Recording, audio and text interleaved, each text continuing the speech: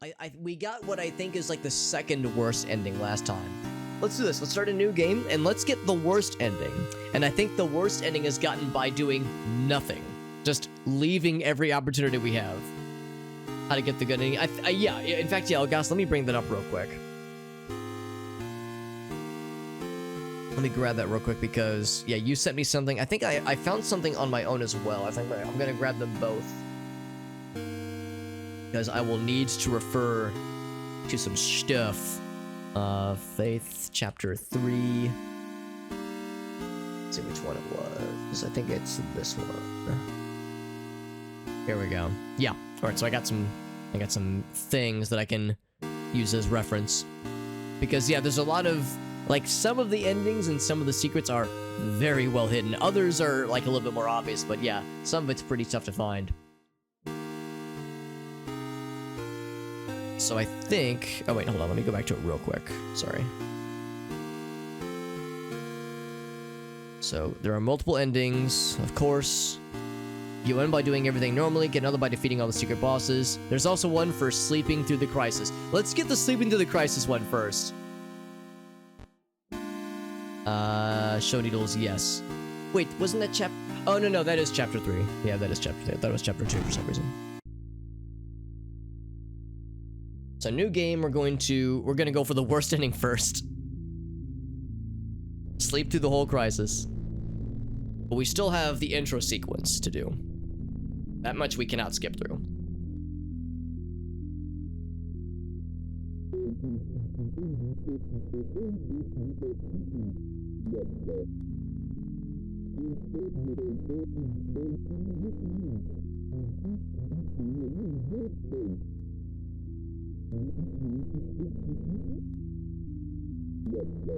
Which this is a flashback to events prior to chapter 1, actually.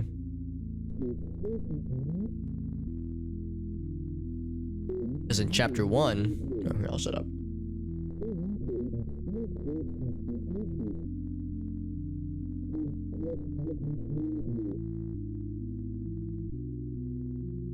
Because in chapter 1, we discovered notes that described what happened here. But in this game, we begin by... Here, I'll go first. We begin by reliving the events leading up to chapter 1.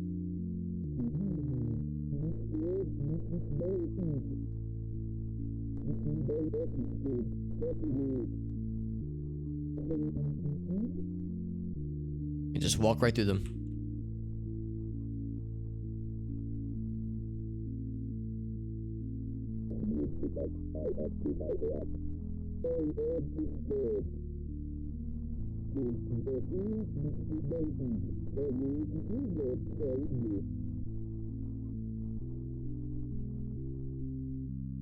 And of course, we can assume this is the church from chapter 2, probably. It's right here. We remember these, I guess these are like the straw effigies. Of course, it's signed Amy Martin.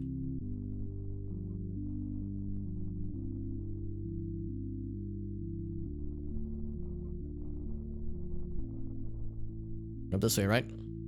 Yeah, they still have it blocked off here. And the dad stays behind with his ominous glasses. And here she is. Whoop. Or is she? Because that looked more like the attic.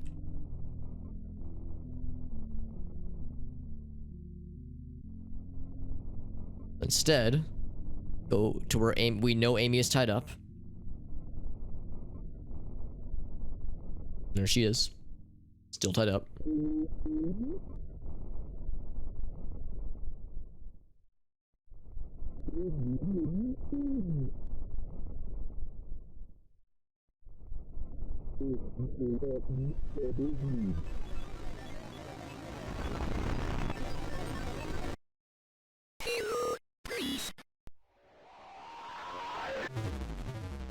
then we wake up. And then we awaken. So a little bit of an intro sequence there. 3 days into the profane Sabbath. Oh, bad news, guys. The profane Sabbath was yesterday. October 31st. So we missed it. We got our crucifix, though. Grab us a little makeup.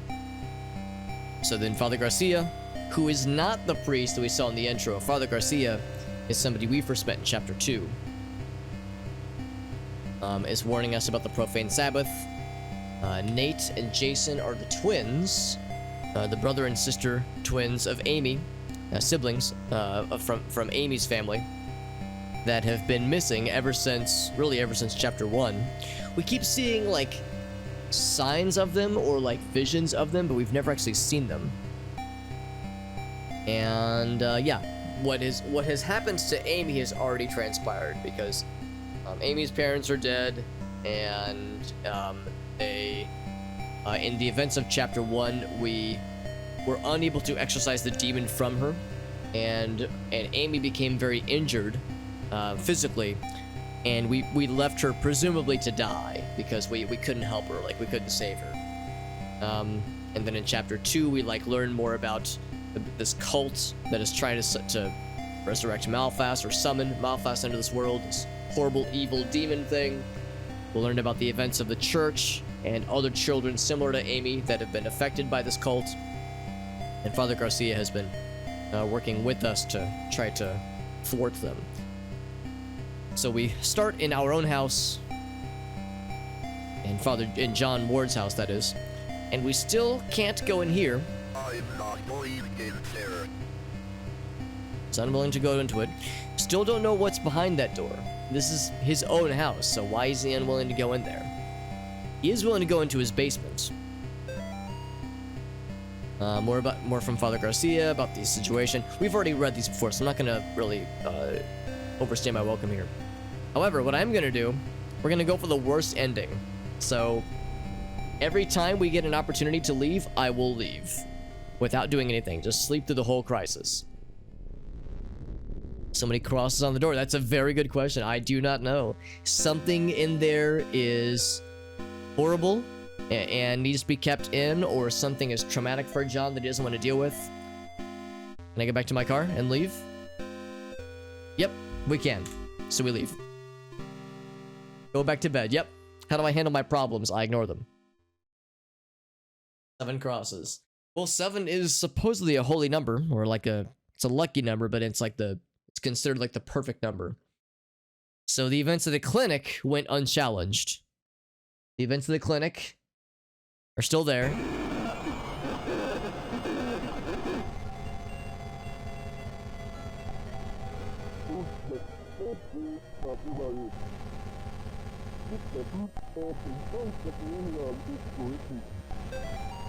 Get the book.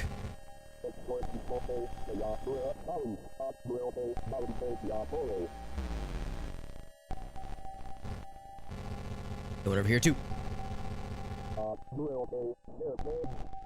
I like the implication that you pick up the book, you read from it, and then it like just despawns. You have to pick up a new one.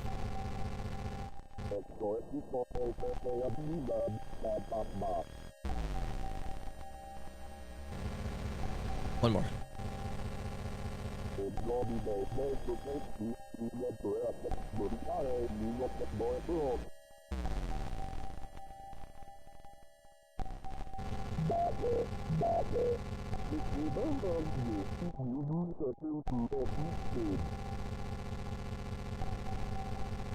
Get the fuck out of here.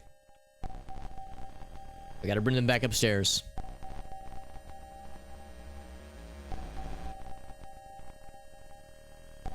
And again, we've done the sequence before. We know how it's gonna end. Although, since we're getting the worst ending for this first playthrough of the night, I don't know if I don't know what exactly will be different.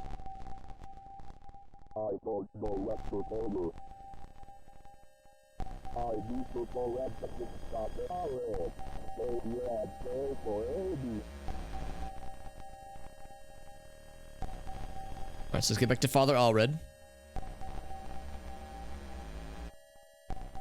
Make sure he's okay by himself.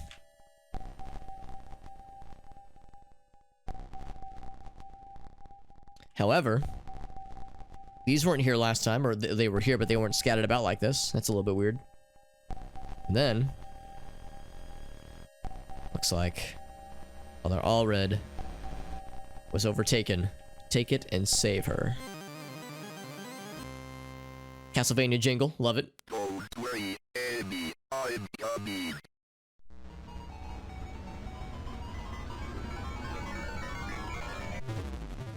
Wake back up. Yeah, church noises, yeah. Picking up a crucifix item and having a organ jingle like that, I just think Castlevania every time. I've been in a Castlevania mood for a while. I think that'll be like, that's something I want to stream at some point, somewhat soon, is play some more Castlevania games, because last year we played Symphony of the Night and Rondo of Blood for they were actually my first ever Castlevania games, both of them, and they were both extremely good. What is the Profane Sabbath? So the Profane Sabbath is what we suspect is the chosen date for when this cult that we're pursuing is trying to summon a horrible demon named Malphas into this world. So the Profane Sabbath is like this cult trying to summon a demon that could, you know, bring about the end times, could bring about the apocalypse, and we need to stop it. And now we get notes from Lisa, who I guess we must know already. There was no mention of who this Lisa person was from chapters 1 and 2, so she must be a personal friend of John's, and she needs help because now she's like her people in her apartment are doing things that seem suspicious, like they might be part of this cult as well. So yes, there is an apartment building where they may be attempting to summon Malphas in New Haven, Connecticut. So yeah, Lisa's saying, please come here, and also not to trust anybody else, including any of her friends that live in that apartment building, because they all might be affected. So, we leave. We go to the apartment building in New Haven, Connecticut.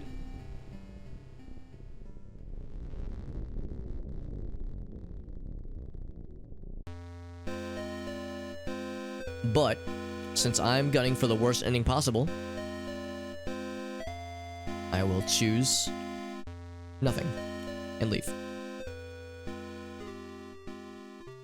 I think I can guess what happens if we just let the cult do its thing and not challenge it. I'm guessing it'll be, you know, the Majora's Mask moon crashing into the planet ending. No, you're right, no elevator friend. There he is. Or there he isn't, rather. Sad elevator. So we go back to our flashbacks then. Take it and save her. Doing right there, lady? Because I think this is supposed to be Amy's mom. Looks nothing like Amy, but kind of resembles your mom. There is a thing, yes. A friend. Or maybe not a friend. But she disappears if we get close.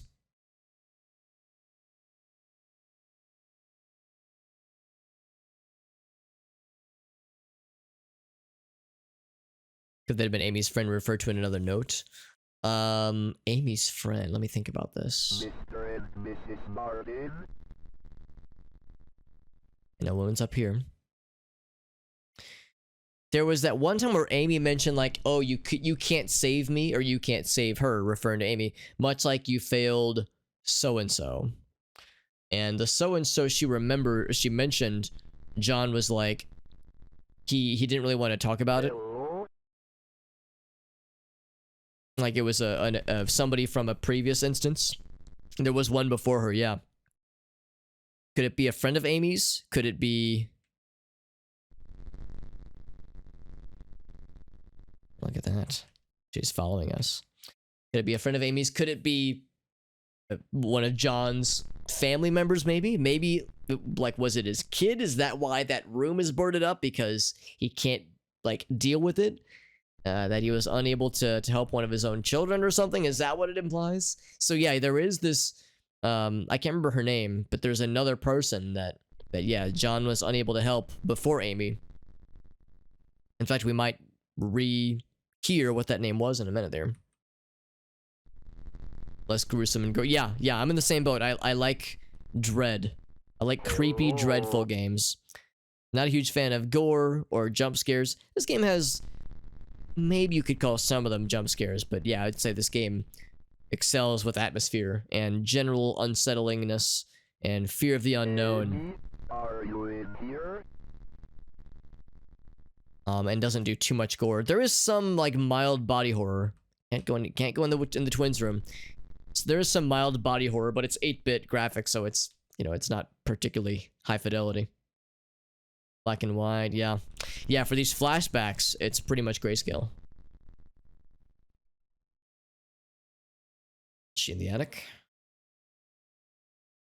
She is. Amy, let's go back to the basement. Let's go. You need to get better. What about Meredith? Meredith. That's the one. You didn't save her. That's enough. She's here with me. You know. We are doing this here and now. All by yourself. Go ahead. Please, you're able to stick at me. Father Allred, Mr. Martin. Your values got me. Please.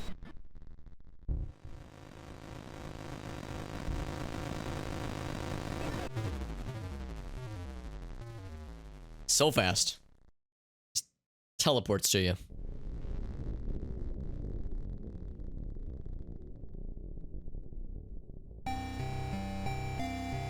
Alright, so once again back in our home. Worth noting that we have done nothing. We've had dreams and flashbacks, and we have taken 0 actions to stop a profane Sabbath from happening. Children exhibiting strange behavior in the daycare center, right. Okay, so let's go to the daycare center. But since we are pursuing the worst possible ending, you can guess where this is going.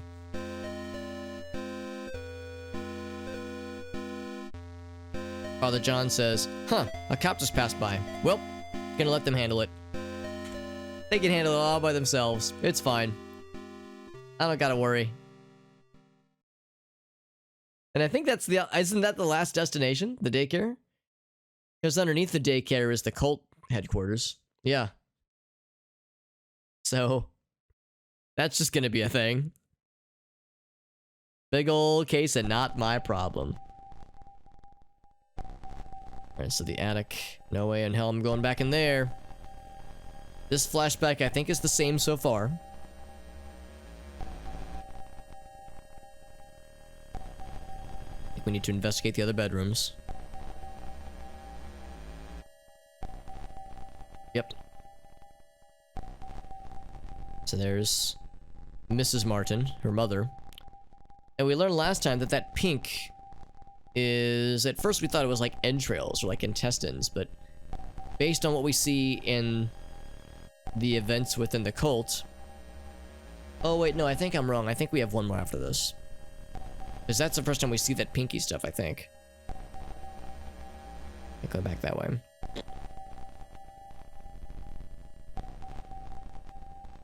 Yeah, we learned that it's kind of similar to Resident Evil 4, where when the cultists ascend and, like, evolve physically.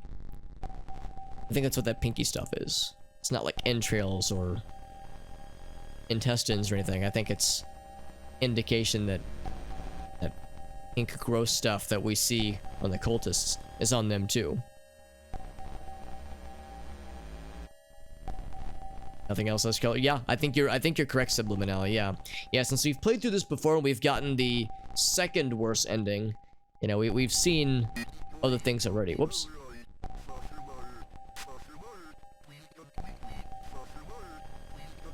Hear that?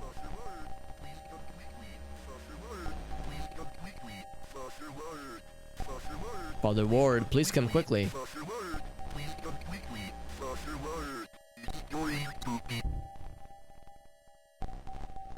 It's going to be alright, Father Ward.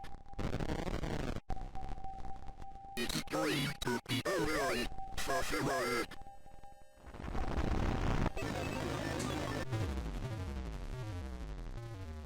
Nothing else is killed. Yeah, no, I think you're right. Oh, also, look, I didn't notice that detail. Upside on cross in the background there. That was cool.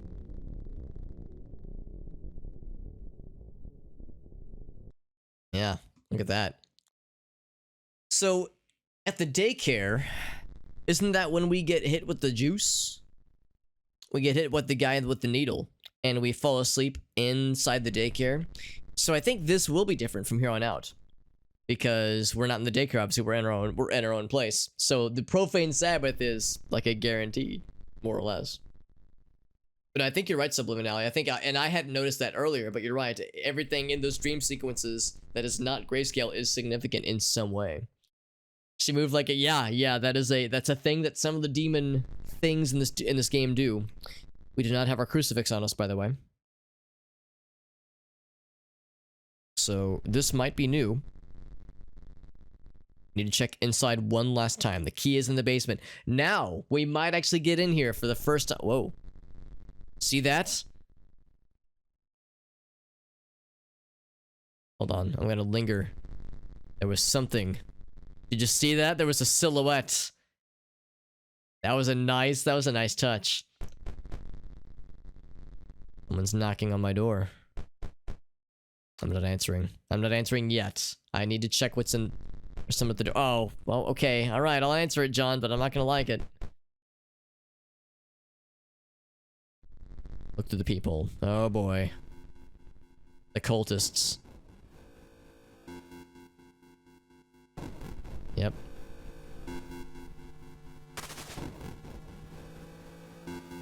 They fucking burned my car.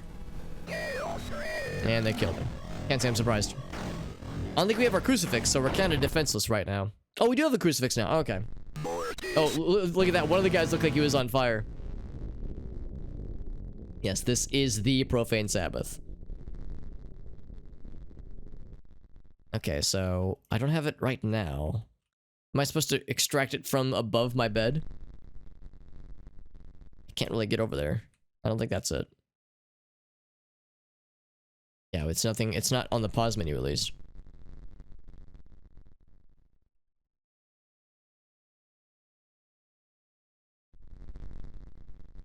So yeah, for those who missed it, watch where the lightning strikes, and there's the silhouette. There it is. Yeah, looks like it's of a woman, and of course the cultists are red lunatic lads. It might be in the basement. Yeah.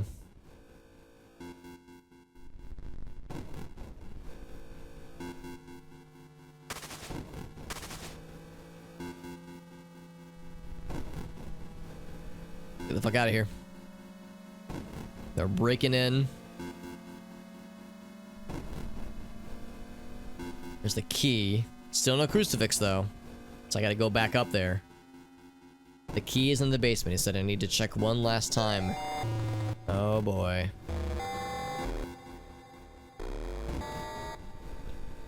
Bullets won't work, John.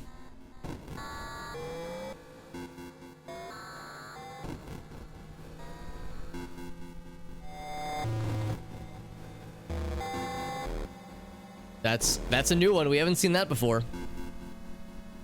I can go out back, or and check what's in this room. Go out back, you think? Alright, let's go out back first. I wonder if all the cultists merged into a single murderpede. Oh my. Huh. And you guys weren't gonna invite me to a barbecue at my own house? So rude. I got the barbecue. I think if I get close, they're gonna fuck me up, right? Ah, damn it. I wanted to jump down the hole, dude. I want to see what's in there. Yeah, it's crappy I don't have a way to defend myself. When I die, it looks like I do have the crucifix. Well, thankfully it did autosave. Yeah, this is like the... I made reference to it earlier, but... the Garfield shit. The Lumpy Touch Garfield. Bullets don't work. Bullets won't work, John, like that Garfield.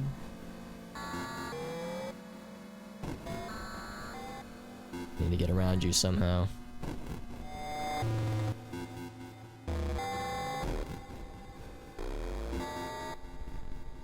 Yeah, it's like all the cultists, the red painted cultists, all smelted themselves down, meat and muscle and bone, and merged into a giant murder bead. It's probably the same sprite. Yeah. All right, here we go.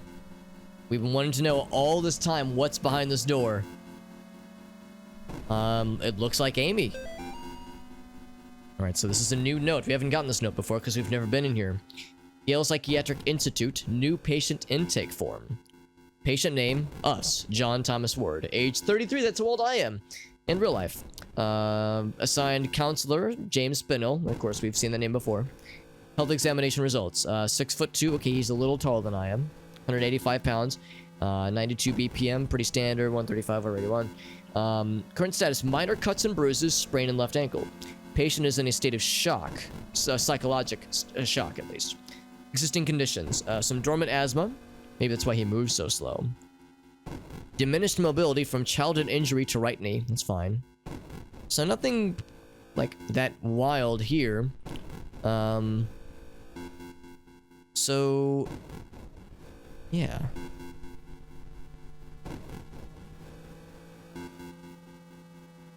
What do they want from me?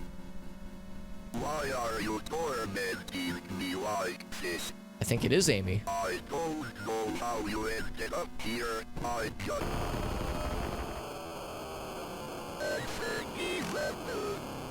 Wow.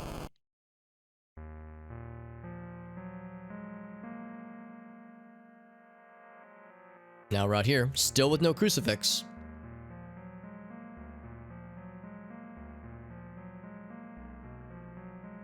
Says, I don't know how you ended up here. So yeah, I don't think that, for a minute there I was like, was the implication that we've been like harboring Amy this whole time? Like we've had her locked up in our house? I think the answer is no. He said, I'm not sure how you got here. This is a real thing that is happening in this ending. Yeah, I don't think it's a dream sequence. Now this, we remember from chapter 1, the well. We're probably walking towards the house then. Oh. That looked like, what was the guy's name? Michael. That looked like Michael. The evolved creature who was the Davies child who become affected by the cult and began to morph. Being on a, oh, maybe, yeah, maybe it's kind of a role reversal if nothing else.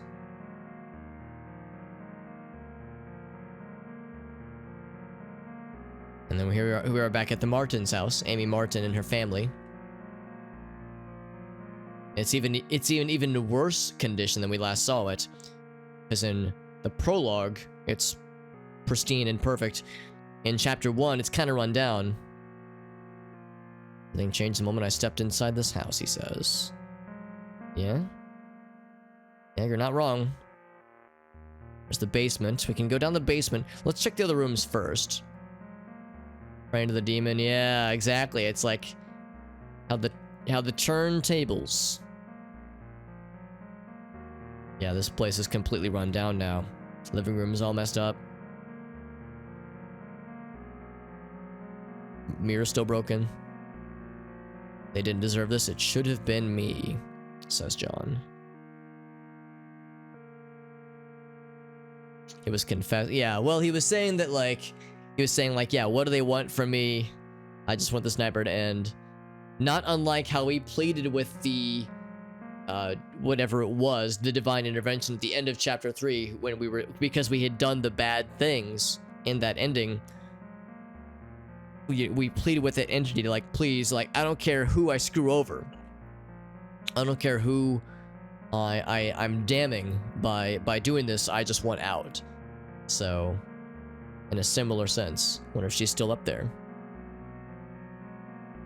I wonder if that she's still Amy, or if we're at some point gonna learn more about Meredith. I'm still curious about Meredith.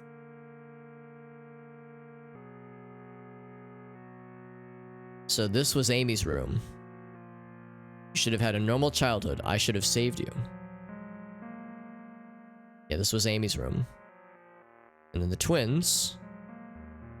Oh, wow, look at that.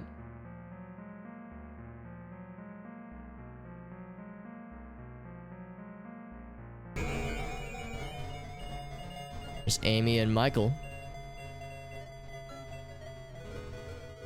Wait, is that the ending? I thought the upstairs would be the ending. Like the attic.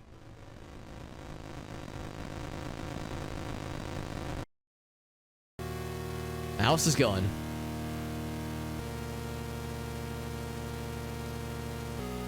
I'm not sure what that means in Latin.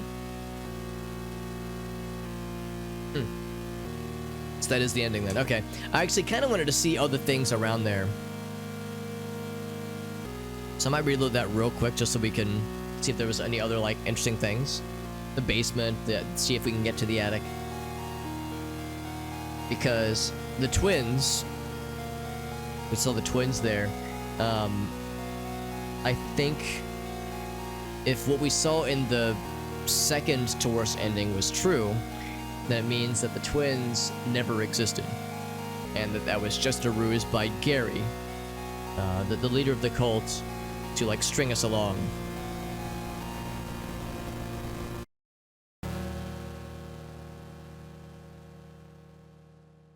A new vessel. So that was ending 3. So I think we saw ending 2 last time, and this was ending 3. Maybe we were the vessel? Is that what they mean by a new vessel, I wonder? Condemnation of memory. Interesting.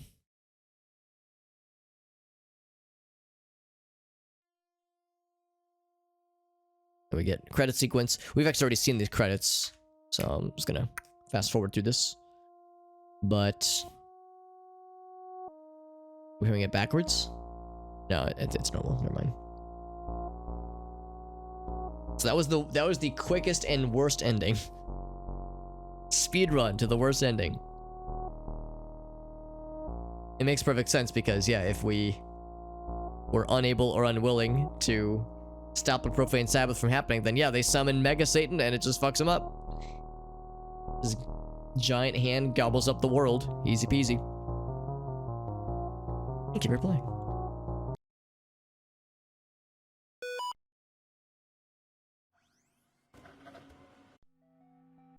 So yeah, I'm curious if we can go back to that real quick. Can I just say continue? Yeah. So yeah, everything changed, blah, blah, blah. I'm gonna check the basement first. Because we couldn't go out the back. There it is, the entrance to the abyss, says John. So the basement is still in pretty crappy shape. I still don't have a crucifix, by the way, no crucifix. We haven't had a crucifix since the previous chapter ended. And you know what? I think that's intentional. Oh, the basement flooded. I think that's intentional. Because in chapter 1, we can all remember that in chapter 1, we were John Ward, after the events of the prologue, investigating the Martin's house for the second time, and although we failed to save Amy, we still did a lot of we did like good things still, and our crucifix was gold.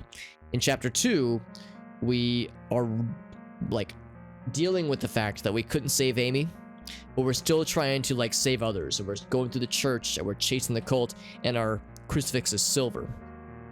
In chapter 3, we worked with Father Garcia, we did save some things, but the whole Amy situation still haunts us, and now there's the profane Sabbath.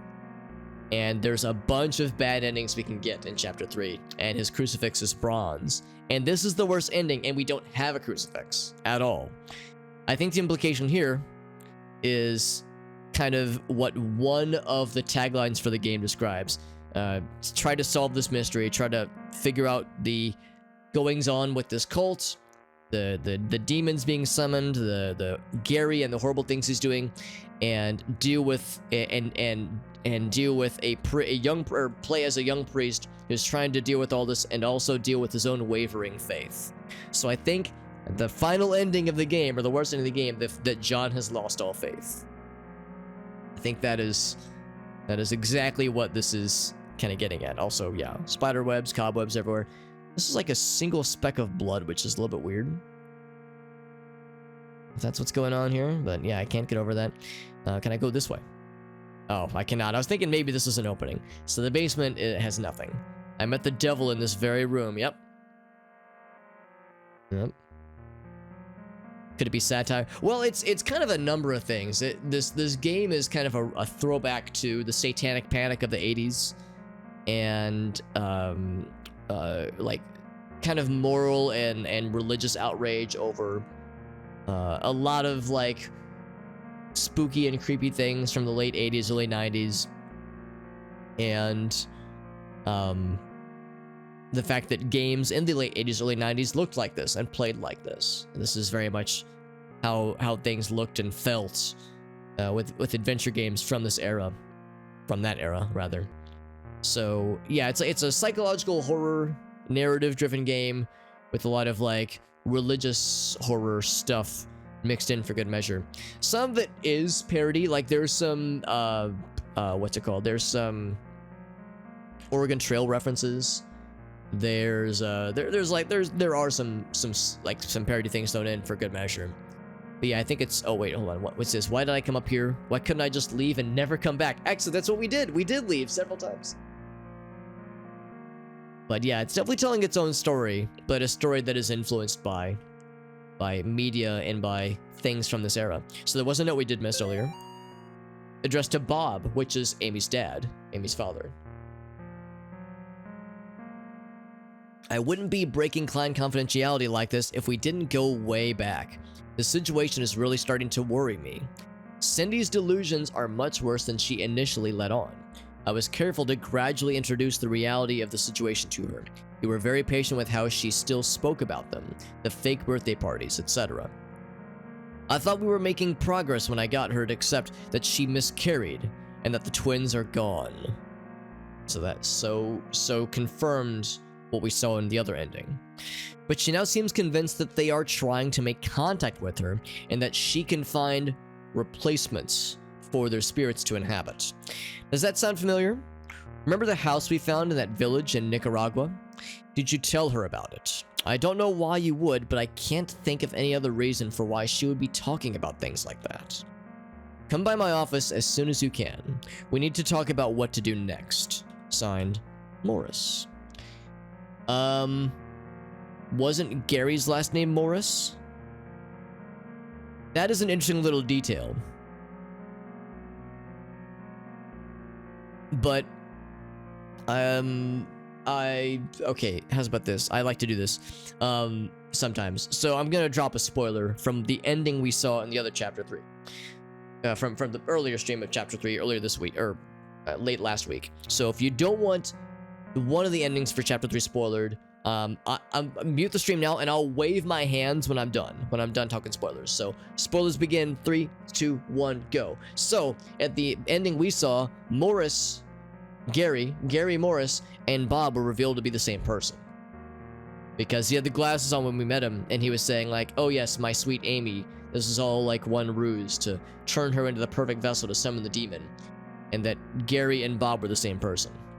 Oh, Gary Miller. Oh, fuck. Okay, I was gonna say, why would he write a note to himself? You're right. Thank you, Ogasso. So Morris was, I guess, someone else entirely, as they said they'd go way back. All right, so spoilers are done. No more spoilers. I'm done. Wacky waving, inflatable arm waving. So yeah, no more spoilers. I'm done there.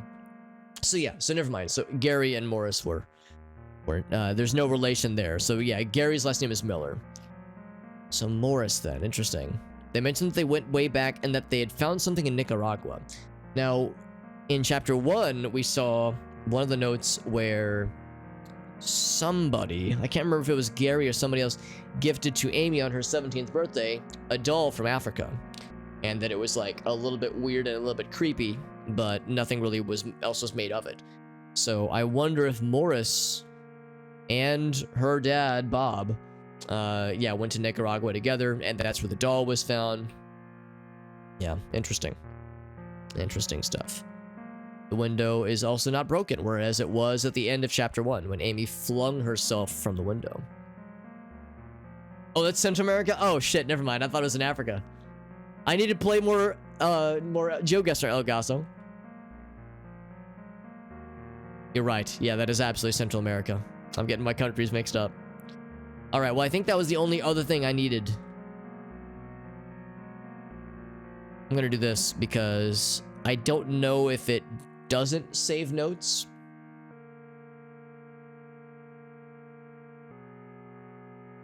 So I'll go ahead and get the ending again.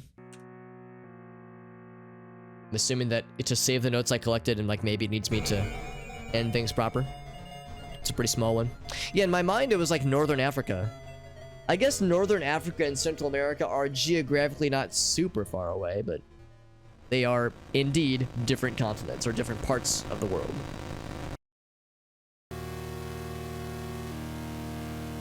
Interesting how the house disappears, though.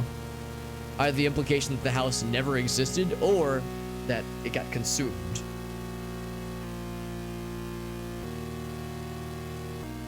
Third of the world apart? Really? I mean, North Africa and Central America? Yeah, I guess like if I were, without looking at a map, in my mind I think that they're not too far away, that maybe it's more than I think it is. And I cannot skip this. The music is cool, yeah. There's not a lot of like melodic music in this game. A lot of the soundtrack, well, that's not true. There's a decent bit of melodic music. Most of it is just to set a mood, though. Like most of it is just to be a soundtrack, you know, be a thing to accompany and to invoke or evoke moods and emotions as you're playing the game and witnessing the occurrences. But yeah, there is some like actual nice melodic things happening sometimes.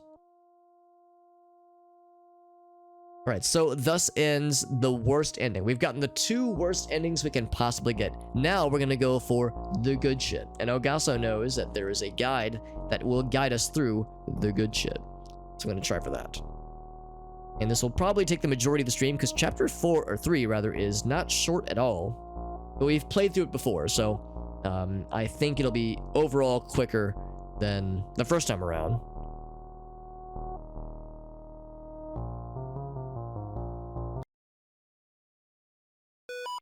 Although I've been wrong before.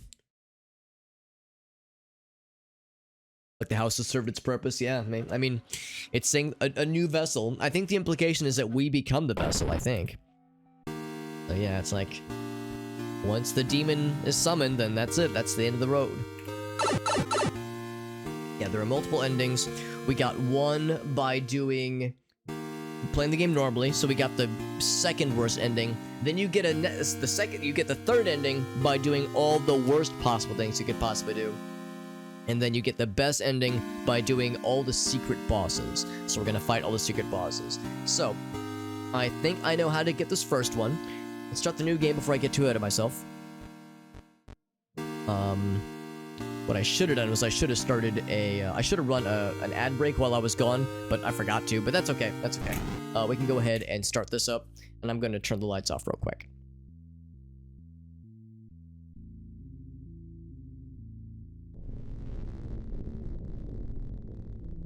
Thank you again to CD. For those that don't know, CD is a recently partnered streamer who does a wide variety of things. Soulsborne, Elder Scrolls, lots of cool stuff.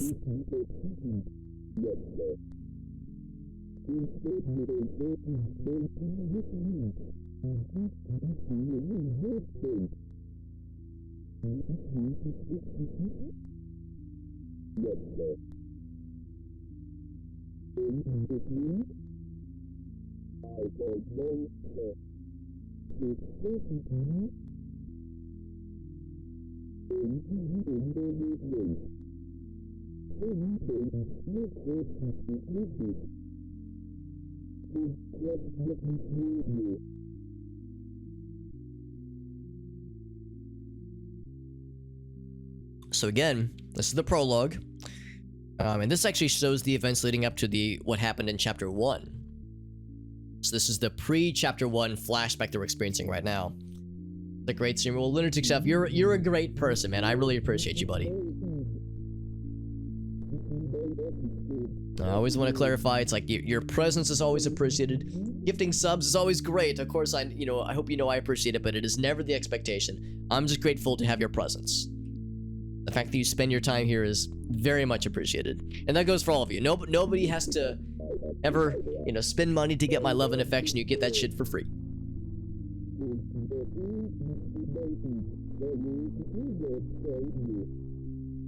And of course, we've played this a couple times. This is now our 3rd time playing this particular part of the game.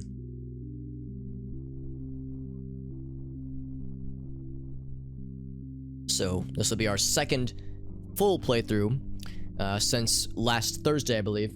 But our first one, we're gonna fight all the secret bosses and find the full secret ending. But the prologue is probably gonna be the same. In fact, most of the in-between sections are gonna be the same. Because here's Amy. Nope. No, it's not. Just kidding. That was not Amy. Or it was, but it was a vision of her. Of course, this is just a flashback anyway, so this is all just visions anyway. So here's Amy. Possessed by some presumed demon. Her parents had to tie her up out back because they couldn't trust her. And they called some exorcists to try to deal with it.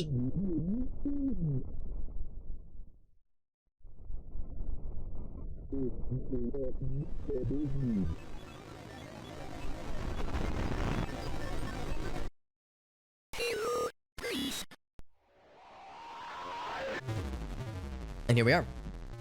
What do we do today? Or for Halloween, rather? Yesterday was kind of an adventure. It was a good adventure. I actually meant to stream yesterday, but I was out too late doing fun stuff. It was a good out too late. Here's the note from Father Garcia. Same as before. We're still looking for the twins. By this point in the game, in a normal playthrough, we still believe Nate and Jason are real people that we're pursuing. But in endings 2 and 3, we learn some details about Nate and Jason that are at times that are a bit upsetting. However, by this point in the story, we're still looking for them, and we still need to stop the cult from performing the profane Sabbath to summon Malphas, a horrible demon. Father Garcia, who we met in Chapter 2, was kind of working in the background to help, but he's limited in what he's able to do. So, but yeah, to answer your question, Olympic Chef, so yesterday was a bit of an adventure of times. I've mentioned before that that one of my college buddies, his name is, he pops into the stream from time to time. His name is Void, or The Void. I don't know if he's listening in right now. I don't think he is, but his name is Void. His name is Robert, and he's a college buddy of mine. He's also one of my coworkers, and so I've known him for probably known him for about 15 years by this point, maybe 12 to 15 years, somewhere around there. Another note from Father Garcia, by the way. So I've known him quite a bit, and he's been having some health stuff lately. Some health stuff that has been a pain for him to deal with for sure. Just a note about how notes work on that one. It's been a pain for him to deal with, and he's had some chemo. He's got some radiation treatments coming up, so I've been helping him out with some of those. He doesn't have a car, nor does he have a driver's license, so I've been helping him go into some of his appointments that are kind of farther away, like further into the city, that kind of thing. So anyway, he calls me up, or texts me out of the blue yesterday. It was like 3 o'clock or so, maybe 2 o'clock, and he was like, hey man, there's a trunk or treat event happening nearby, and he loves Halloween. He's like, there's a trunk or treat event. I went and bought a bunch of candy, and I wanna go to this and hand candy out to kids, because I haven't done this in years. And I was like, that sounds nice. Yeah, sure enough. So I go to pick him up after work, and we drive to the event site, or what we thought was the event site, but it was empty. The parking lot was empty. We were like, what the heck? We figured there'd be a lot of people around here. So we get to what we think is the event site, and no one's there, and he checks the event invite. Turns out we got the date wrong. Or rather, we had the date correct, but the year was wrong. So the event he was looking at was from 2018. So we're like, well, shit, we're a little bit late to the party here. Let's see what they're watching right now. They're just watching sports, I guess. But all right. So anyway, so we're like, okay, well that sucks. We got all this candy, and we're like driving somewhere, so let's see if we can find another trunk or treat event. So we find another one that's a little bit further away, but we drive to that one, and when we get there, the people organizing the show there are like, we show up, and we're obviously not kids, so we're not there to participate in the trunk or treat. We're there to hand candy out. We want to join the festivities. So we get there, and we find a person that's obviously running the show there. We're like, hey man, can we set up shop here? We got a bunch of candy. This is kind of last minute for us, but the one we were trying to go to, we had the date wrong, so we couldn't hand out candy there. And he was like, actually, I'm sorry, man, but we don't allow like just anybody to walk in with candy. You have to like basically submit like an application, or basically like put your name in ahead of time. It's a liability thing, like an insurance thing. Because if any old schmuck walks in and has candy, and they're gonna cause problems, or if it's gonna be an insurance thing, basically they wanted to make sure that they didn't just let any old stragglers in, handing out candy to kids, because you never know what people's intentions are. They haven't been vetted ahead of time. So anyway, that one was a bust too. Fine, so we get back to my car, and at one point Robert was like, well, is there anybody else that we know that's handing out candy tonight? And I was like, well, I know Gracie is. And Gracie had never met Robert. So I was like, this is a perfect opportunity. Let's go hang out there. I called her up. I was like, I have a modest proposal. Not the one not the one about eating children, not that short story, not that satirical short story. I've got a modest proposal. I was like, I got Robert with me. Yeah, Jonathan Swift. I was like, I got Robert with me, and we want to hand out candy. We want to supplement your candy handing out adventures tonight. So we went to crash her party. I brought pizza. I swung by like Domino's. We picked up some pizza. So myself and Robert and Gracie and our friend from Ukraine that she's sponsoring, Anastasia, the four of us handed out candy together. And it was a great event, or a great evening rather. We hung out and we handed out a bunch of candy, ate a bunch of candy, and then watched Young Frankenstein afterwards, which I had never seen before. So it was a good night. It was kind of a non-standard night because I planned to stream. I had all these other things planned, but you know, when a friend of yours kind of taps you, is like, hey man, can we do something tonight? It's like, you know what? Yes, we absolutely should. It's a not every night you get a Halloween adventure like that. So it was a very worthwhile time, I would say. Certainly a Halloween I'll remember for years to come. Trunk or treat events set up by churches. Oh gosh. Yeah, I mean, you're not wrong, oh gosh. So I think the first one we were going to... No, actually, the first one we were going to, it was next to a church, but it was hosted at like some kind of government office. It was like a city hall area. The second one was like a family health center, but it was like also next to a church. So yeah, might have been a little bit dicey, but it was a good time though. So what is Malphas? And it's a demon second to say, okay, so Malphas is a big boy then. That's right. So that was my story from yesterday. Hey, it's going on, Sunflower. Good to see you, friend. Let's jump into the action here. We got some chapter 2 things to pursue. Let's listen closely to how this cop talks to us, because I love his accent. I don't know what kind of accent that is, or what it's supposed to be, but I love it.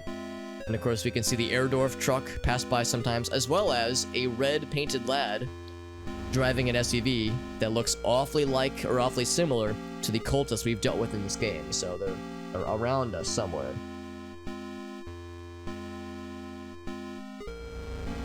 Here's the cop car, obviously. Can I steal the cop car? I don't think that's an option.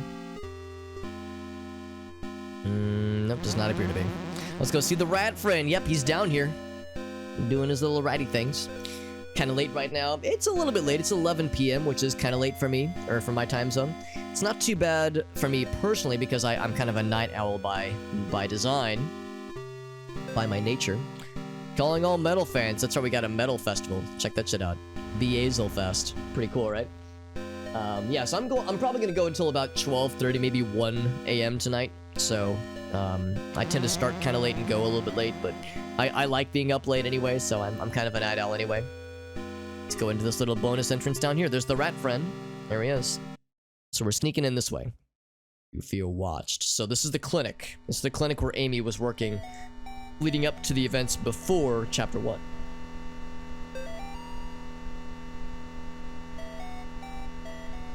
So this is where Amy worked before the events of Chapter 1 happened, and when she first met Gary.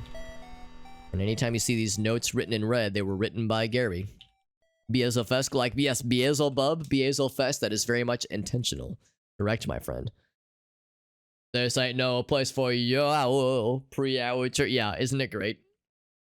You're a midnight owl, says Sunflower. Yeah, I'm a late night person myself by definition, or by my nature at least. And actually, probably within the next few months, I'm going to be moving in with Gracie, with my fiance, and I'll have, of course, well, I'll. You know, my bedroom will be, like, really, I'll just be in her bedroom. You know, we'll share a bedroom, but I'll still have, like, my own little stream space in the basement. And we've been renovating the basement. You know, or rather, we've been paying someone else to renovate the basement for us. So I'll have, like, a different and hopefully quite nice, I think, quite nice stream setup down there, which will be a nice time. But it will be different because, you know, I probably won't be able to stay up quite as late because... Well, I mean, I guess I could, but, you know, it's a little bit, it's one thing if I'm living by myself and I'm staying up till 1, sometimes 2 or 3 a.m. on a weeknight, but it'll be a little bit tougher when it comes time to move in with Gracie. So I might change the schedule around slightly, but we'll see. She very much wants me to still have the stream stuff that I do and still wants me to have, kind of my own nerdy space, because she has a nerdy space too. She has an art studio area in the upstairs, and she recognizes, I think correctly, that the key to a good cohabitating circumstance like this is for people to have shared spaces, but also alone spaces too. And I've lived alone, you know, I've lived by myself since I graduated, since 2011. So for 11 years, I've lived by myself. So I'm kind of set in my ways. I think she recognizes that that's a good way to kind of have a happy middle ground. So I'm looking forward to the move-in. It'll be a nice time. And also, this note always threw me off, where they're talking about how in this clinic, this medicine that they're administering to the patients, they're talking about how they're going to eventually realize that all the patients are having the same hallucinations. Interesting little detail about that. I always thought that was kind of interesting. Hey, what's up, Black TriStar? Bullseve! Oh, dude, my friggin' Bomberman 64 second attack homie. Yeah, Black TriStar knows Bullseve and Regulus from the Bomberman 64 games. You know, I love those games, man. Bomberman 64 is still my favorite game of all time. If the other person's a night owl. Yeah, she is not a night owl. That's exactly it. She's not exactly like an early bird, but she's definitely not a night owl. But like I said, we'll talk about it, obviously. We'll talk about it at length. She's usually pretty good about being an open book about, you know, how one feels about a certain thing. So we'll see, you know, kind of when the time comes and when we, you know, things start to settle in. But yeah, I probably won't go quite as late. What I might do, instead of going from like 8:30 to 12 or 8:30 to 1, I might do like 7:30 to midnight, something like that. So maybe just not quite as late. You can see in these various scans from the clinic that, I mean, this, I'm not so sure about that second image. It might just be a weird angle or something, but this does not look like a normal baby in utero. That looks pretty fucked up, honestly. So kind of messed up. Boards over the door. Yes, these are all ultrasounds. Alex, what kind of clinic does Amy work in? It is implied to be a family planning clinic. I think that is the implication here. And we're investigating where she worked because we want to find out signs about, or anything really, about this Gary fella. Because Gary sounds like he's the key to all this. He's the leader of this cult. He was the one that, like, personally brought Amy in to his... Well, he was the one who personally brought Amy into his, you know, field of study, so to speak, or not field of study, as his, like, understudy, and turned her into a vessel, really. So we're looking for clues about what might have happened here.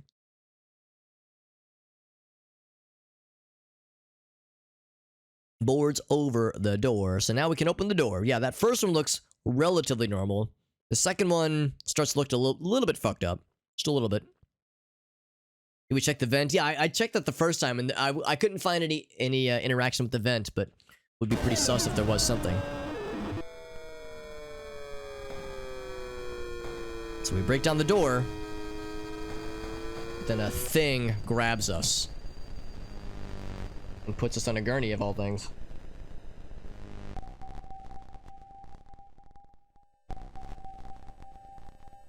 We can wriggle.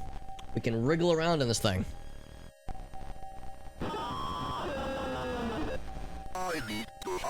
I need to hide. Alright, let's wriggle down this way. So whatever that is, does not sound kind. Time for the wriggles. It's a gurney journey. I hope to get learny. I hope to learny on my gurney journey.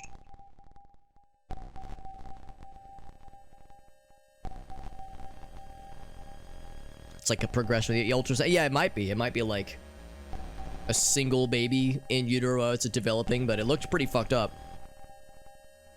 We saw a note, and now's my time to move, by the way. We saw a note a while back from chapter 2, I think, a note where there was a woman who went to this clinic, and because she was pregnant, she was expecting, and she said that every time she went to this clinic, there was a woman that followed her, a woman that smiled very smiley, and it was very unnerving, and she, like, followed her everywhere every time she went to this clinic. Unfortunately, this woman lost the baby. So despite what the clinic was trying to do, they couldn't save the baby. But the woman disappeared. The woman that stalked her. Until one day the woman did appear. And the woman was visibly pregnant. And then the woman talked to her and introduced her to Gary. And that's when the note ended. So There's, I think, an implication here that this clinic, who is run by Gary, who is leader of a cult, is doing some paranormal occultic shit to try to, like, source, you know, uterus, how do I say it? Like, yeah, I guess fetuses, really. Or some part of the profane Sabbath, part of the ritual.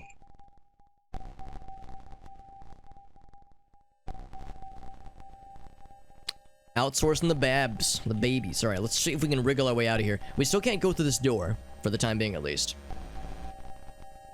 Let's see if we can go to the stairs. It's granted, it's kind of hard to go upstairs when you're wriggling on a gurney like this, but... Oh, there's the cop. What the hell is going on here? It's really dark. Yeah, it is dark. It's dark on my screen, too. So now we got some backup. I can't remember. I think we still can't go through this door. Classic. Yeah, I know. Classic Gary move, right, TriStar? Yeah, it is very dark on my end as well. So if we try to go up here where the monster was, he's not here. Ain't that some shit? Alright, well, we got our best buddy cop who's gonna help us out. Now, do you think he's good cop or am I good cop? And which one of us is bad cop? This is where we... You know, we tried to... We moved to break down the door, but then we got instead. I think if we go left, there's nothing else. There was movement outside. Yeah, this is still here. They're all bad cop. I mean, you're not wrong, but... That is not incorrect. Is the window supposed to be broken? I think that's how we got in the first place. I think that's how we first snuck in. Actually, maybe it wasn't that window. It was the window up here, I think. So that window probably is newly broken. Maybe that's how the cop got in. Because, yeah, this window is how we got in. This window over here. Because the front door was boarded up. Boards over the door. Alright. Oh, instead...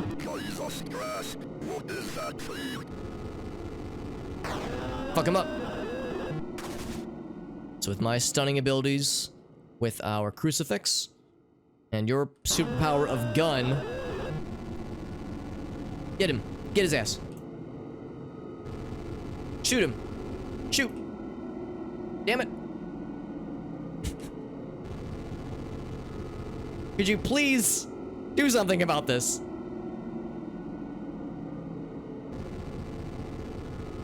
Fuck him up. Fuck him up. Hey, there we go. It was a rat friend. He broke the entire window. That rat is strong. That rat lifts. This cop is so fucking useless. Oh my fucking god. It's like, dude, just follow me. You don't have to be bouncing around. Because you can only fire left and right. You can't fire, like, up or down. If you would just follow me, this would all be so much easier. I guess he just moves around completely randomly. And maybe I need to follow him.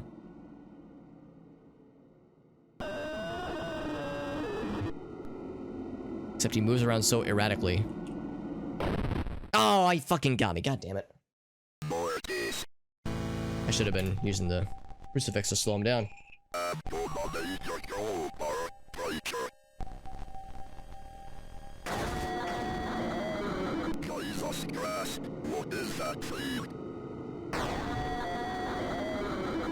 Jesus Christ. This all takes place in Connecticut. I think New Haven specifically. So maybe that's a Connecticutian accent?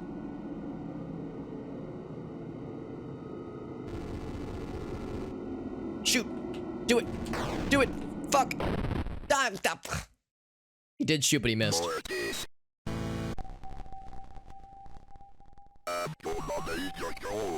Mortis. Jesus Christ, what is that thing?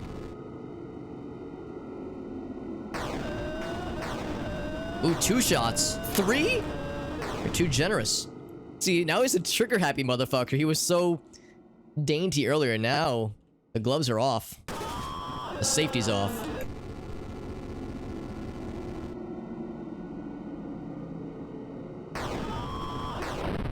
Got his ass. We high five. Good job.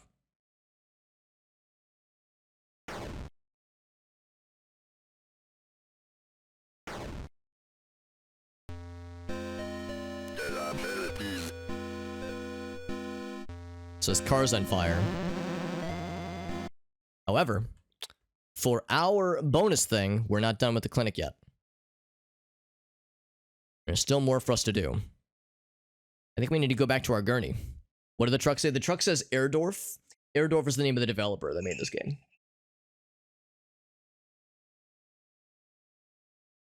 In fact, that Airdorf truck is in all 3 chapters.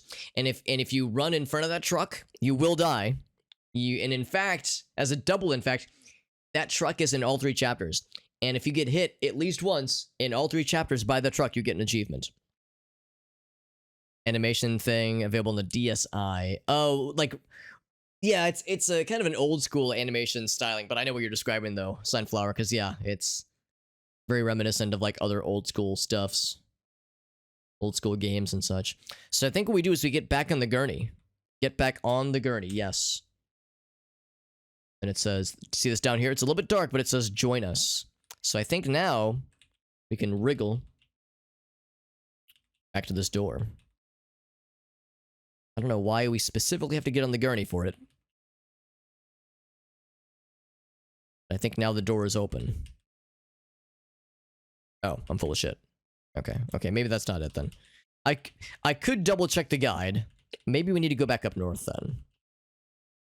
I just know I read until we had to get back on the gurney.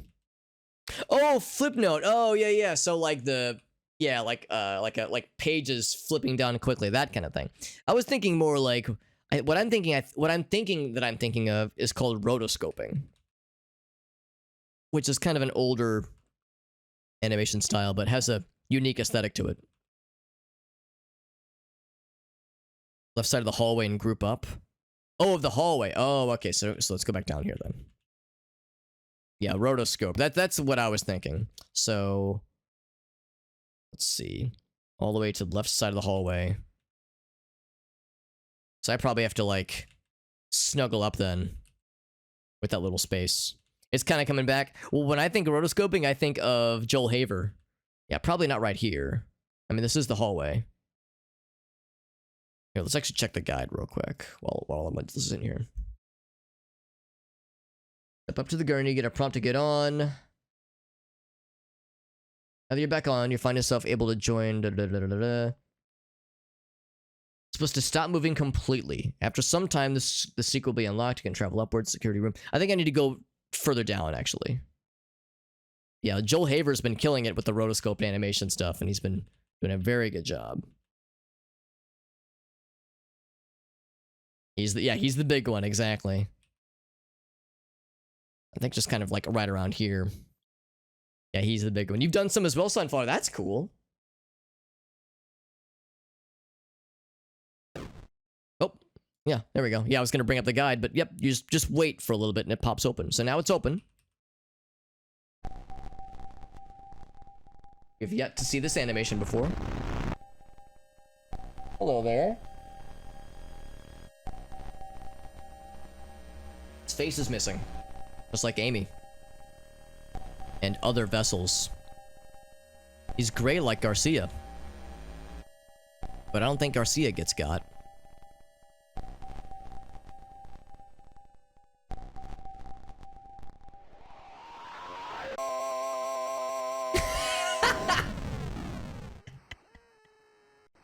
Okay, I love that. I've never heard computerized, synthesized screaming before, but I fucking love it. Jesus. It looked like an Among Us. It kind of did, actually, didn't it? That's right. Yeah, isn't it great? Yeah, all you need is like low fidelity visuals and audio things, and if you've got the mood right and you've got good writing and like creative direction, then yeah, you can make something so simple quite scary. But except that scream was more hilarious than anything. Oh, wow. Yeah, like he was falling down the stairs, which is appropriate because he was probably rolling down the stairs on his gurney. We wriggled ourselves all the way down. Now you can hear something in the distance. A very low rumble.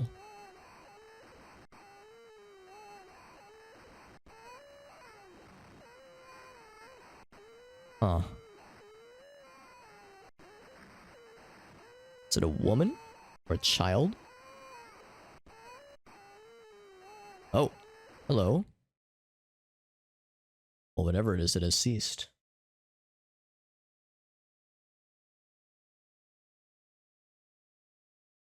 Yeah.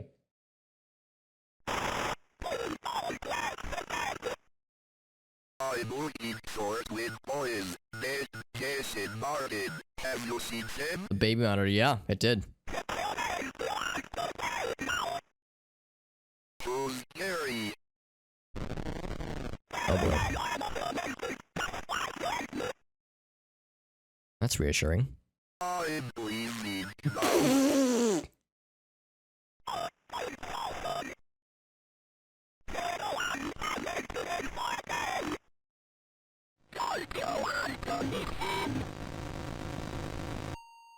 Oh, I am leaving now, says John. Oh my fucking god, demon babies.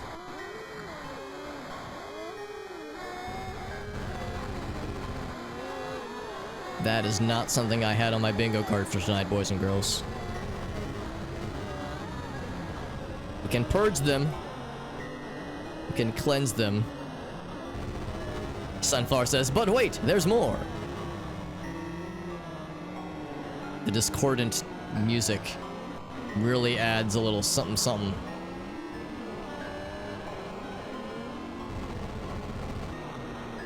Wonder if I have to stop the woman.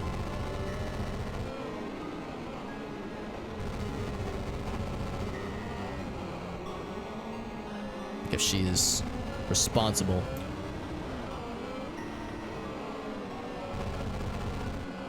Congratulations, or not congratulations, hope everyone's enjoying a nice fucky audio experience right now. Yeah, so she does take damage from the crucifix, so I should focus her. It's a fairly generous range. Okay, not that generous. Whoa! This is an experience. It's a feast for the senses, right?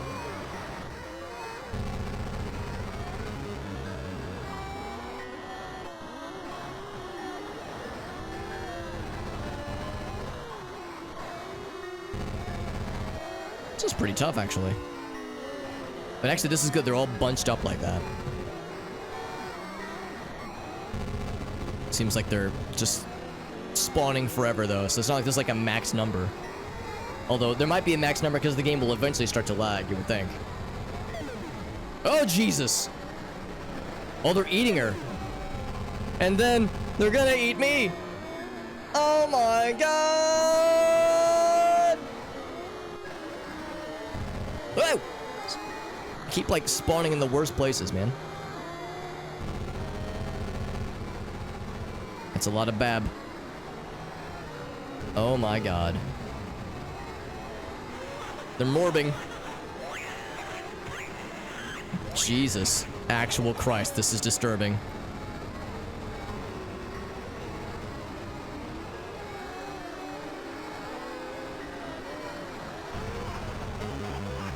Oh, we just deleted several of them. God, you were fast. I wish I was faster. Fuck. This is tough. This is genuinely tough. Gotta do the whole thing again. God damn. I gotta be more aggressive against the lady. Gonna get an early start on her.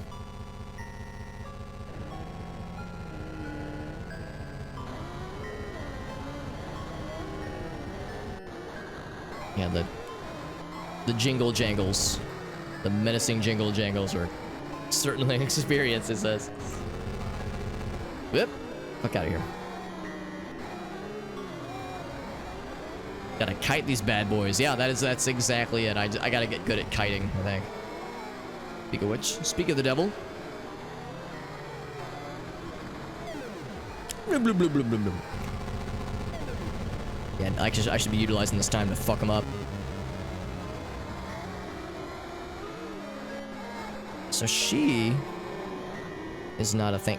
I'm not supposed to just leave him. I think I'm supposed to, like, now survive. Like, outlast if I can. Oh, she's spinning one off now. I think I should prevent this. Oh! Shit. Damn it, he's so fast. God damn. Like little jellyfish, yeah. Using her energy. I think you're right. Yeah, they're like feeding off of her. A health bar, yeah. It's pretty minimalist when it comes to that, unfortunately.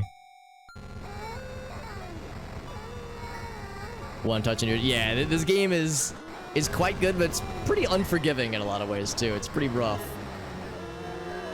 It's a challenge. There's a thing called marathon mode that has you play through all 3 chapters without dying, and if you can play through all 3 chapters without dying and get the good ending, then you get like an achievement, and very few people have that one because it's a grind to get it. So get this, they were originally gonna like all get sucked to her, but now they're getting sucked to me. I guess I suck the best. Maybe they want my tasty breast milk. I'm gonna go for you specifically. So if I let you... Oh, that's it. You have to cleanse her pieces that split off in order to, like, expose her weak spots. Oh boy, this is a wall of babies. Gotta get to that one before he finishes morbing. Shit, he morbed. This is a fucking nightmare. There we go. Okay, you just need to defeat it at some point. It doesn't have to be before it completes the metamorphosis. Which is good, because he's already completed his metamorphosis. Just wish I could get some distance from you, dude. Oh, there's another one. Oh, fucking hell. This is tough, man. So many baby. So many baby. What's the guide say? The guide just probably says get good. I think I just gotta get good. Faster than a baby. Are you smarter than a 4th grader? Are you faster than a baby?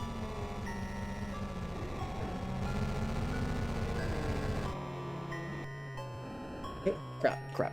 I shouldn't be. I'm trying to take a drink of my beverage. I'm trying to sip my tea while juggling babies. Babies and possessed women. 2 steps turn. Yeah, I probably need to like go for like bite-sized activities. So I tend to want to go for the big blippity blops, but the big blippity blops might not be, you know, really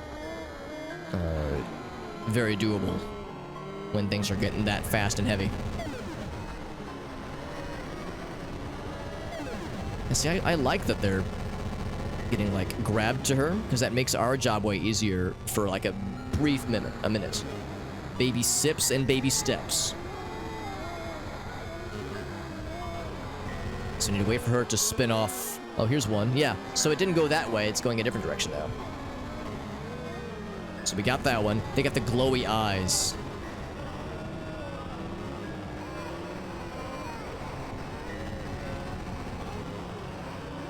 So I'm going for the glowy eye friend.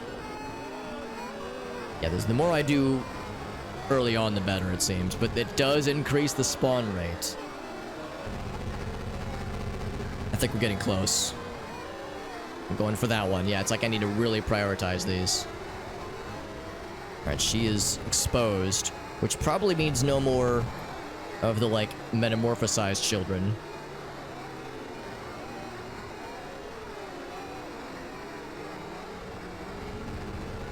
Oh, that's a bad spawn. It's time for the kites. Oh, I was wrong. She's still... Oh, I don't like that. Nope, don't like that. Nope, don't like that. I'm going in. Fuck her up, fuck her up, fuck her up.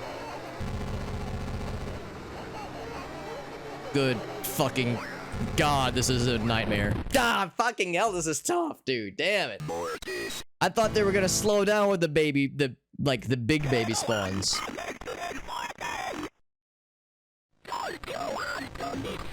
Those were not slow baby spawns. They were fast babies. It's like in zombie movies. People ask you, like, what do you think is scarier? Fast zombies or slow zombies? Same energy. What's scarier, Alex? Fast babies or slow babies? Fast babies. No question.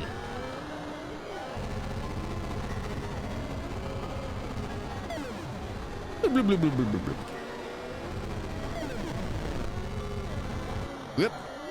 Yeah, also not spawning. Standing where they're spawning makes it tricky too.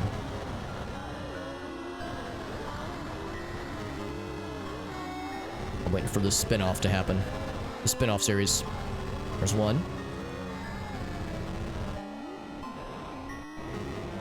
Got him. I think they might even be more vulnerable when they're in Bab form.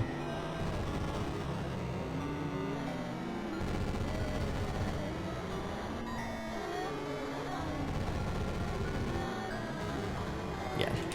That's the gamer strat.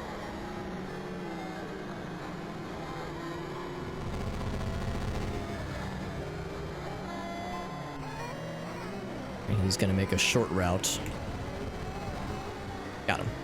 So she's exposed. Now babies are exploding out.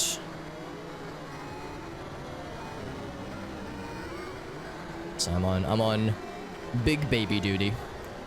I said baby and duty. Didn't I? I did say that, didn't I? I can actually position myself right here because he's gonna come for me from this direction. And I think he'll be able to like cross into my damage zone. Jesus. It's like just getting distance is hard. Maybe I should ignore them entirely. Damn it. Whew, this is really tough, man. This is really tough. But I think with each failure, we're gaining knowledge.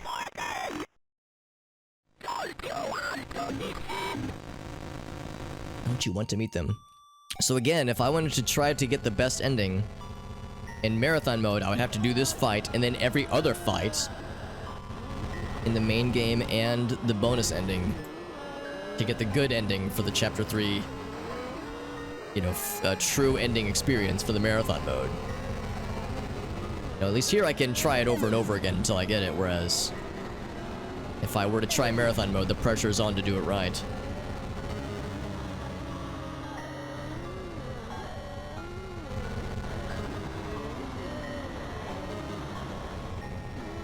Waiting for you to start launching children at me.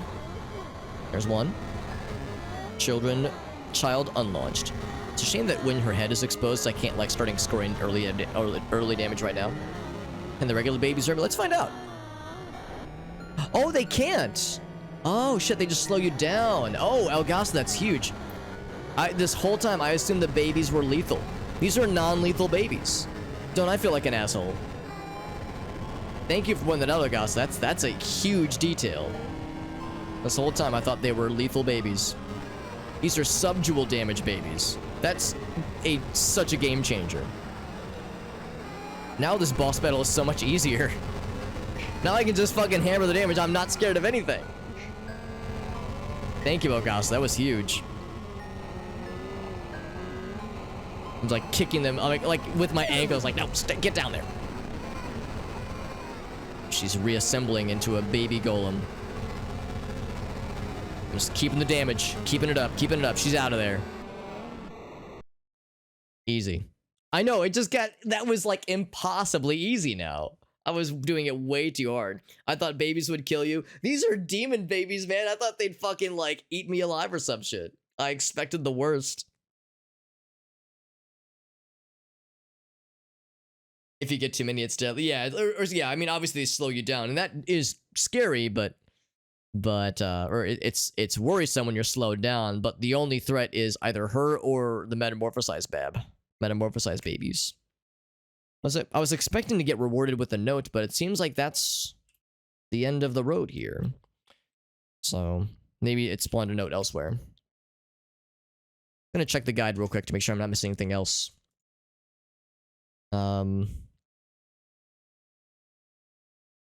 Uh-oh. That's not good. The page has stopped responding. I cannot scroll up or down, so I'm going to close the window then.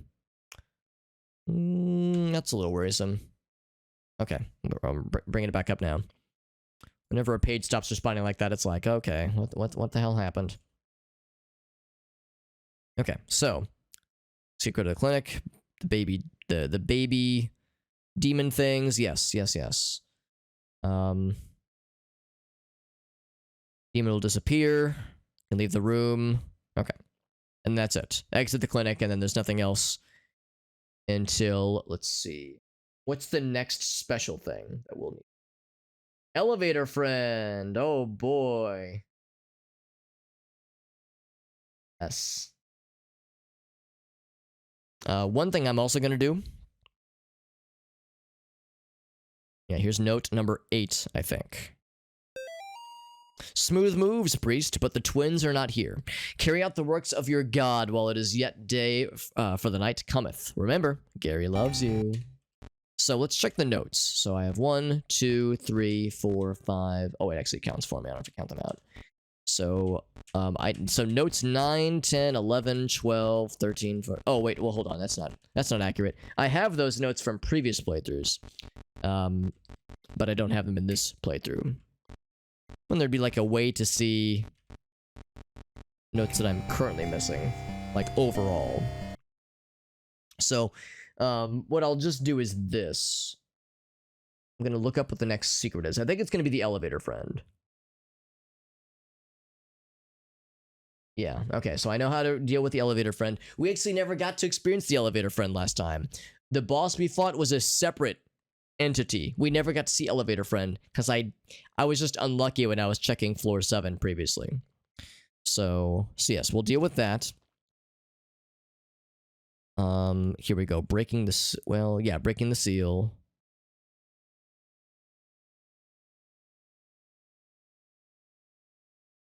Handle demon. I'm trying to find what are the secrets? I'm just gonna do a search for secret.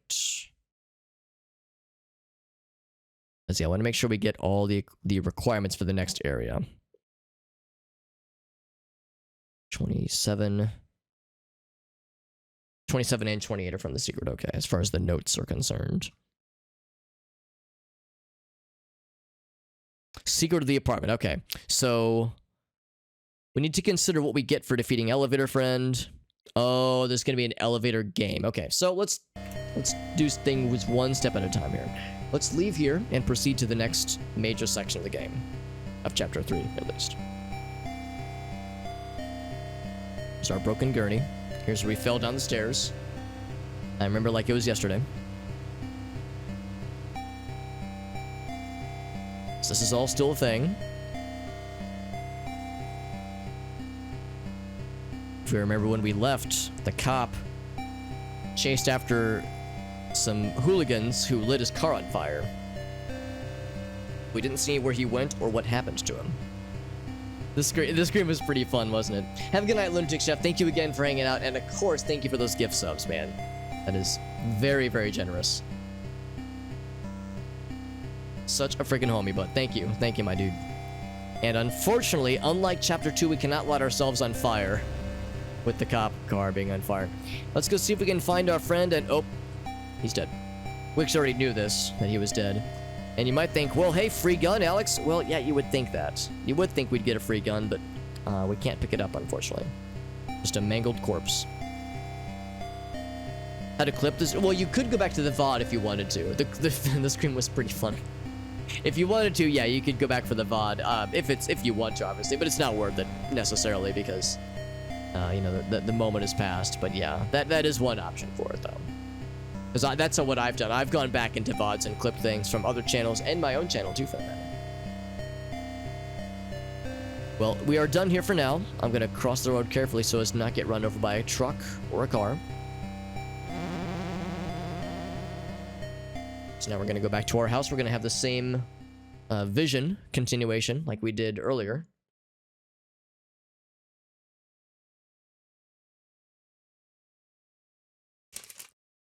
Oh no, this one is different.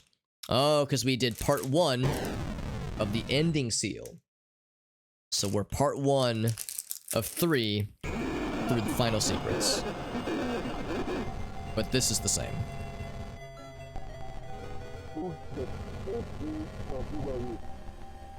Hotel boss. Well, it'd be the... I guess we wouldn't need to deal with the elevator friend, but the elevator friend is something we really should do.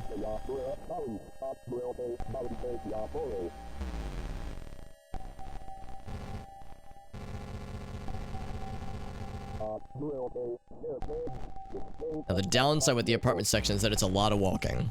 It's kind of a slow section. And we've done the stuff before, so it won't be too bad, I don't think. Won't be as bad, but still, it's a lot of walking around.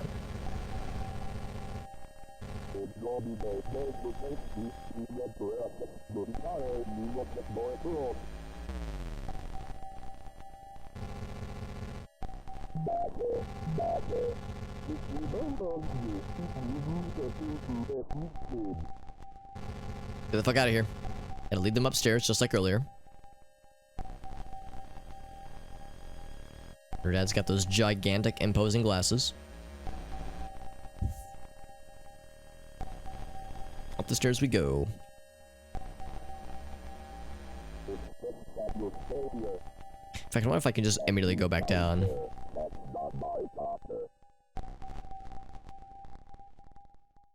Probably don't have to wait for, like, all the dialogue to complete or anything.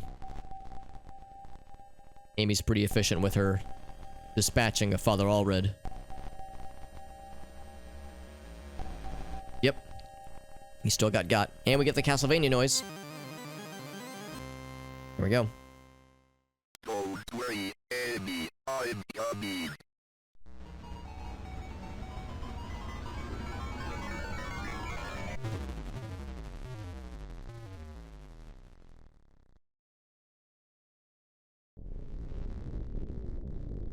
On to this part 2 of chapter 3.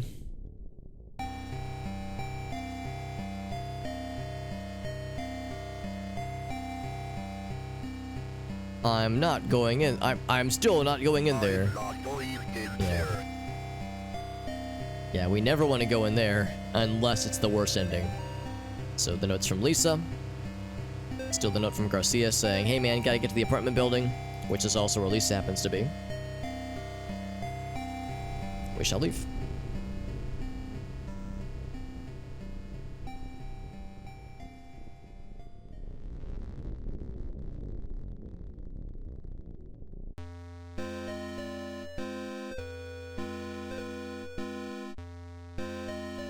And of course that SUV is definitely what the red dudes were driving. Yeah, I think we found out that you can't explore anywhere else along the road or anything.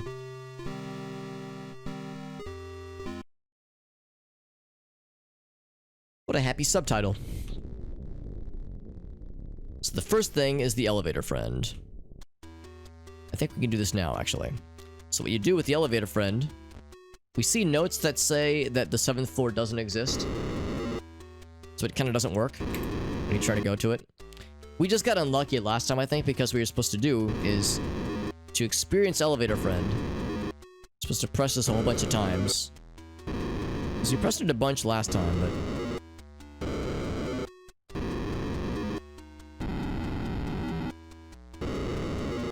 it's supposed to do something eventually. Unless I'm doing it too early. Oh, there we go. I think we got the friend. Is he in here with us?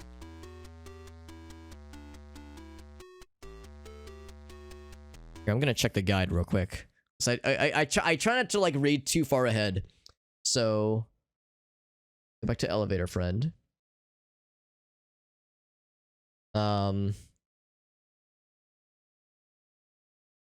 Yeah, press it until you see the visitor flash on screen. That indicates you're being hunted by him. Okay. Okay, so he'll follow us between different rooms, that kind of thing.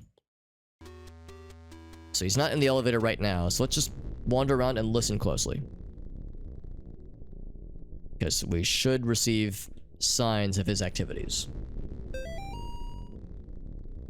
I should check my other notes from Lisa. We already know where to go, so I think we're set.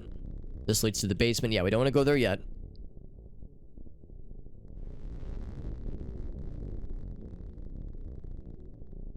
So we do well to listen for elevator friend noises. Most of these are closed. But some of them And the subsequent floors will be open.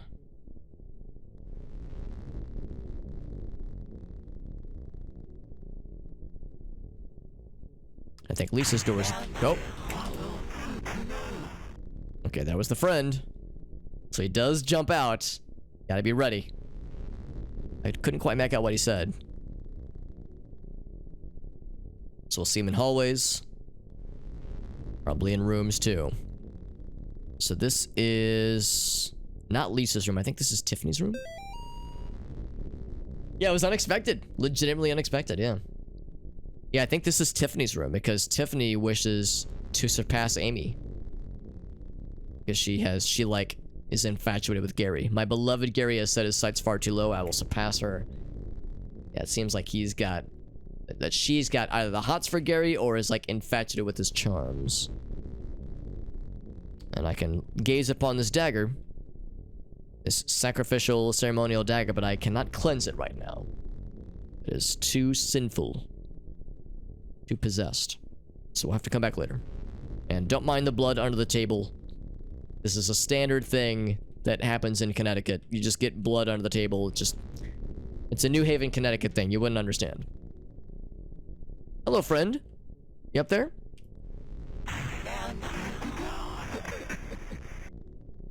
I heard him chuckle at us that time. Wonder if he wasn't supposed to be visible. There he is again. Hey, buddy. You alright up there?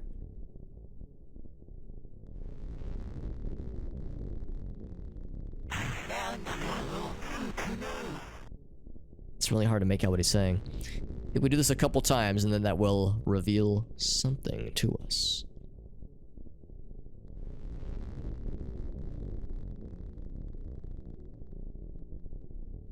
But I think I will elect not to use the elevator for this initial exploration. There's the key to Tiffany's place. Or to Lisa's place. For the initial exploration, I'll just use the stairs and whatnot so we can check everything. But we'll eventually need to use the elevator for other stuff.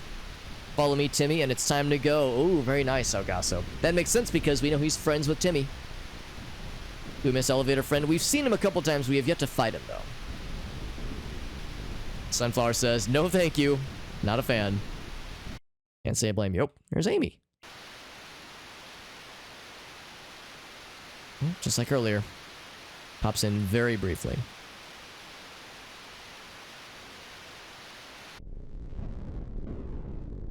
We gotta save. We've dispatched him a few times. I think eventually he like sticks around to fight us legit.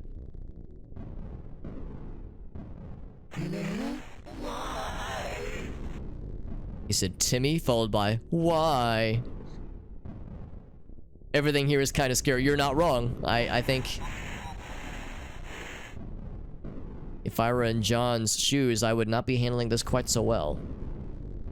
I would not be so cool about all this.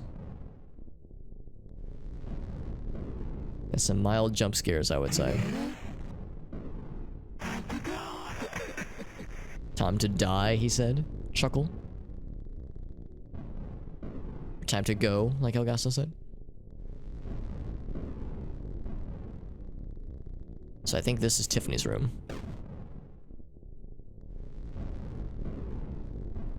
A seal in front of her bedroom. Something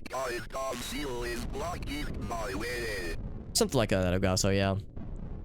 Since there's a recurring theme in this game about John having his, like, faith wavering throughout the events of this game, it makes me think of REM's song, Losing My Religion.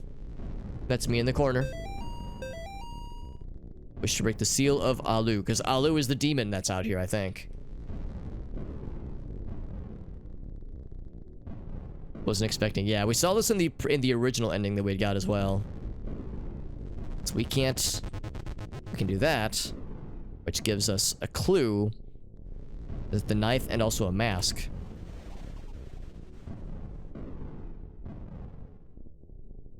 Kind of multitasking, Sunflower. Yeah, it's totally understandable. I do the same thing whenever I watch streams. I tend to bounce around a whole bunch. What did the notes say? It was just instructions about how to deal with the demon. Not how to deal with them. actually show you real quick. Excuse me. Sometimes my nose gets excited. Your answer lies in the blood-stained knife and the face hiding in the deep dark. So there's a mask and a knife. You must ascend to the highest point and in order to descend to the lowest depths. So we need to get to the top floor and then go to the basement. If there were demons, yeah, that's a good point too. If demons exist, it probably means the other stuff does too. Yeah, that's probably a fair point too.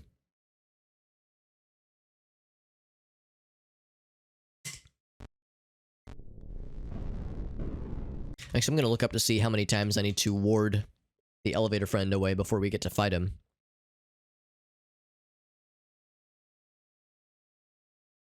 Okay.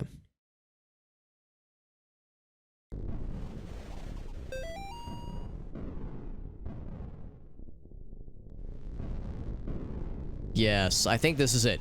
For this is like a hint, I think, regarding what we'll need to do after we dispatch the elevator friend. If you like playing games, the first floor is a great place to start over. To play the game, you must know the rules. You have susceptible soul, you might get pulled in. So, yeah, we need to dispatch the elevator friend first. I think that's him breathing, yep. That, like, breathing noise, that's him. We can hear sometimes. So we need to dispatch him a few times, and then once we've dealt with him enough times, he'll drop the first hint for the elevator game.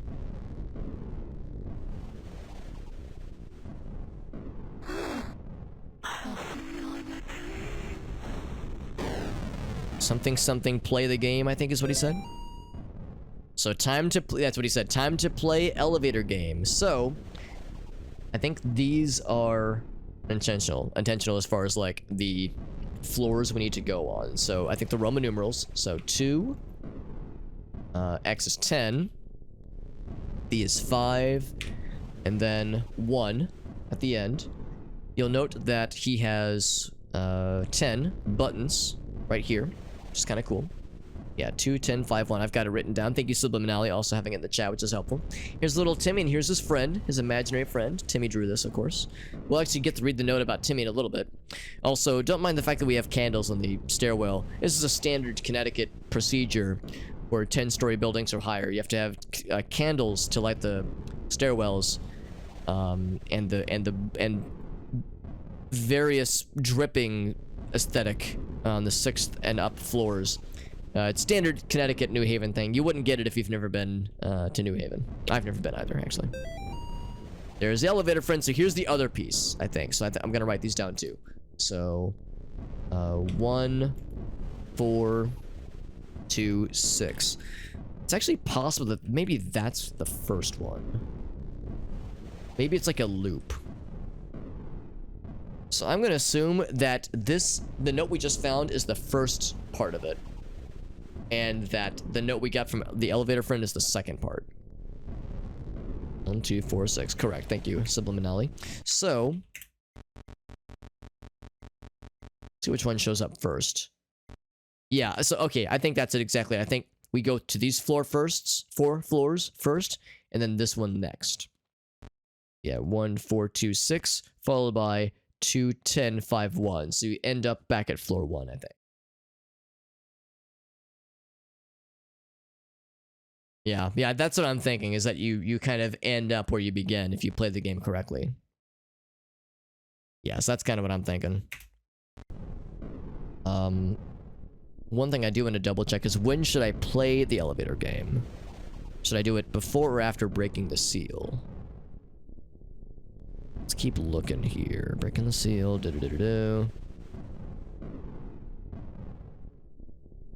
M room on the 10th floor. The elevator sequence, the dumbwaiter, yes. Let's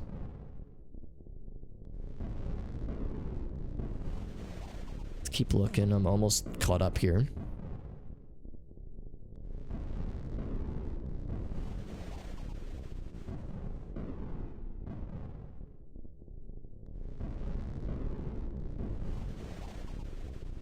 Passing the seal, and then fighting the thing. Secret of the apartment, okay. So I think we do this after we fight the boss.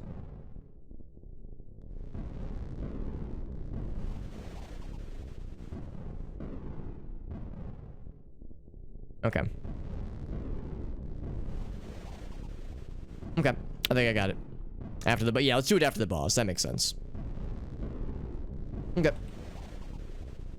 Get the full sequence right now. Thank you, Subliminality. That is helpful. It's helpful to know kind of what to expect. I've got it written down on my end too. Oh, look at that. I think we've probably got this one already. My own place in the city. Yeah, we've read this note before. They talk about the mirrors are broken and how the people here are kind of weird. And they're nice, but they're like a little bit unsettling at times. There is no 7th floor, so saith this particular note. And of course, we can hop in the elevator and skip to floor 8, which I think I'll go ahead and do now.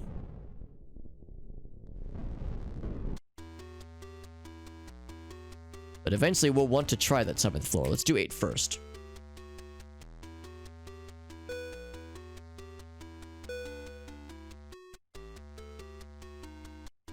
Says that there is no 7th floor. Yeah, usually there's no 13th floor. Due either to superstition or due to constructual reasons. Structural reasons, that is. That's the holy number, correct. Yeah, that's exactly it. Tiffany has gone against the will of the unspeakable. Right, so we heard about Tiffany, like, breaking rank because she's trying to impress Gary and like, overpower Amy. Maybe even usurp both of them. Yeah, exactly. Exactly. It's given the circumstances, it makes perfect sense. So I'm gonna check 8B first. I don't think there's anything in 8B, but I'm gonna double check. Do my super speed. My super blue person speed. Because when I think of characters that are blue that move fast, I think of this particular person, John Ward, and no one else. Plants are green. Yeah, it's very, very kind of a orange, kind of sad color. You keep knocking on forbidden doors, you'll be visited by the one who guards them. Then over here, there is a 7th floor. We'll see, now we're getting conflicting information. Not sure who to believe, man. Check out 9 and 10, but yes, 7 is gonna have something for us. Actually, I see no reason why not to. Well, nah, we'll check the others first.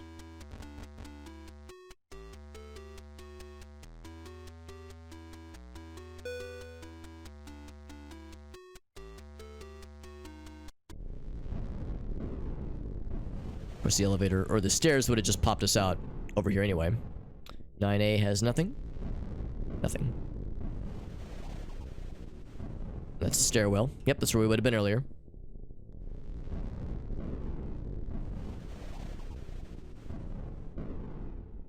I think once we deal with the situation in the 7th floor, we'll be able to exercise the dagger that we saw. This room's fun. This is where Timmy lives, by the way. So this is a big note about a family-friendly, wholesome Christian Halloween party. And they have a bunch of rules. A bunch of rules because they talk about how Timmy was traumatized after the events of last year. And that Timmy has an invisible friend, and just roll with it, it's fine, we promise. But please no scary costumes. Please bring healthy candy. Because we want to make sure we're looking after Timmy's health. It sounds like a very unfun Halloween party, if we're being perfectly honest. Like, no scary costumes, no booze, or no smoking, no drinking, no nothing. Come on, lady, you're killing me out here. No fun allowed, man. So we're on the top floor. There's going to be something on the top floor for us. Well, actually... Well, yeah, there's this. Do we have the M key right now? Sacrifice what you cling to. We do have the M key. So, dumbwaiter instructions. We've actually done this already. So, I'm not going to do this just yet. Not just yet. I'm going to go ahead and do the 7.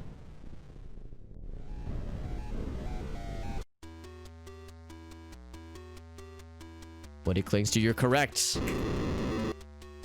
Oh, I can't do it right now? Oh, okay. I thought I could do it now. Well, never mind. I'm full of shit. I guess that does happen later then. So let's do the dumbwaiter portion now then. because yes, we only have one. We only have really one thing that we can drop. We've used the keys already. Give up the cross. Yes. Down it goes.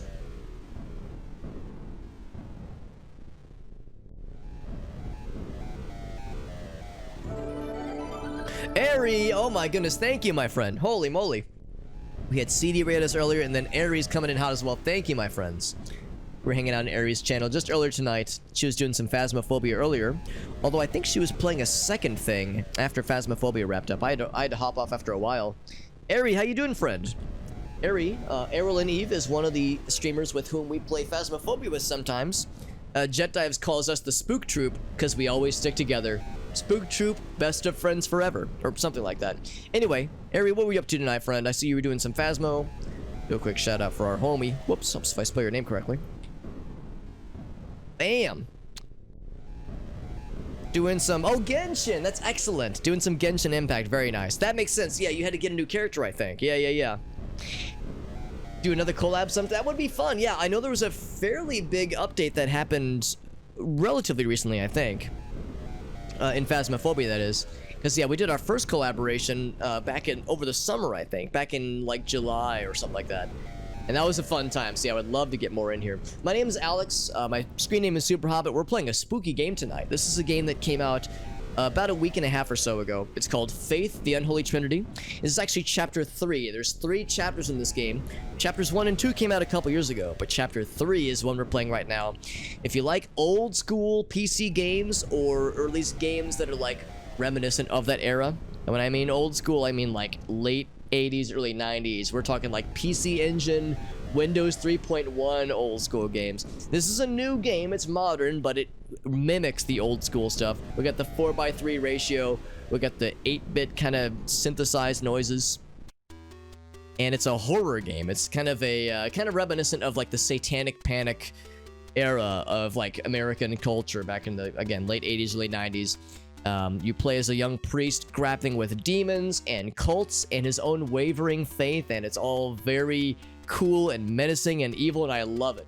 But anyway, let's get caught up on chat here. Again, thank you to Ari for that very generous raid. We got lots of nice folks joining in. I really appreciate that.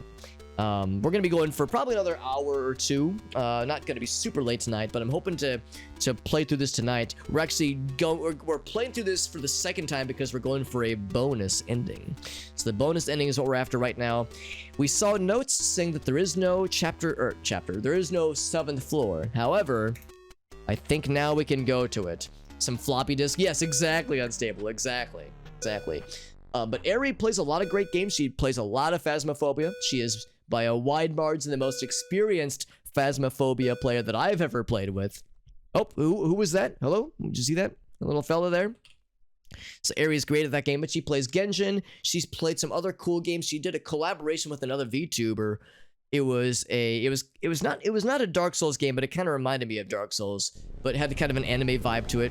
The name of the game escapes me, but she played that a few weeks ago, so she plays quite a lot of things, but Phasmo was one of her regular things, and she is extremely good, and she's got a delightful VTube model that has some really cool lore behind it. She's great. She's a very, very good streamer. If you want to find somebody who enjoys spooky games and is also usually very, very good at them, you should follow Errol and Eve. I can assure you, you will find it worth your while.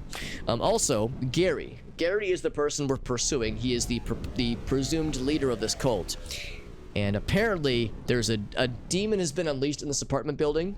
Gary left notes saying, oh, no, it's okay. The demon won't hurt you. I promise. He's a friend. However, this note says, Gary lied to us. When you see it, you run. So, I'm sure we have nothing to fear. It, like, threw us into the 4th floor, which is kind of strange. Just a little scared. It's a little stressful, just a little bit. Oh, boy, what's this? It says, I saw it, and then this is all, we're all in agreement. Okay, this is strawberry jelly. They made a bunch of strawberry, peanut butter and strawberry sandwiches. Okay, that's why it's so messy. But then what's this? It's on camera. Like the synthesized voices. Oh! Don't like that. So all we can do to see around here is to take pictures. It's not exactly the most reassuring thing. We need to get to the basement. Because they said in order to proceed, we need to go from the top to the bottom. From the pinnacle to the nadir. Actually, am I supposed to go in here? Oh, well, this is open now. It is kind of annoying. It's annoying to play and probably kind of annoying to see for you guys because you don't really have a whole lot to go by. And also the noise gets a little bit annoying. And also we have a cool thing here. Whoa! We're back in the attic. Oh, okay, now we're back to normal. Here's a poster. It says Priest Cop. We'll actually get a better look at it later, but it's pretty fun. But there's a tunnel. And these guys... Oh, shit. I shouldn't have done that. They're at an altar. In fact, it'll show it in a second. Yeah, they're at a bloody altar. I wasn't supposed to take a photo because it scared, or like startled them. Mortis. Oh, did you see that? Something was behind us. Oh, now it's gone. Yeah, the purple window. So it's a movie poster. Oh, back in the attic. Yeah. Oh, shit. Am I supposed to leave? I'm supposed to leave, probably. Oh, I can't leave. Do I go out the window? Okay, now we're back. Okay. All right, so I'm going to take one photo so we can get one more look at the cultists. Their weird wriggly heads, and then we're just gonna swoosh on by them, as I wish not to incur their wrath. Oh, I think that means that there's something like closing in on us whenever there's the runes around us like that. Oh boy, this room. Right. Yeah, some shit went down here. There's a rift in the earth. I think this is where the demon first arrived. Because there's a note that we're going to find, or maybe we've already seen it. But there's a note that says something to the effect of, we've been blessed with a new demon friend, oh boy. And if he chooses your dwelling, then it means you've been chosen, and you're so lucky, like it's a good thing. But then we see that scene and we go, oh, it didn't look very good. Looks pretty gruesome to me. Get ready for bed. Of course. I know it is quite late. I want to say Ari, I think, is in the Eastern time zone, so it's even later for her. But thank you again to Erilyn for the very generous raid. Like I said, she plays a lot of spooky games, so if you like this game, I would highly recommend you check out Erilyn. And also you will most likely get to hear and experience her lovely voice and her fun antics in person, or at least on stream, when we play Phasmophobia again, probably sometime over the next couple of weeks. Now, to interact with this dagger, I need my crucifix. We need to actually go back for that. Should I go down here right now? I think I should, actually. Yes, this whole sequence. 1 a.m. in Eastern time zone. Exactly, yeah. It's late for me, but it's even later. Oh. It's even later for others. It approaches. Oh, gosh. We've seen this before. His arms are gone, and his hands are, like, attached to his face. And he's calling out for Mother. I think it'd be Mother, what's her name? From Chapter 2. Mother Meredith, I think? Yeah, because that's when we first saw him. So he's thankfully fairly slow. We just outrun him. I was actually wondering the same thing, Elgaso, could it be Matilda? Because Matilda is the other name we've heard previously, but I think her name was Meredith in Chapter 2. I could be wrong, though. It'd be interesting because that door that we saw earlier was labeled M. What kind of M would it be? Wouldn't it be interesting if there was a Matilda reference? Was Amy's friend, yeah. Whoa, Jesus. I think that means, oh, we're bleeding. Yeah, we're bleeding right now. See that? Blood trail. Interesting. Thank you so much. Oh no, it's my pleasure, Arian. Thank you again for the generosity with your raid. I appreciate you and your lovely community. Whenever I'm in Ari's channel, she's always super chat responsive, and she's always very fun. And her community is super chill, always very nice. If anything, I am always a little bit self-conscious. I'm always worried, like, my degenerate ass. I'm always worried I'm gonna, like, you know, make things weird. I'm always worried I'm like, you know, making jokes that are too goofy or too weird. But yeah, she's always so nice, and her chat is always very generous and very accommodating. Oh my god, Maddie, what the world? It is the night of 1,000 raids, I swear. Thank you, Maddie, for that extremely generous raid. We've had a lot of nice folks join in tonight. Oh boy.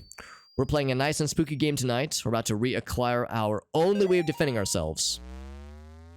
Look at that. And the power's back on. Thank goodness. Thank heckin' goodness.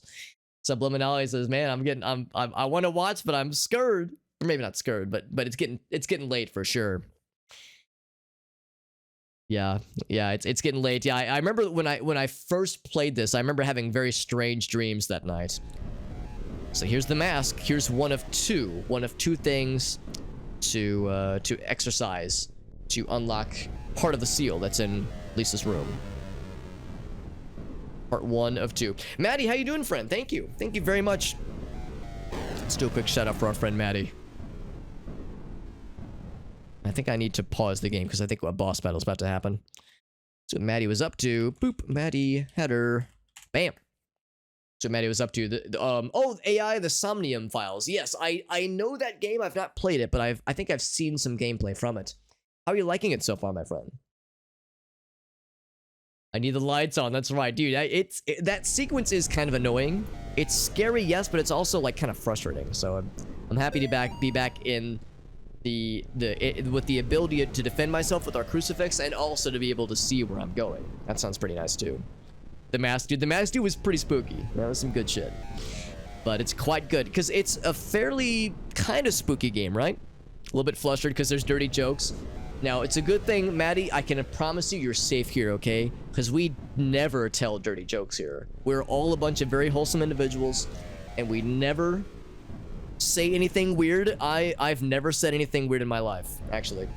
Okay, that's a slight lie, because we were getting murdered by babies earlier, okay? We were getting murdered by babies, and there was like a baby golem, like a construct of babies that was attacking us earlier. It got a little bit weird.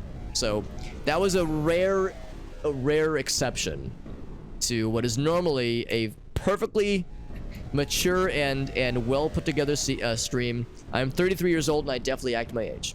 Yeah, Maddie says, thank goodness. Maddie's been here before, so Maddie's like, Alex, I think you're being facetious. For once. No babies allowed. That is a Twitch TOS rule, actually. If you're under the age of 13, then yeah, then you're not supposed to make an account. Or at least not unsupervised, at least. Oh, speaking of babies, well, he's not a baby, but he's calling out for his mother as if he were one. I know your secret. You know my secret, he says. Or I know your secret, he says. Yeah, the jellyfish babies. That was a weird sequence. And once we figured out the secret of how to deal with it, it was actually a lot easier. So we gotta ward him off. Betrayer, he says. See, now that we have a means of defending ourselves, this guy's quite as bad. You belong to her, he says. Augusta says, you know my secret then? What's the... Oh, yeah.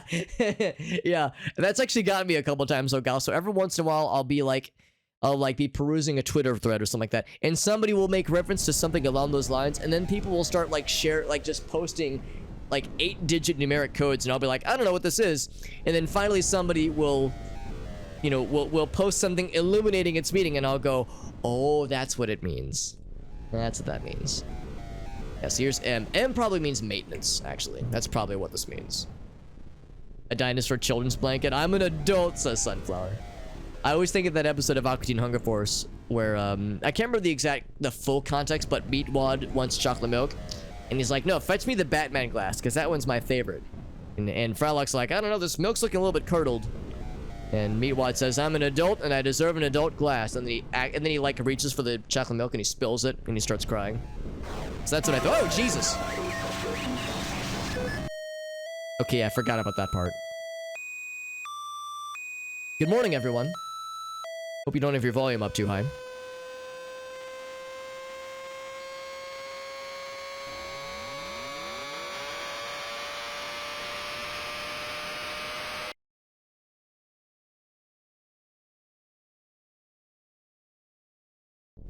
Okay, anyway, so moving on. What was I saying? The Aqua Teen Hunger Force episode. Yeah, that sequence. I forgot about it. I had my hand, I had my hand up the space bar, the action button, so I actually don't know if you can defend yourself from that. You know what? Hold that thought. I'm actually gonna check the guide because I'm trying to get the best ending for this game. So I'll admit I'm being a slight cheater. I want to check the guide to see if there was like, hopefully I didn't screw anything up by, you know, letting that happen. Dude, Magic Shadow, it did look like Admiral Akbar, didn't it? With the mouth, the fucking thing that we saw, the creature. It looked a little bit like Admiral Akbar. Subliminally says, I've extricated my headphones from my body. Yeah, what was that thing? Oh, you're saying it looked like Admiral Akbar, yes. But yeah, what the heck was that thing? So it's after the Candle Demon sequence. They say, after a cinematic, continue on the right as if nothing happened. Okay, so I think that's a guaranteed thing. I don't think you can ward it off with the crucifix. Press 7 for a bunch for the same. Oh yeah, we actually Serpentor. I want to make sure I pronounce your screen name correctly. Yeah, we got the elevator friend earlier. In fact, if I check my notes, I can show you. We had a clandestine encounter with the elevator friend, and he told us about the elevator game, which I think we're about to do. We haven't beaten the boss yet for the hotel or for the apartment building, so I think to play the elevator game, we need to resolve everything else first. In fact, I need to exercise the dagger, which was on floor 2, I want to say. Let's go ahead. Oh, and all the candles everywhere now. Very nice.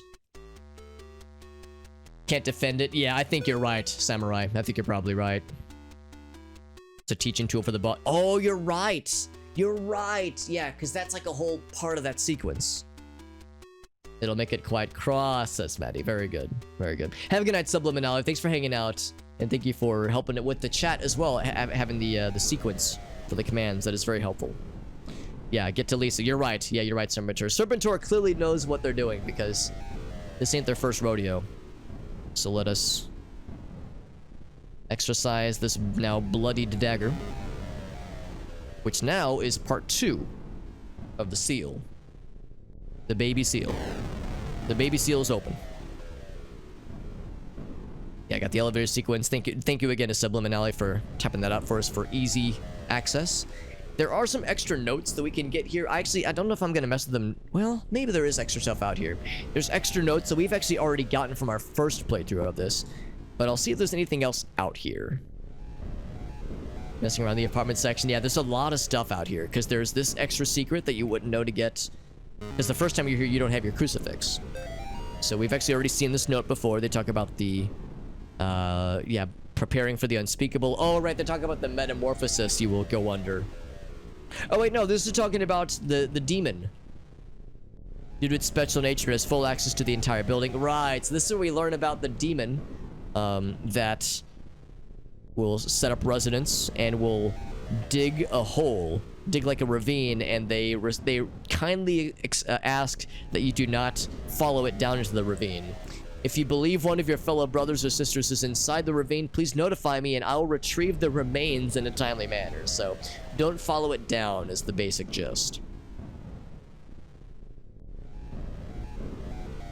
Yeah, exactly. We've beaten this before. We got the second worst ending, which is to say the standard ending when we played through this previously. And then I think I go to the 4th floor, right? Let's go back to the elevator. And then earlier tonight, we got the worst ending intentionally. We did the slept through the apocalypse ending, which was pretty entertaining.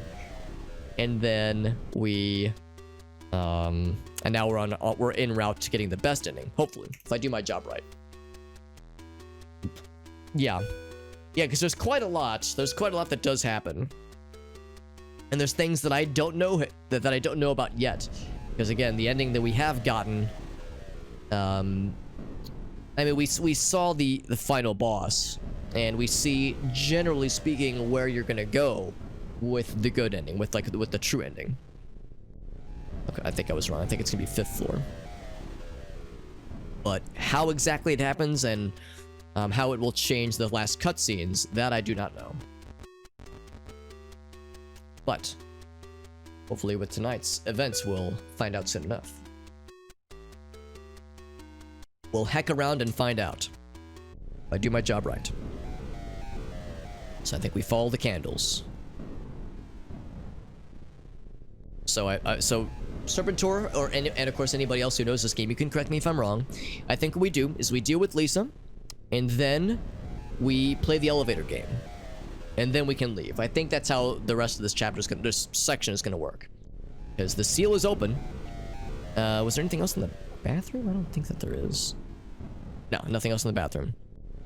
And it should autosave when we enter. Yeah, just autosave. Perfect. Save Lisa for... Yeah, we actually have to succeed at this boss battle, because previously we failed when we did this the first time through. Lisa said, "God, you're alright." Good. We'll talk you so good. It's so dark. I can't see the light anymore. I got here as fast as I could. Let's go, Lisa. I'm not Lisa.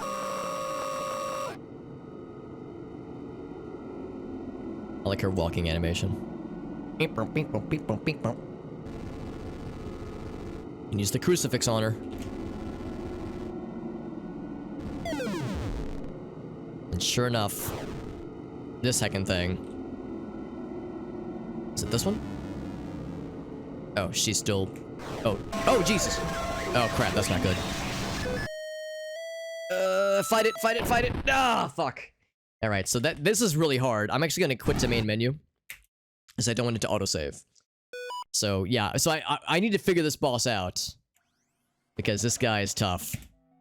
The secret boss is cool. Yeah, I'm excited to try him out. Him or her out. So we continue.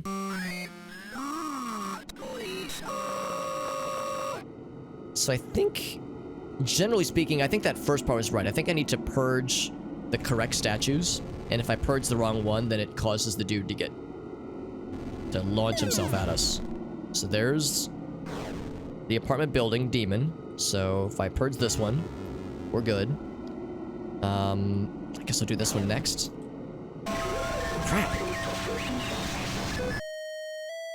Oh, the problem is that keeps happening when I'm already right next to her.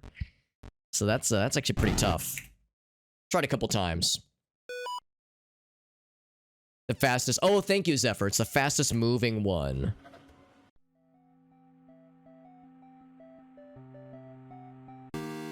Or maybe hit 2 on one side. Oh, like try to hit them like multiple ones at once. Interesting, I hadn't thought about that. So we gotta look for the fastest moving image. So...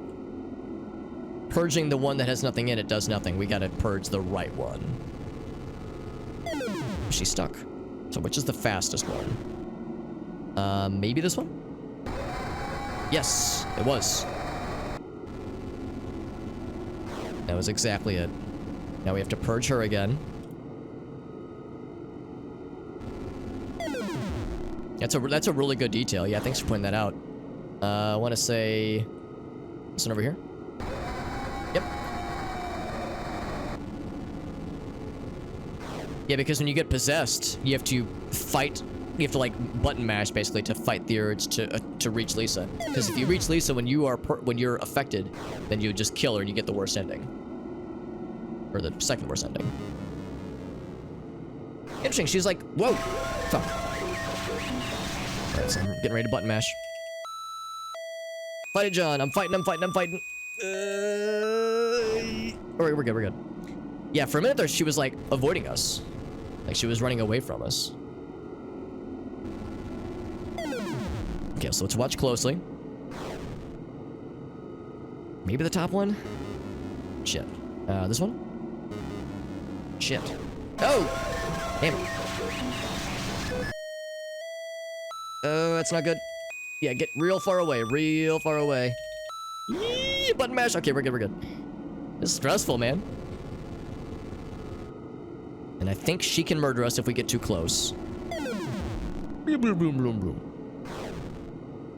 gonna say top left. Damn it. Okay, top center. There we go. Getting a little bit close there, homie. I purge her once more. I purged the wrong way. Yeah, I should probably do that, actually. I should probably, like, start moving.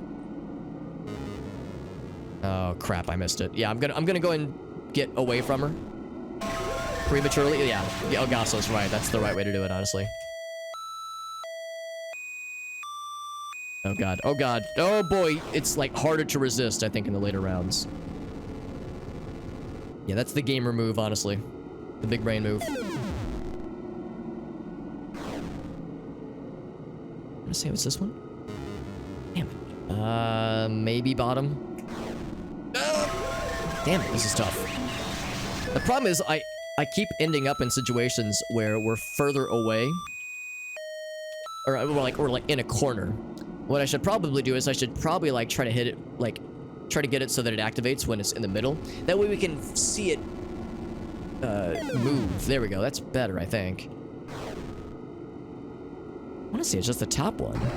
That was the top one. Okay, yeah. Because sometimes it's like it just goes to the closest one, and if it's already at its location, then it's got a short journey. So you don't really get to see that traversing that happens. She gets stuck. Yeah, she does get stuck sometimes. So that's good. I want to say it was either top right or top middle. Damn it, I was wrong.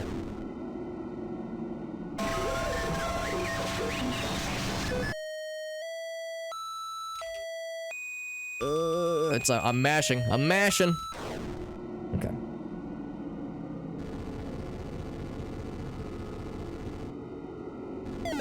There we go. Let's watch closely. I want to say top middle or top left. Boy, howdy, I'm not good. Oh, man, that's not good. I'm really close. Damn it! That we were doing so good, dude. This is tough. Ah, that's a shame. I really need to watch closer. But, for how quickly they're moving, because it's really hard to pick up. Or I should do what Serpentor was saying. Try to hit multiple ones if I can. We're doing all right there. Yeah, we're doing all right. I just got to get good. This is good experience, right? If I'm to ever, and I don't think I would ever do this on stream, but if I'm ever to attempt the marathon mode achievement where you get the good endings across all 3 chapters without dying once, if I'm to ever get that, I got to get good at all these things. Some good damage. Good dammy dams. Yeah, like Hogasso said, it helps to kind of plan your purging actions. In fact, I like what we had going on there for a little bit where she was kind of in the middle.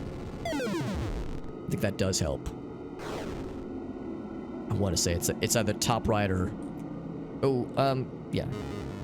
Or this one. It was bottom... God, I'm horrible at this. Oh boy. I'm not fighting it. Oh, damn it, that sucks. Sometimes I feel like we do really well, we get super far away. Other times it's like, oh wow, my inputs are not getting... They're either not getting counted or the demon is just that much better. There's worse fights anyway. You're probably right. I mean, the final fight's pretty tough, I think. The final fight and the standard ending, I thought was very difficult. Oh, that's not the best. Let's say it's one of these two. I was dead wrong. God fucking... Yeah! That is so annoying.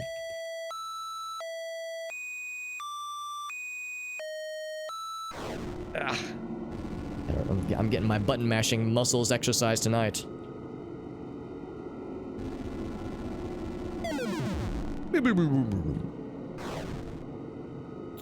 Bottom right, maybe? Oh, you get out, Lisa. Get out of here. Actually, Lisa's good, right? Yeah, she can't hurt me right now. She's human right now. Without demon mode. Yeah, now she can hurt us. I'm so used to, like, avoiding things. Avoid a thing that is moving is the standard procedure for this game. But in some cases, it's okay. I want to say bottom right again. Oh, dude, I'm such a gamer. Damn it. Not as many points that time. I'm gonna guess maybe 1 or 2 more sequences.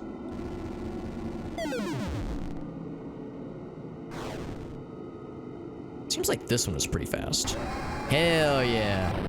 Oh!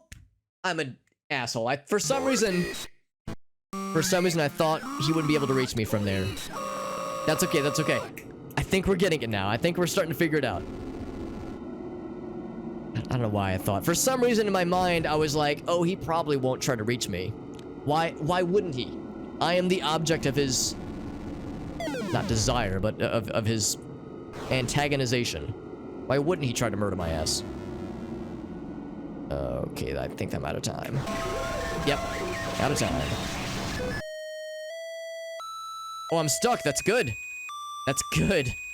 Stuck in the statues. That's perfect. Like, yeah. Emphasis on the word think. Think doing a lot of heavy lifting.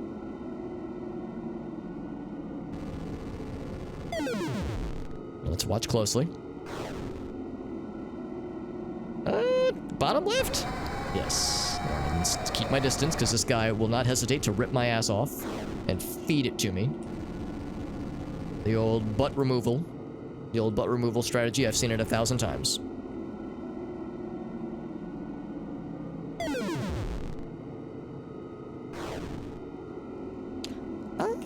I'm gonna try the 2 at a time strat. There we go. The 2 at a time strat really is the gamer strat, honestly.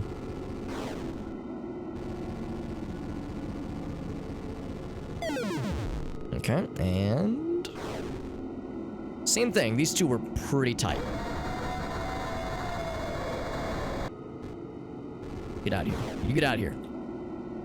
You get out of here, and you get out of her as well, while you're at it. You're getting a little close there, Lisa. You're in my bubble. Top left. Yes. Oh, careful. Easy there, homie. Oh, he mad. Good. You right, Lisa? She's alive. Autosave. Are we done? I don't know. We got an autosave. It's something. I need a cigarette after that one.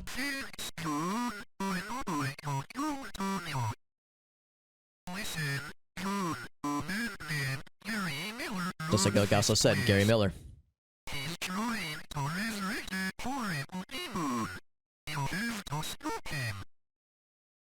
Do you need a place to stay? I'll be fine. How you doing? I don't know, man. Apartment building literally overrun by demons does not sound particularly pleasant, but who am I to judge, right? Relatively unfair. Yeah, she's handling this thing a lot better than I know I would have. For one thing, her bedroom is this, so that's a little bit hacked. Can't cleanse any of these things, can I? Yeah, she's handling this. Really, pretty much every character in this game handles this all quite well. I mean, Father John, our protagonist here, he does have some moments where he breaks down a bit, but like, still, on the whole, he's doing all right, given all the shit that's happened. Elevator game time. You're correct, my friend. I think I still got my notes. Boop. Yep, I still... Excuse me, I keep hiccuping. Yeah, I got my notes written down here. Time for elevator times. Another demonic seal was broken. Somewhere beyond, so saith John. Well, elevator time, and let's see how it do. So we need to start at 1. 1, 4, 2. Let me make sure that tracks with my notes. It does. Yep, we got it. Cool. Thank you, Agasso. So we'll start at 1.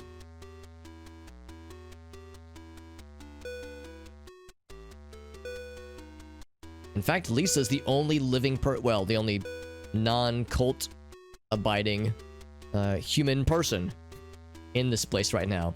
Now, I'm assuming we just go to the elevator, go to the floors on the elevator, and then we're set. I'm assuming we don't need to, like, go into the elevator and then leave and then enter an area. Only a chance it works per... Oh, really? Serpentor. That's a little bit unfortunate. Well, let's do number 4 then.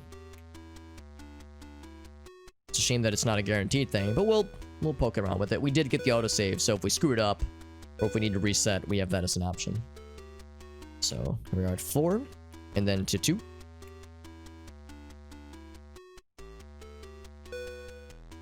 One-third of a chance. Interesting, yeah. Wonder why they would do it that way. Figure since you're going through the motions of making this happen, they might as well reward you with a consistent conclusion. That would be nice. You'll know it when you see it. You'll know it when you see it, says Serpentor. That is reassuring and a little bit nightmarish. Back down to 2. I think I've heard of people that like, or like kids that grew up in apartment buildings. I think I've like heard of kids doing shit like this. Maybe not trying to summon a demon, but like hopping in the elevator and then, all right, let's go up and then let's go down. Let's go 8th floor and then 1st floor and then 4th and then 10th and just fuck around the elevator until, you know, their parents admonish them. To 10, yes, to 10. It's a, oh, is it like a folklore thing? Because that would actually explain it then. Like a folk story, folk tale.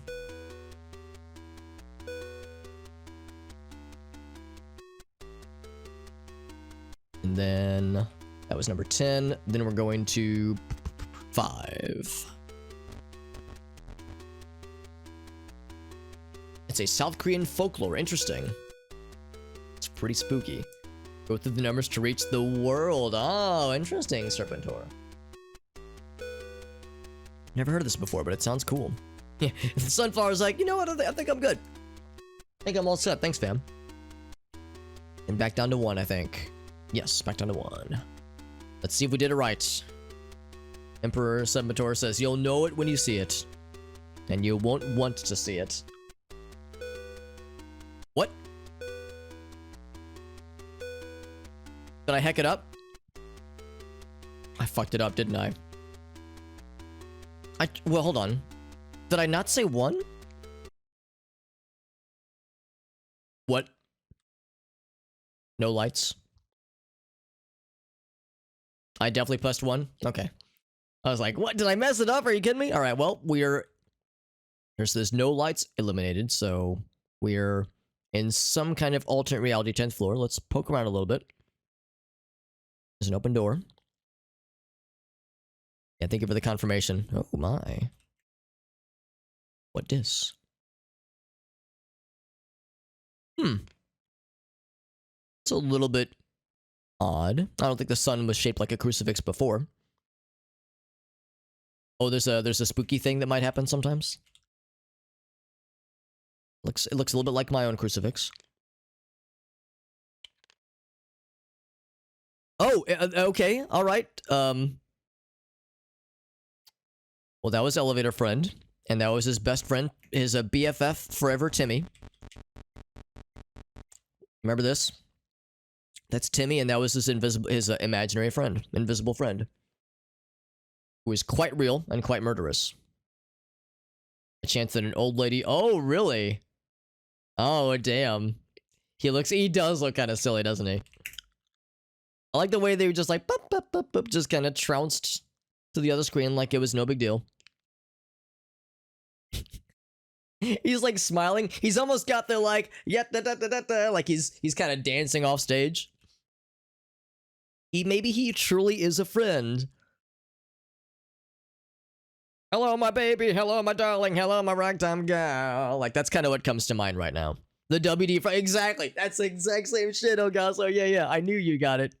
Oh, Jesus. All right. Well, we found something else. I want to keep exploring, though. All right. Well, we know that's the correct way. Let's keep fucking around first. I want to fuck around and I want to find out.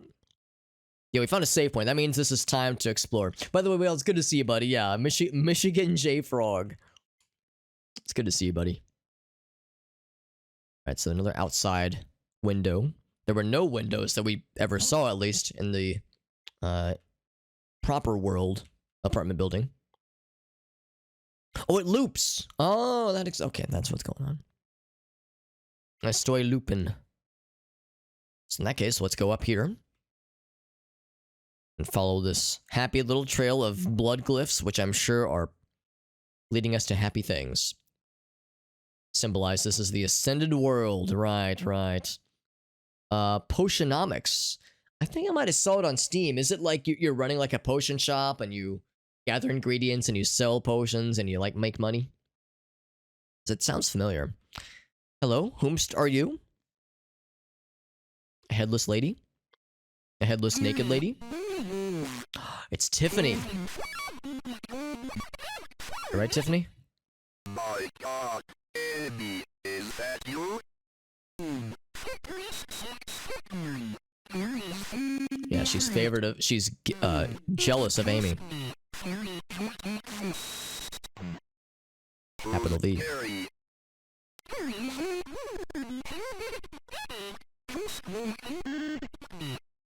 They all say that, don't they? Oh my. You did this to yourself?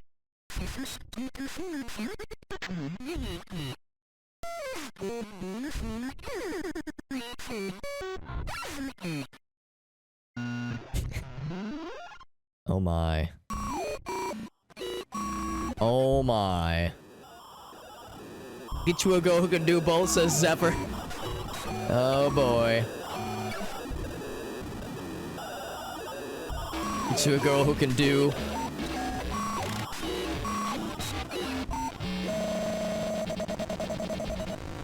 Okay then. Jesus HW Christ, that was pretty badass. Fucking terrifying, but pretty badass. Yeah, the theme is kind of cool. It's kind of cool. It's kind of discordant, but it's quite appropriate.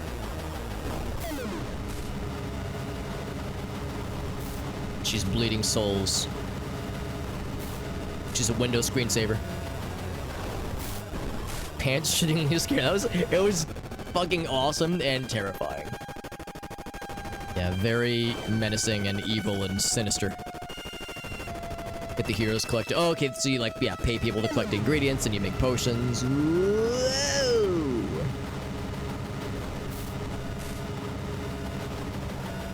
Hey, because in the notes we read, written by Tiffany, it sounded like she was becoming more and more unhinged, and she became more infatuated with Gary, and more jealous of Amy, because Amy was his chosen vessel, or is his chosen vessel. So Tiffany, like, went to great lengths to try to, like, beat Amy to the second death ritual. Even against Gary's wishes, because Gary was saying, like, oh man, she's going against us, she's gonna ruin it all. And Tiffany was like, I don't care, I'm gonna become more powerful than Amy could ever be, you know, to please Gary. Unhinged is a word for it, yep. Yes, to willingly undergo the ritual.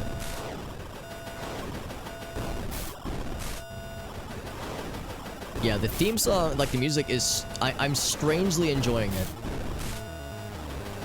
You know, very discordant, but, ah, he got me with the old mix-up. Very appropriate, though. She's a simp for Gary. Yeah, cut off her own, like, entire head. Like, her head, like, blossomed into a goddamn nightmare.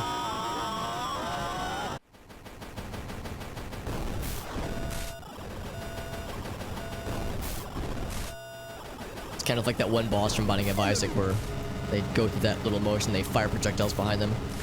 Although in this case, she's just shitting out spirits.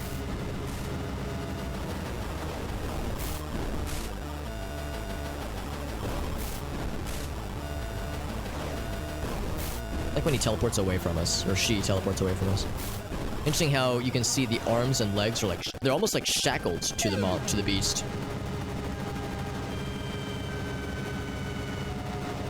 Just the placement of the arms and legs is very, very interesting and probably quite intentional.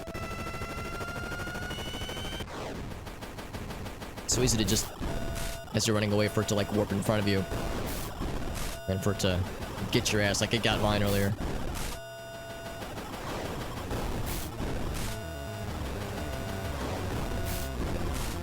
Let's set him off, it will.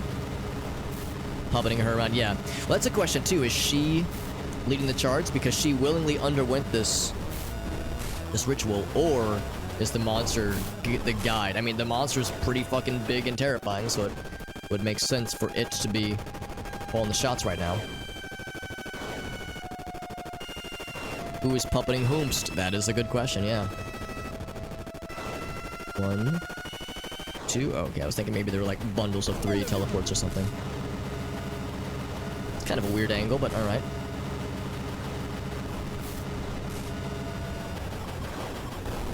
It's getting fast. Oh boy.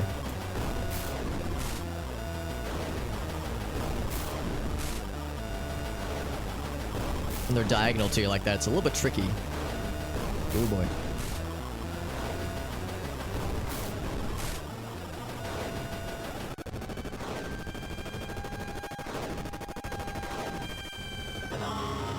Got her ass.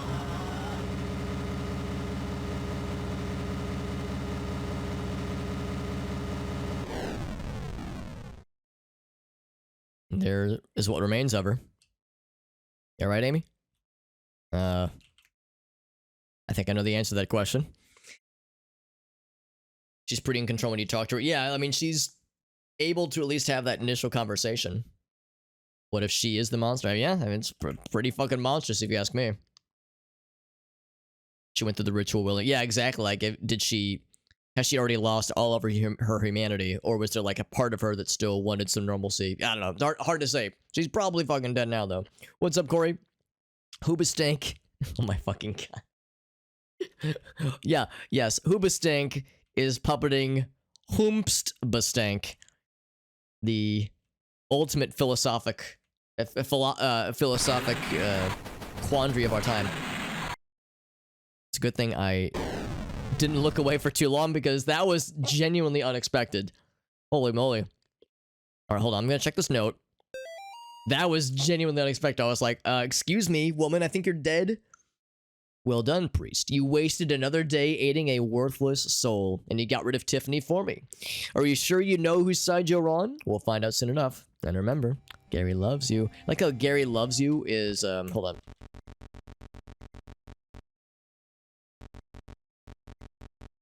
Unless I was wrong, and I yeah. For some reason, the L is capitalized. That's a little bit odd, but whatevskis. Anything else in here? I mean, she's definitely not there anymore.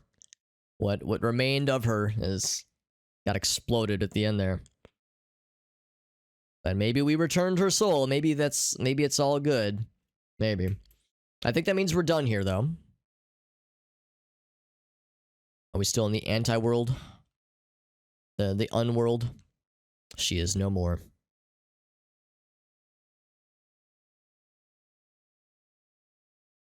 Okay, well, nothing else here then. I think we can just hop back to the elevator. We can probably just go ahead and leave now, actually.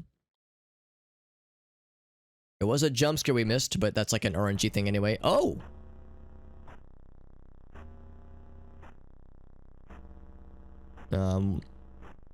Somebody looked up what this meant earlier. It was like the memories are like damnation of the memories or something. Go to Timmy's apartment. There's one note. Oh, I can't leave. Hopefully I didn't already miss it. Let's go ahead and... Oh! You sure about that, Gary? Or, John? Condemnation of memory. Cool.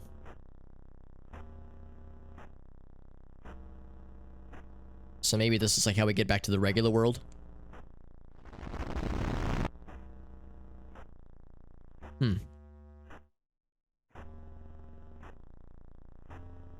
Let's keep descending.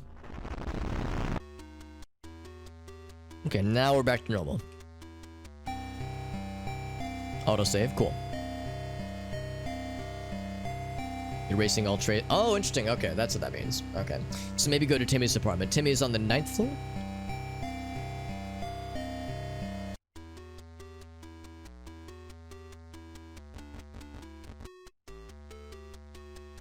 See if there's anything else.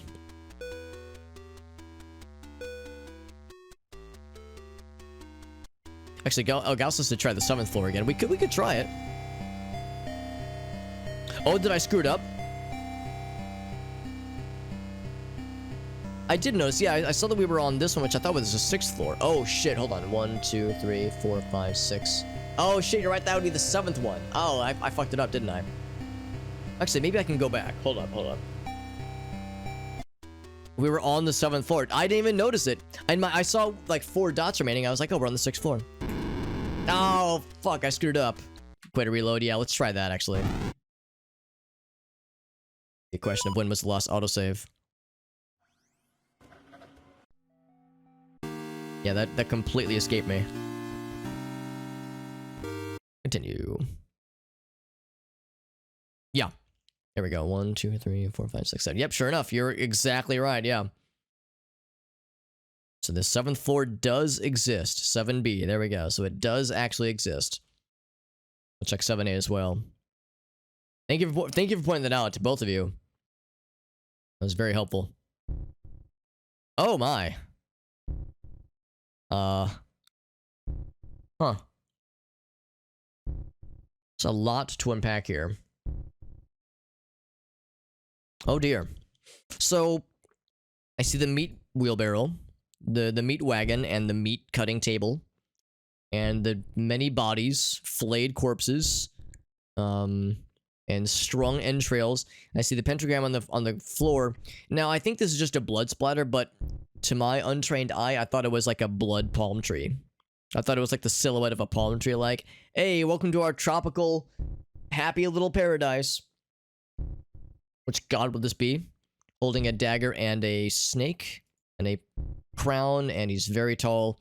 And there's Timmy, I think. And it's is or is not dead.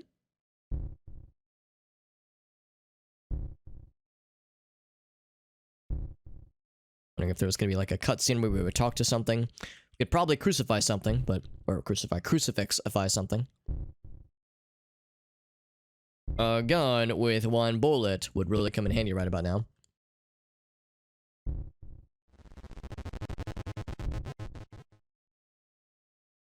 Oh. So maybe Timmy is dead. Maybe the elevator friend got him. He promised me so much. I just want to see my little boy again. Oh. The replacement is almost fully formed. Just a few more bodies. So I think the implication here is that Timmy is dead. And like died a while ago. And that one of the cultists, or maybe like one of the people who willingly joined the cult, joined so that he could like try to reform Timmy, rather. Yeah, they were trying to like kill enough people and perform enough sacrifices to get their son back, yeah. Oof, gruesome stuff, but morbid and fascinating and weird, all those things. In the afterlife, you're right. In the afterlife with elevator friend, right. Because we never saw Timmy. Yeah, we never saw him himself until we went to the elevator. Or into the elevator area. Into the ascended area. So that note might have just been really old then. The elevator friend took... Yeah, you're right. Elevator friend... Maybe that's like how he might have died then, as the elevator friend whisked him away. Or like... to the adults, oh, he was playing with his imaginary friend and he disappeared, or something like that. Well then, that was a lot. I think we're set now, though. Back to the first floor. I'm gonna check the guide, make sure there's nothing else that I'm missing here. Yeah, secret of the apartment. Somewhere beyond the rejected vessel. Huh. The ambush at the end.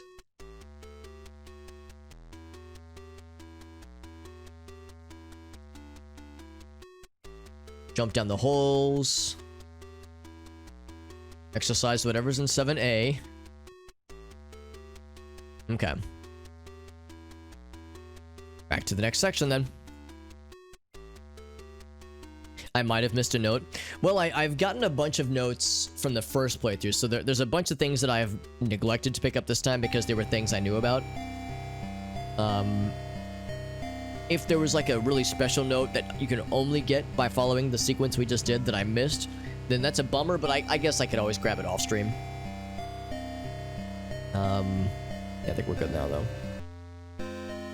Don't necessarily need them from the ending, yeah. I mean, I definitely want to get all the things, but yeah, if there is something that I missed, then yeah, I could always grab it off stream.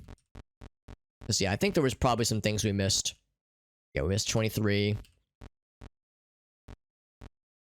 Yeah, so let's check the guide real quick. 23. What was 23?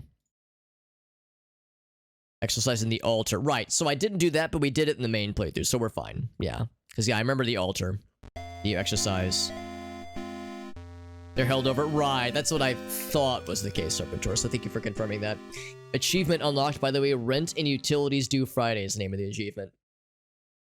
I think it's for resolving all the secrets in the elevator, or in the apartment building, that is. And a new layer of the final sigil has been removed. Just one left then.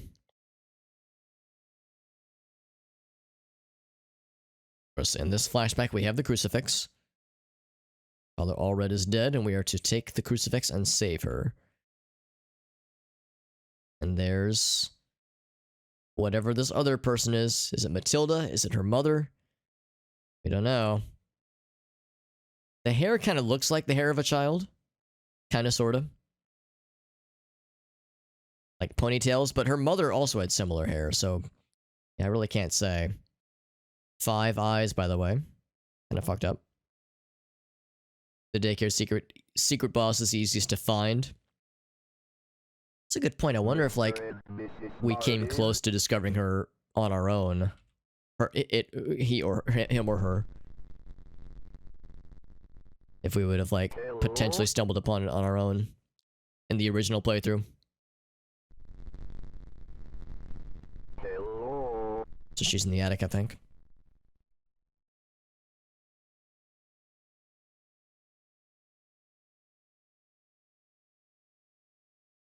In fact, I should probably look up the details to see what exactly is required. I can do that right now.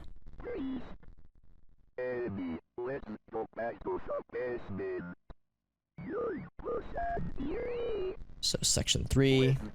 You need to get better. What about there it is? Did she get better? Hey. You didn't save her. You that's enough. She's here with me. You know. We are doing this here and now. All by yourself. Go ahead. Please, you're able to stick at me. Oh, the chessboard, right. Mr. Martin? Your values got me. Please.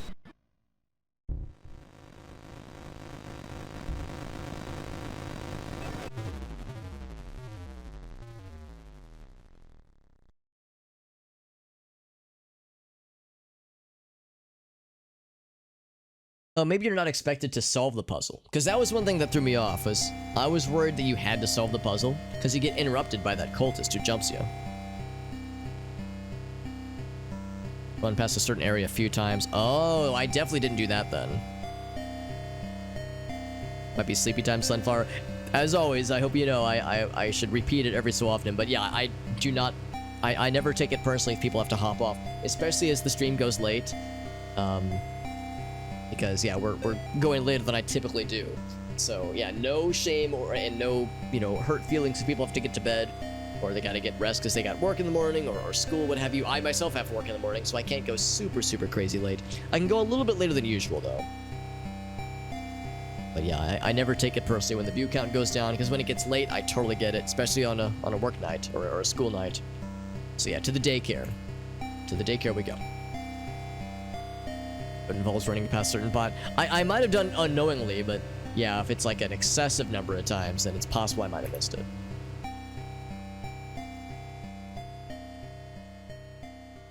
So that was okay, thank goodness, because I remember thinking like, wow, this could take a while. I don't mind puzzles like that, but I feel a little self-conscious whenever I'm streaming a game that has them. Because when I'm streaming a game that has a time-consuming puzzle like that, you can quickly lose people's interest. So it's like, I want to keep the ball rolling, right? I want to keep the interesting things happening on stream. So that's something I try to be mindful of. The painting to the right of the save statue will change every time you walk by it on a new screen. And eventually a floating head will come after you. It'll flash strange symbols. And then you have to destroy it. Okay, so I think what I'll probably need to do then is, yeah, just get to that. Just get to that, let's go up, yeah, go up north. To that painting, and yeah, just walk by it a whole bunch. Collect the 2 stones. Oh, maybe we get the 2 stones first. Did I try exiting out the front doors after you? No, I did. And I got fucking murdered. But it was still funny. Because we got our crucifix on our hand, and they're like, my god, he's got a gun. And then they just light our asses up, and they just don't stop shooting. There's bullets going across all parts of the screen. It's just so cartoonish. It's a bit of levity after a very serious and brooding playthrough.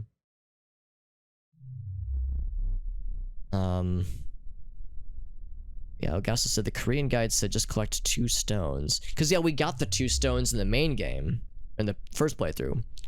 We had to get the two stones to place on the statue, and that was to open up the middle part of the statue. I remember it's a red star, and a blue bird, and I think an orange moon, and a purple chalice? I think that's it. Let's double check. You have to hang around for a little bit. Yeah, that might just be it. I think we'll kind of experiment around when we get there. Orange moon. There it is. Welcome, children. There's Kaylee, my dream. Where this giant red demon is about to eat everything. There's Uncle Earl. Oh my god, it's an Earl's Day Off reference. That's what this is. You know what? I should maybe play that game on Saturday. It's an Airdorf game. And I forgot about Earl's Day Off. Yeah, that'd be a fun one. Or a weird one at least. Purple chalice. Or pink chalice. Earl's Day Off. There's the blue bird. Yeah, and we never really learned what the hell this thing is. It's like some kind of flower growth. As if I try to get over to that side. Here's our family. Is that elevator friend, maybe? Elevator friend and mommy and daddy and little Timmy and little kitty cat friend. There's Omar, who says the night is black and sad and I'm partying down here. And there's V1 from Ultra Kill. Nice throwback there. Yeah, but lots of references to other games. This is just Malphas, I think, and everyone's happy. Everyone's celebrating, and this person is dead, but they're smiling. Yeah, you go to this side. Thanks, Satan. Thanks for all this money. Ridiculous. I love it. Our shining stars. Our sinning stars.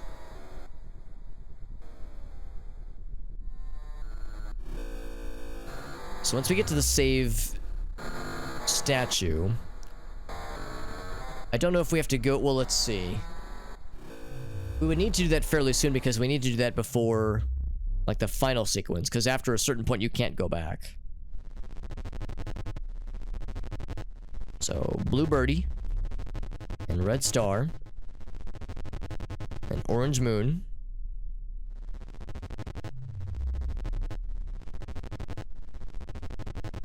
And then pink chalice.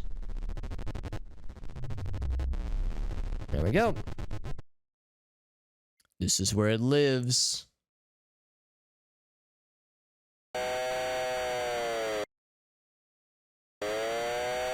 They close behind us and there's no going back. We're committed. Or we've been committed. And yes, this is when we first start to see the hooded figures and the pink things. Like the pink on things and growing out of things. And they talk about the growths and the metamorphosis that the ascended cultists will begin to experience.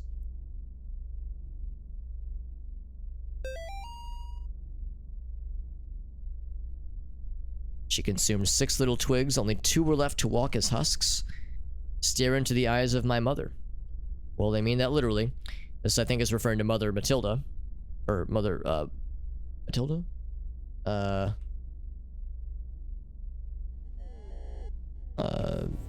No, Matilda's the other person. I can't remember. Meredith, I think? I get my M names mixed up, but yes. The mother from chapter 2.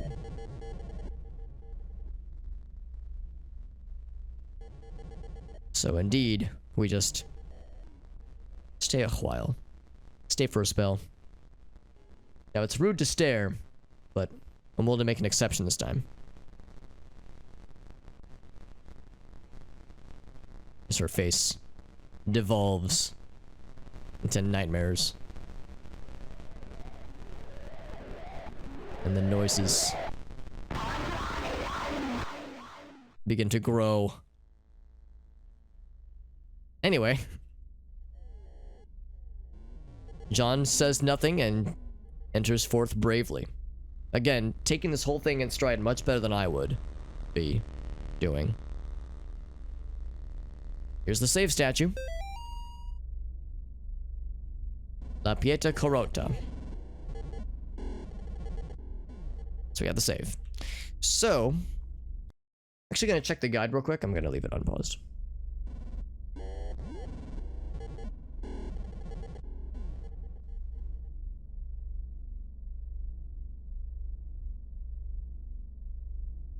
Oh, I think I'm thinking of something else, actually. Can I exercise this one? Oh, I can.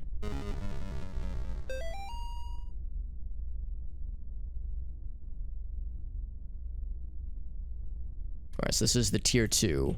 Now, which note is this? Because that will actually indicate if I should go ahead and try this now, or if I should wait. That was 35. Okay, so if that's 35...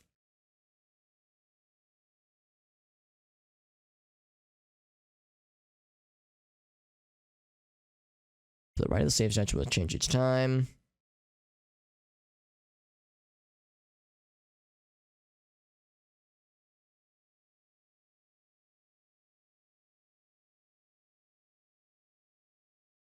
I think I can do this now, actually.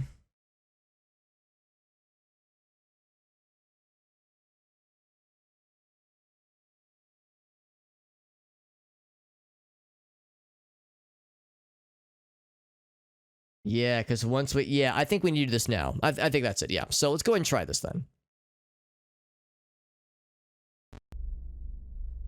So let's go to the right of the save room. Oh. Was that wrong?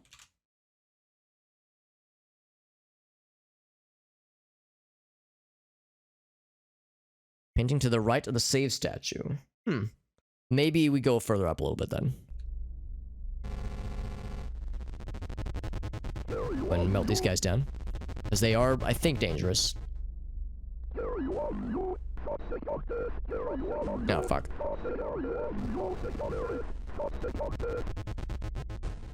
Oh, but we can't go up yet. Okay.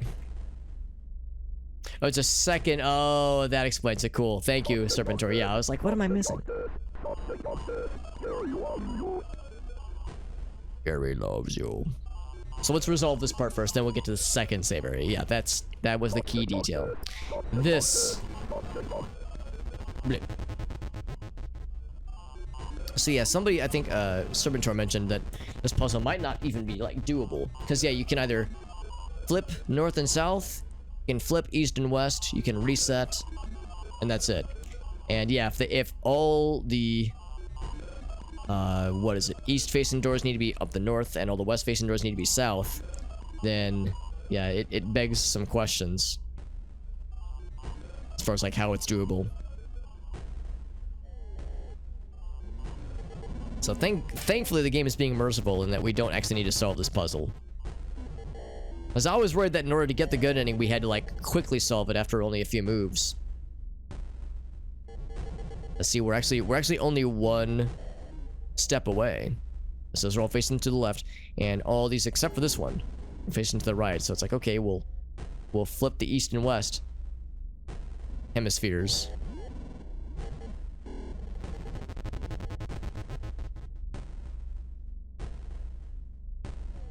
If you do that, you end up in the same situation because, like, it reversed, or it flipped the clumps of them, like the groupings of them. I think I understand how it's like an unwinnable situation. Just walk back and forth. Yeah, that's a good point too. You probably don't even need to do the, like, the earnest attempts like I'm trying here. It's like, that definitely didn't do it. Then you go like, all right, what if I flip this one one more time then? Because I think the leftmost one just resets everything.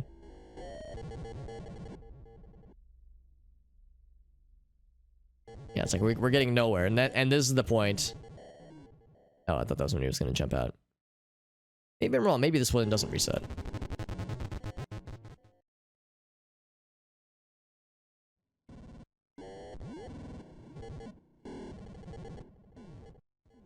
It's a question of when does it happen. There he is, and yeah, you cannot prevent him with the crucifix. He stops at nothing. We have some mild reactions. Very mild.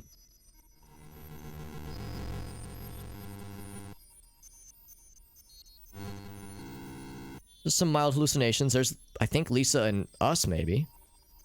Maybe we went to school in this church, like a Sunday school thing. Maybe we have like a personal connection. The tree had a hat, it did have a hat.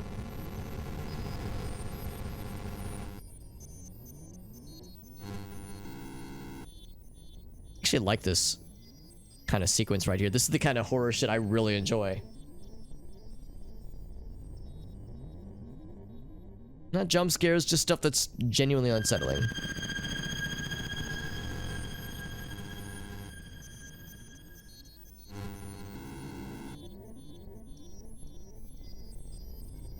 A lot of detail in some of these. That's a door we're gonna see.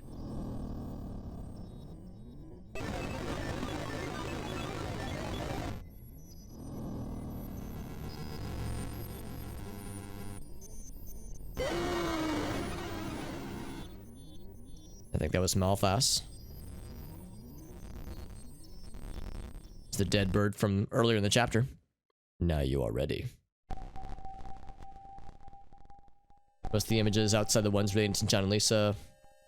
You know what? I was actually thinking the exact same thing, Emperor Serpentine, because Serpentor rather, because yeah, there's a butterfly caught in a spider's web.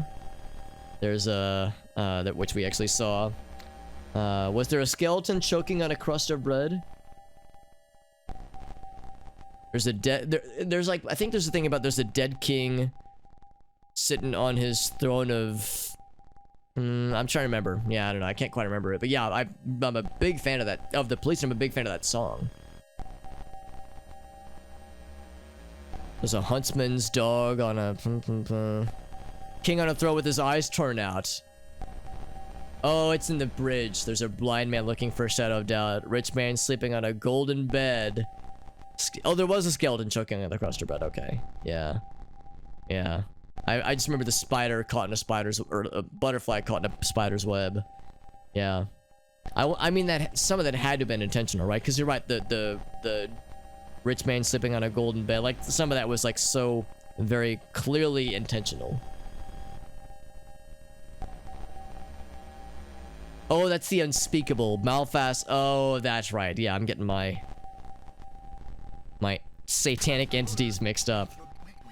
Yeah, Malphas is like more of a... less of a unhinged, monstrous entity. Malphas is more cunning and plotting. Whereas the unspeakable is, well, the thing that we see in the background right now, I think. Malphas is the freaky bird lad, right. Speaking of freaky.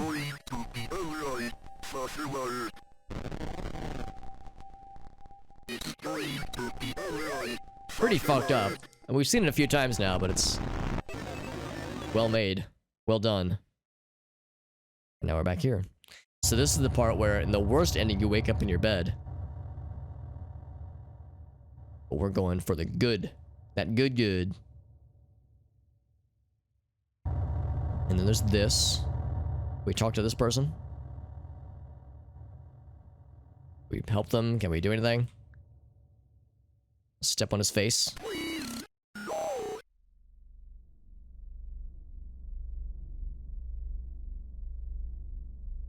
Anything?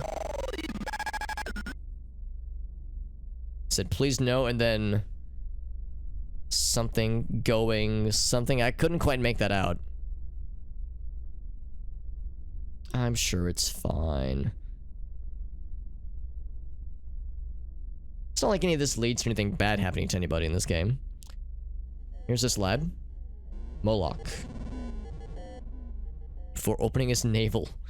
I usually like to ask for consent before, you know, venturing into someone's navel. I think that's only fair. And so here's the other save statue. Filthy acolyte. They say filthy as if it's a bad thing. Actually, in this case, it probably is a good thing. So here's the part where this is supposed to happen. So right now... In fact, yeah, we did see this painting change slightly, but I never like dwelled on it.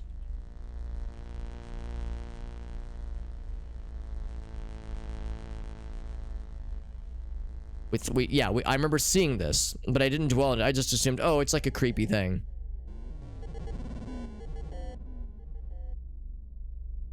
So let's keep moving, I think. You'll know when you, yeah, it'll probably be pretty obvious once a thing happens. Oh my. Nice blood moon. There's a little black spot on the sun today, maybe. Maybe it's still another King of Pain reference. It's a very good song. And I think, overlooked police song, I would say.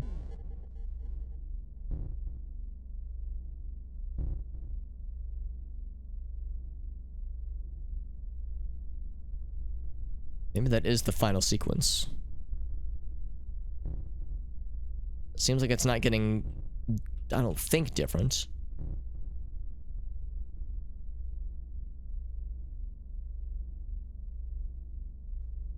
I wonder if I should, like, stand still for a minute. See if there's something that's supposed to appear. Or just maybe, I'm supposed to look at the painting for a while. Maybe I'm wrong. Maybe the face cavity is doing weird shit. Just move. You mean like go to the next room? Oh, you mean like proceed? Like go this way now. Oh. Hello, friend. You seem nice. No, you're not nice. Will you follow me? Yes, you will. He's a big happy man. Face thing. Have we seen this before? We might have.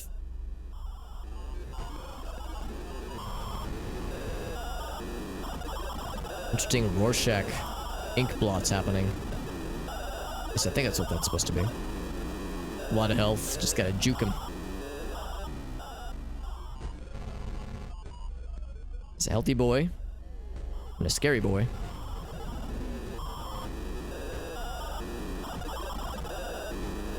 Which that's kind of advantageous. Now I can walk back the way I came. Just assuming his health, the damage that we're dealing is carrying over. So we're going back then.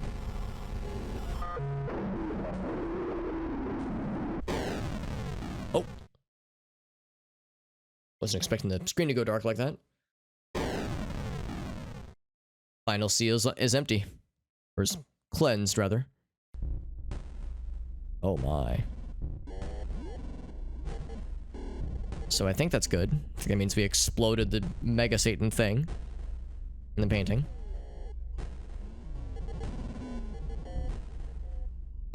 Or that was just, maybe that was just the screen we happened to end on for that fight. Maybe that was not, like, poetic at all. Gotta get to the end and then we're all set. Were there any extra notes that happened as a result of dealing with that fiend? I just want to make sure I try, if possible, to not miss the good stuff. And of course we get to deal with the various rooms to get the spheres, the orbs, so I can ponder them. Alright, these things.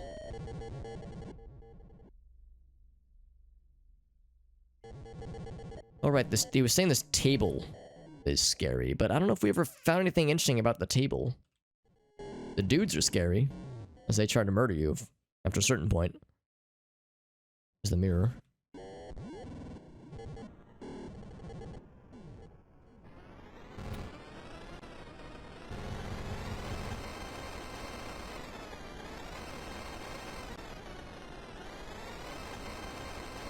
What? Am I missing? Hello? Oh, maybe he is taking damage. It's just not being obvious. It's hard to see. I think I need to go up. There we go.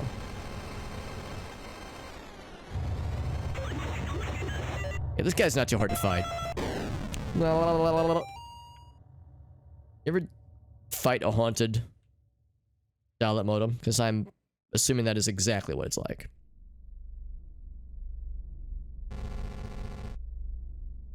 No big grabbies. I don't want the grabbies. No, thank you. I don't want the fingies. I don't care how inviting your tentacle hands are. Not today, son.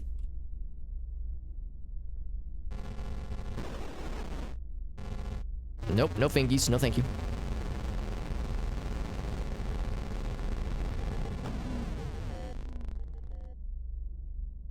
Now, does that do anything? I don't remember. Like, this obelisk is so striking. You would think, surely it has to do something with the happenings in this room. And again, for some reason he calls it this table, and I don't remember anything with this table. Like, you could just walk through the gate, by the way. Walk through this sort of prison cell looking thing. I don't know. So if there's some other secret, you know what, actually, hold up. I'm gonna look up the guide. Look it up on the guide. Do a control F for the word table. Nothing. It's good practice since you. Right, yeah, it's being able to fight those guys competently is good. It's dark out there, Argyle, so it's dark and spooky, and of course we have daylight savings starting in less than a week. Just 3.5 days. Actually, no. Almost exactly 4 days. Almost exactly. This would be 2 a.m. my time, I think. So yeah, can I say like, yeah, table or cell or gate? Oh, I'll just look for the mirror boss.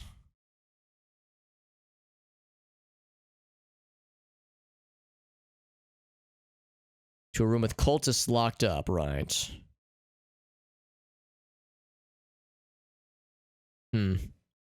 Yeah, there's no mention about that room being special, though. So, maybe it really is just a good practice room for killing the bad guys. Because they are a pain in the ass to deal with until you kind of learn their secrets, or learn their methods, how to approach.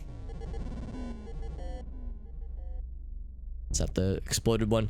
Let's actually go back this way then. Easy for me to get turned around in this kind of labyrinth section. I don't know if it's meant to be labyrinthine, but it is to me. Oh, this one. Yes, I remember this one. Like it's a statue of something holding something else in its arms, like cradling something in its arms. Then watch up here. I think it's chuckling at us. You think that's funny? So far, all right, fairly normal. Nope, and then that happens. I'm not sure what it says. Actually, hold on, I think the guide says what it says. The first one says, "What are you? We were just like." Or, I'm sorry, "What you are, we were just like." And you try to leave and it duplicates the room. And then duplicates itself. And that one translates to, "What were we?" And then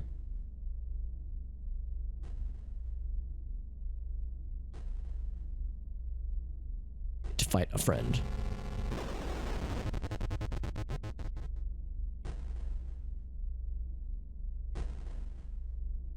Who is thankfully... Oh shit! never mind. I was actually thinking he was gonna do the grabby hands. He did not do the grabby hands. He did the murder hands. Whoops. Okay, I was mistaken. I thought he was gonna go for like the easy to avoid slow attack, but he's a fast boy. I got munchied. He got hungry. He's a hungry boy. He's a growing boy. He needs to grow up big and strong and eat his vegetables. Or human faces. This one is my second orb. Yeah, this is the second one. There's actually 3 orbs we have to get. There's the navel, and then there's the 2 clavis.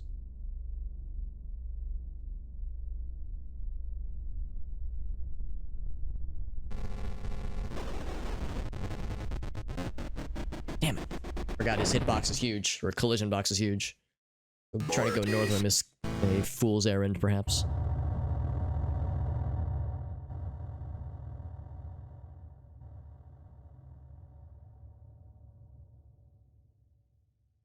You know what?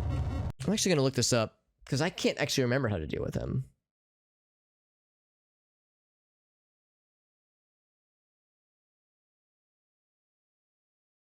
Just dodge vertically, and then you're good.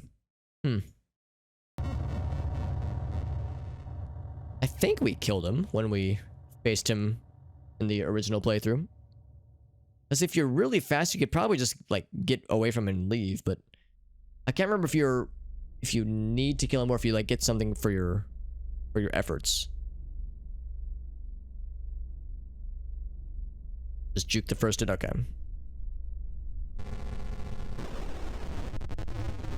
Oh, now he does the grabbies. I was like, I want to dodge. I want to go below. I want to dodge south. Interesting. He never once did it earlier. If they can't rush to you, then you... Oh, interesting. So if they don't try for the grabbies, then they're just gonna... Yeah, because if they... That's the thing. If they realize that their general strength is their speed, not their reach... Is if they realize they can just, like, lunge right for you, then it's a problem. But if they go for the fingies, then it's easy.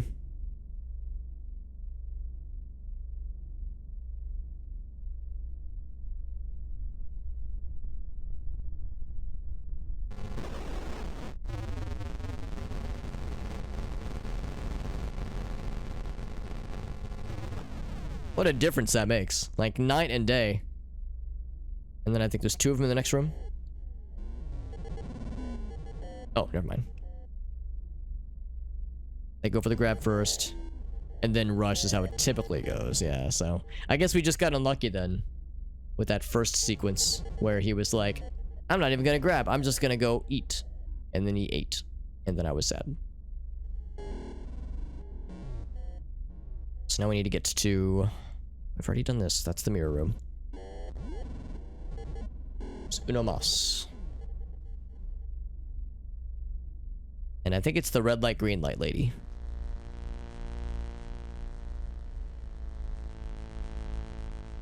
Hey, what's up, Jim? Shake the hand of a face arm girl. Well, that does sound like something that you would expect to see in this game. Face arm people are kind of thing that happens. Now, the question is, which hand would you go to shake? Would you go for the hand, like one of the 2 hands that are on her side, or would you go for the hand that's reaching out of her face? Hey, what's up, BDR? That's right, Lunatic Chef hit us with a very generous gift sub bomb earlier, man. That was very sweet of him. Red light, green light. Wait for it. Green light. Red light. Green light. Red light. It's good to see you, BDR. I hope you're doing well, buddy.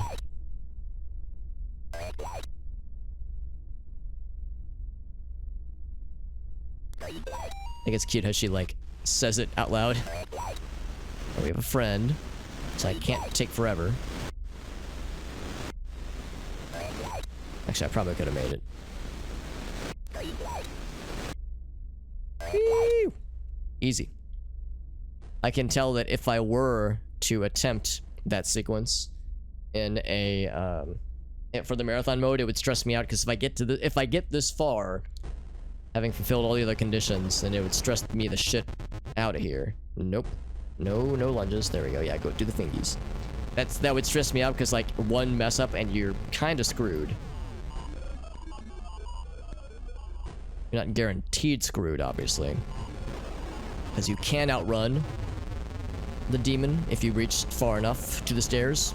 But still, it's pretty scurry.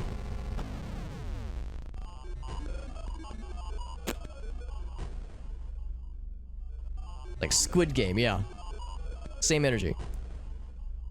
Super tired though, Jim. Jim, you probably know what I'm about to say. If you have to hop off, man, I totally get it. You know, I'm always happy to have you here, but I know it is quite late. It's late for me too, actually. It's 1:30, and I don't typically stream this late, but we're so close to the end. To the end of the end of the end. We find the painting. I think we get back to the Moloch statue, and then we're all set. Pro gamer, I know. I was actually thinking the same thing, Serpentor. I was thinking I probably don't need to do this. Go for the kills, but I want to be pro gaming out here.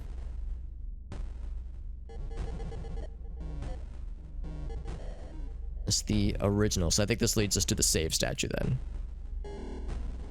Hey, what's up, Blackbird? Welcome back, bud. Hit a quick save. Boop. Got the painting, and yeah, I think we're all set. I think we're all set. The Unholy Spirit. That was the big face thing, right? Yeah, the big face thing that was... I was so happy to see us. An OP magical power everyone should have. Everyone should have? Or would have? That's a good question. Big floaty face. Yeah, we got the big floaty face, exactly.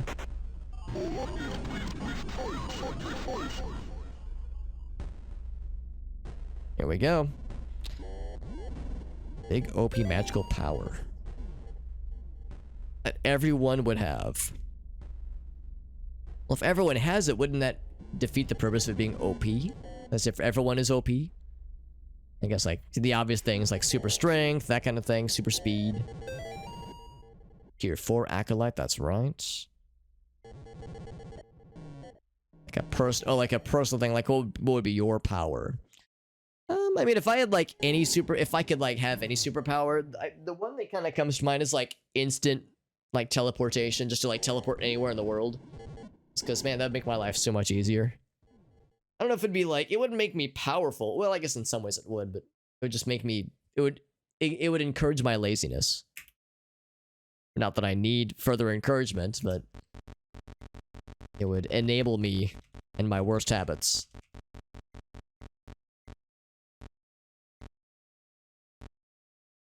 So the tier 4 acolyte.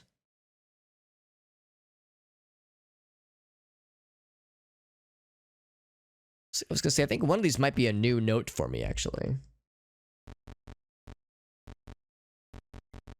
I think this one might be a new one. Body of the mother stayeth suspended beneath the crucible of the profane Sabbath. If thou canst unlock the final secret of the crucible, know ye this. The cross hath the power to weaken the mother, but only someone who is ablaze with purifying fire canst truly destroy her. If thou canst understand these words, thou shalt know the true cost of thy faith. So I think that's going to be key for once we get to the final sequence, probably the true final boss. Is there anything else?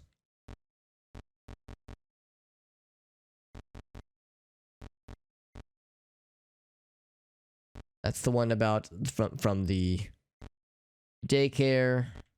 Saw that one already. Magnificent of the statue. If you're reading this, you're a tier 2. Red light, green light. You're a tier 3 here. Now you're a tier 4. Yeah. Okay. So that's all standard then. They had the same answer. It's interesting because, I mean, usually you think of like invisibility or flight or super speed or something. Trending final boss. Yeah, that's a very helpful hint. Probably something that's going to come into play. I had to guess. The darkness. Darkness follows us.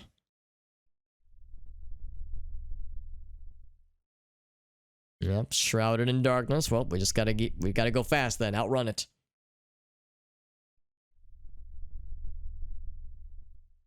And I remember when we first played through this particular area, I remember saying how it reminded me a lot of Silent Hill 1. Some of the, like, alternate reality meat grinder dimension that you see, especially in the school. The school especially had a similar aesthetic about it. Oh, the lantern part, right, yeah.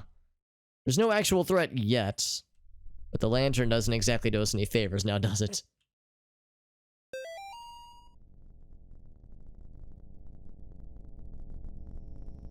The fucking birds in Silent Hill, that is.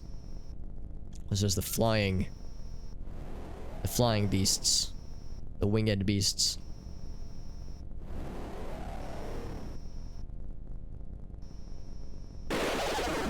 Oh, these birds. Right. How could I forget? We get that a few times. Oh, this one's saying hi to us.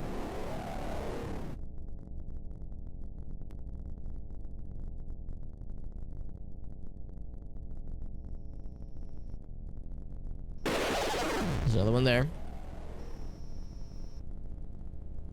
Interesting noise for the birds.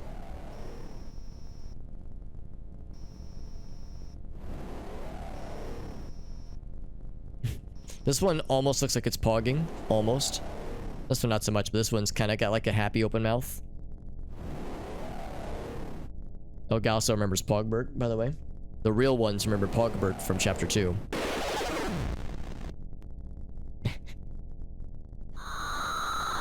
Oh, right.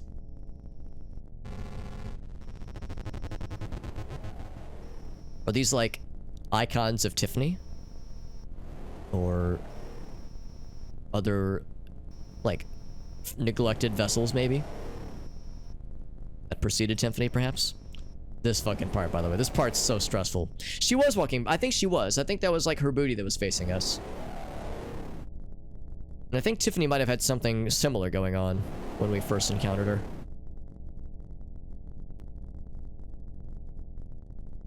This part's stressful because if you fuck up once, you're dead. And if you do the whole goddamn 3 sequence over again. These backward-facing, booty-facing naked ladies that have had their heads twisted upside down are not doing us any favors.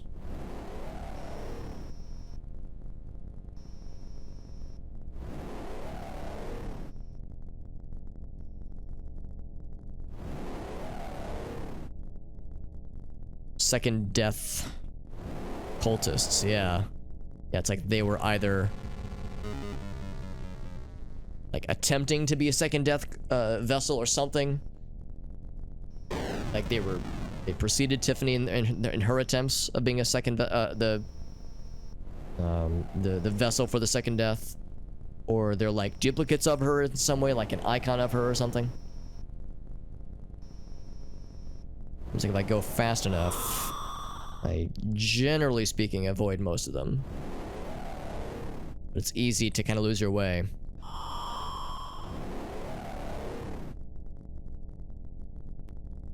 Can you romance the lady with the head?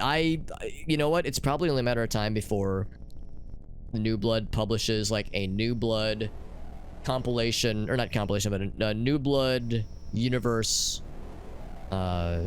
dating simulator. New Blood universe dating sim. There's a fan project going on right now where someone's working on a New Blood cart game, so you get like the protagonist from Dusk and some of the characters from Ultra Kill and probably characters from this game and like a kart racer. One of the devs did confirm that this game does occupy the same universe as Dusk, so this game and Dusk take place in the same universe. Even though they're made by different developers, it's the same publisher.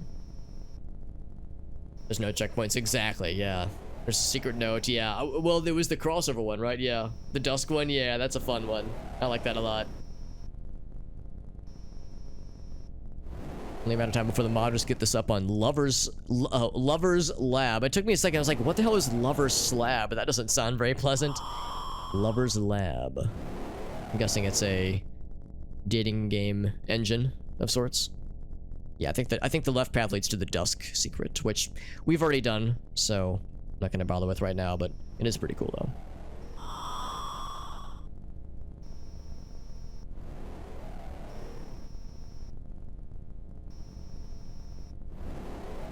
close to the next victim to release.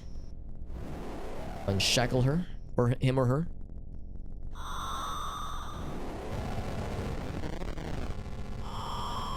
Be free, my child. Now get the fuck out of here.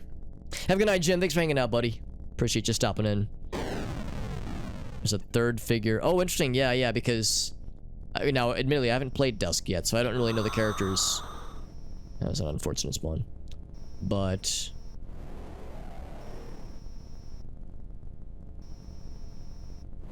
yeah, I'm assuming when I do eventually play the game, and I will play it eventually, and stream it probably, that, yeah, I'll get to learn the characters. And yeah, if there's an extra character in there, that is interesting to note. Actually, I think I go... oh, no, I do go down. Yeah, I go... oh, boy. Stressful. I'd rather not hack this up if I can help it. Oh, I lied! Oh, fuck, I'm lost now. Oh, no, am I dead? Please don't be dead, Alex. I'm gonna hope this is the right way. You have to go south eventually, though, don't you? Okay. Oh, here it is, here it is. We're good, we're good. Whew, that was scary. Scurry. Yeah, third figure in the photo with Gary and Jacob. Yet to be revealed. I know that New Blood has they've got a lot of games they're working on, like at all times, and they have like, I think they have like some kind of game plan. Literally, game plan. For additional lore things and additional secret things. I know Dave Skaminski, the developer behind Dusk, has said that like Dusk 2 won't be happening for a long heckin' time. He's got a bunch of other stuff he wants to work on first. Who can blame him? But Dusk was a runaway success, so when and if they do indeed make a Dusk 2, it would sell very well, most assuredly. Yeah, talk about another sequence that would really fuck me up for marathon mode, because, again, it's so easy to screw up and get got in this area. And in marathon mode, you have no margin for error. Full marathon mode with no... yeah, that's... I want to try it, Serpentor, but I wouldn't stream it because it would probably be quite boring and I would have a lot of resets. I would probably, like, try it maybe once a day just to try it. And then how... right, yeah, it's a good question. How would he... at least in the ending we saw, how did he catch up to us? Do you really want to open this door? Yes, I do. So far, this is the same as the less than great ending that we saw previously.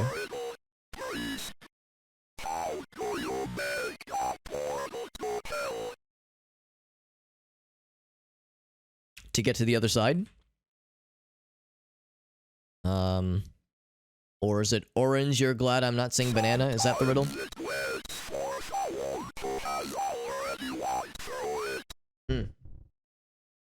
Yes. Great riddle. Was that on the back of a Laffy Taffy wrapper? Oh, Kara! My goodness, thank you, Kara. Kara, I'm not exaggerating when I say you're the either 4th or 5th person to rate us tonight. I don't know. I must have, like, inadvertently kicked some babies into a volcano. I must have, like, committed some human sacrifices that I didn't know about that has caused all these nice things to happen to me. But thank you, Kara, for that very generous raid. Oh, hey, it's Kara. Good to see you, friend. Kara is a fellow variety streamer who does lots of cool stuff on her channel. I had the pleasure of raiding her, I want to say a week or maybe a few weeks ago. And I can't remember what she was playing. Doing some Slay the Spire tonight. Excellent, excellent. I hope it was a fun one, by the way. Now I confess, I feel kind of guilty. I neglected to ask this of Ari or Maddie or of CD. So I always say I want to do this and I keep forgetting. To ask if there's any clips you want to share, because you've done me a huge solid by rating me and I really appreciate you. My name's Alex. We're playing some spooky games tonight. I am a variety streamer at heart, although, yeah, I've been playing a lot of this game. In fact, this is the last stream of this game. We're also going to be continuing a playthrough of Oblivion on Thursday. And then this Saturday, we're going to be doing an 8-hour marathon stream where I play a bunch of short spooky games. So, lots of fun stuff on the horizon. But enough about me. I see, Carrie, you were doing some Slay the Spire. I hope it was fun, because Slay the Spire is a game I love watching people play. I've yet to play it myself, but it's a good one for sure. And yes, this is the Mortis game, Doozle. In fact, a quick word of warning. We are approaching the end of this game. We're approaching the end of chapter 3, which is the final chapter of the game. And if I've got all my ducks in a row, and if I did the stuff right, we're about to see the good ending. Although we have some boss battles first, so we got a ways to go. But yes, this is the Mortis game. Yeah, if you got a clip, Kara, we can all watch together. That'd be perfect. That way, if anybody who wasn't already following Kara is curious about what kind of content she has to offer, then when we watch this clip together, we can all see and understand what the Kara stream experience is truly like.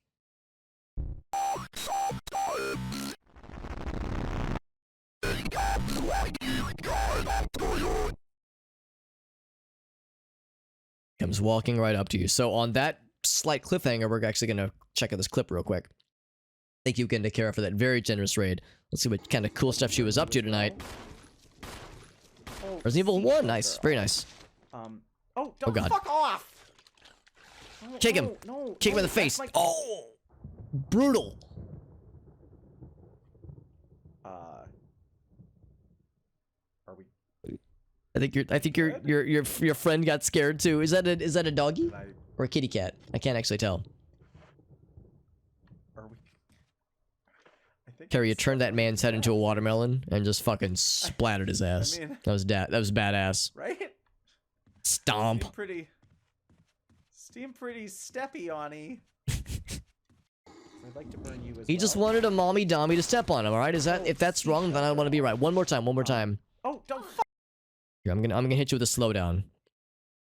Hit you with a slow-mo. Here we go. Fuck off! It's a kitty cat. Oh, little buddy.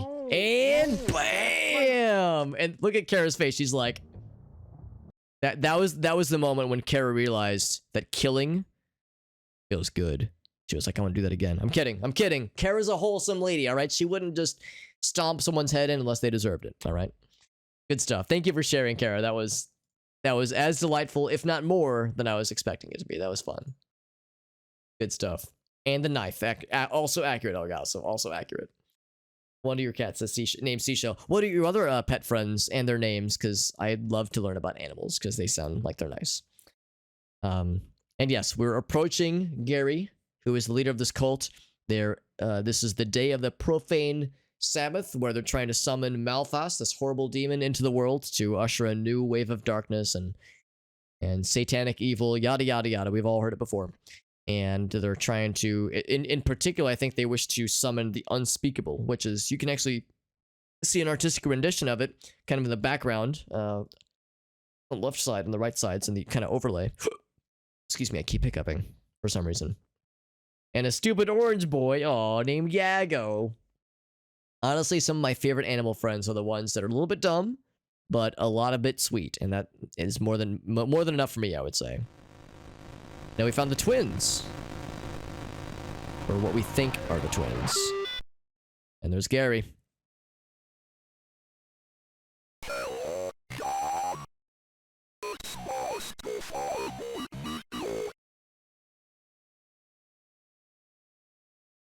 You have to take turns with one brain cell.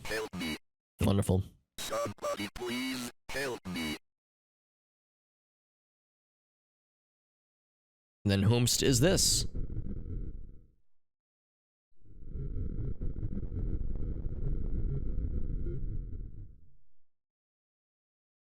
This is too much for me. I'm so afraid. Please let me escape this place.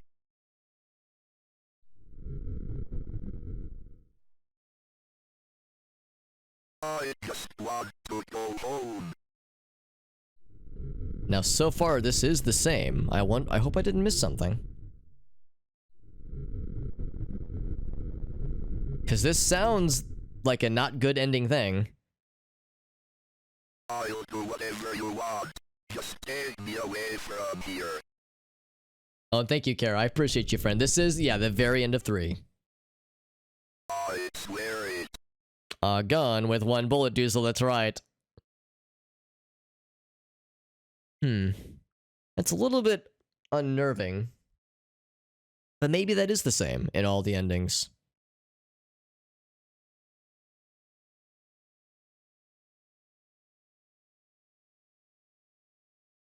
We'll keep at it.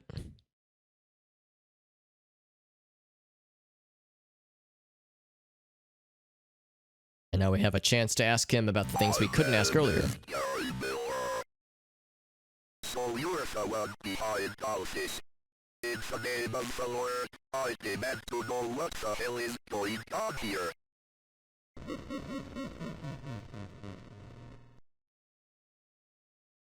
So the big reveal. You have come this far. I suppose you deserve some answers. Fine, you get 3 questions, but no more. Questions. So, the first time we asked about Gary, this time I'll ask about the injection. A gift to prepare your mind and body for the unspeakable to enter. You see that? cannot withstand its presence without it. The word enter was flipping into abuse. Abuse. Priest, you should be thanking me. So instead of saying for his body to enter, for his body to abuse. Yeah, exactly. Exactly, Augusto. That's a good point too, actually. Yeah, let me see. It might even say on here.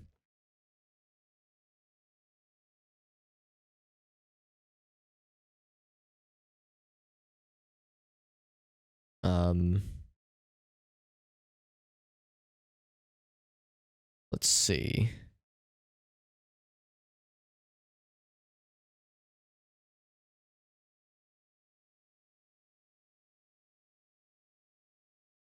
Still do this for the. Oh, okay. Thank you for confirming, Augusto. Because yeah, I was looking through the guide to see if there's anything else that I could have missed. So I asked about the boys, and yeah, he revealed that they never existed. So we'll instead ask about Malphas.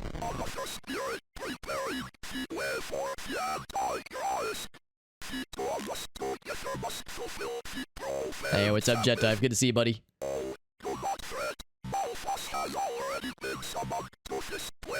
Well, that's reassuring. I was hoping for it. We can ask about the second death, because last time we asked about Amy. He was a weenie. Yeah, I got you, Augusto. Thank you for confirming that. That is very helpful. You've been very good at assisting tonight, and I really appreciate that, buddy.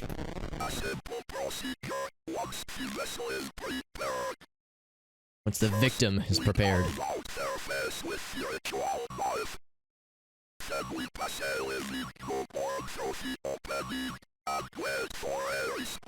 Hence why they needed fetuses.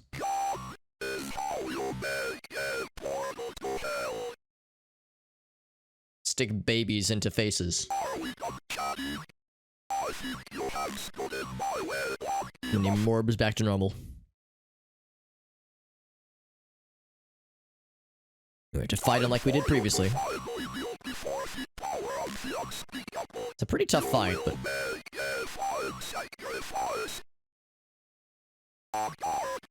On guard.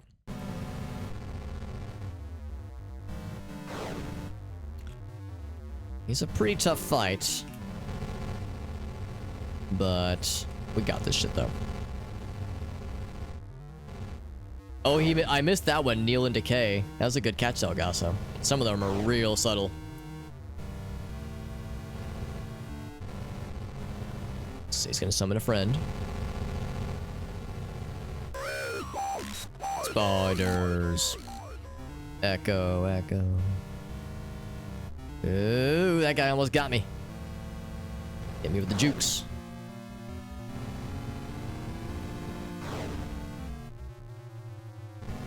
I mean, that has to be a Zelda reference, right? Like Link to the Past specifically, throwing the trident and catching it. I don't know if I've ever actually successfully... Oh, fuck. Oh, I'm dead. I can't get to the cross in time. Blech. Sucks. Now we're the vessel. Time to put a baby in me. Wow, that's a regrettable thing to say. Oh, wow. Here, I'm gonna beat someone else. Quote, add...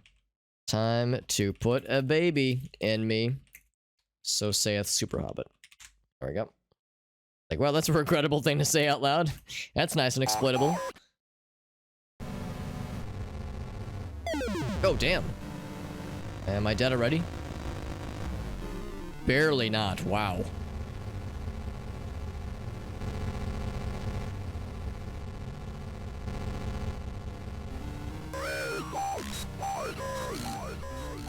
One of the friends is a clown.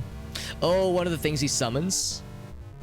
That actually would be quite cool because we know that John has a mild case of clown fear. We've all seen the deer. We saw the deer one time. That was kind of cool.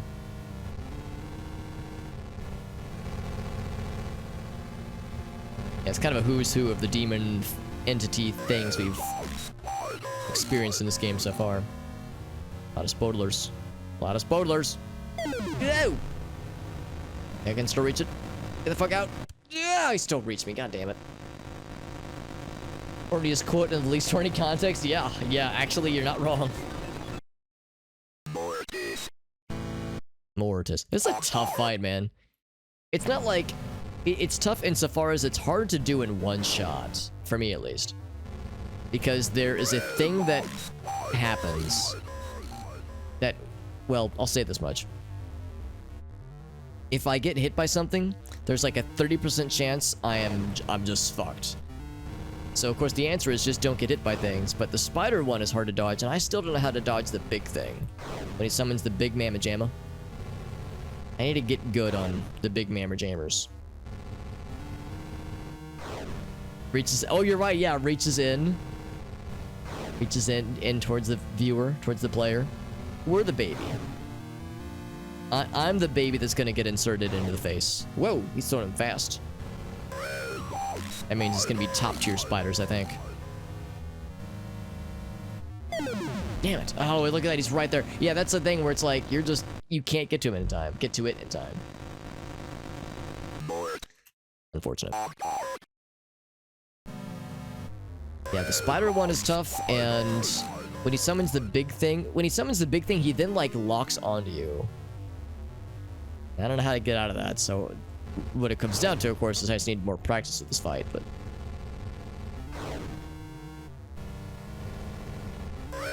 And he's really spammed that trident earlier, didn't he? He was throwing lots of tridents at us.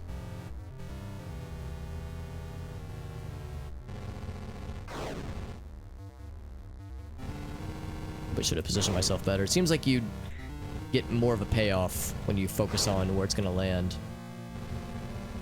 So he stands there for a long time afterwards. There's the baby. That was from chapter 2. There's the big boy.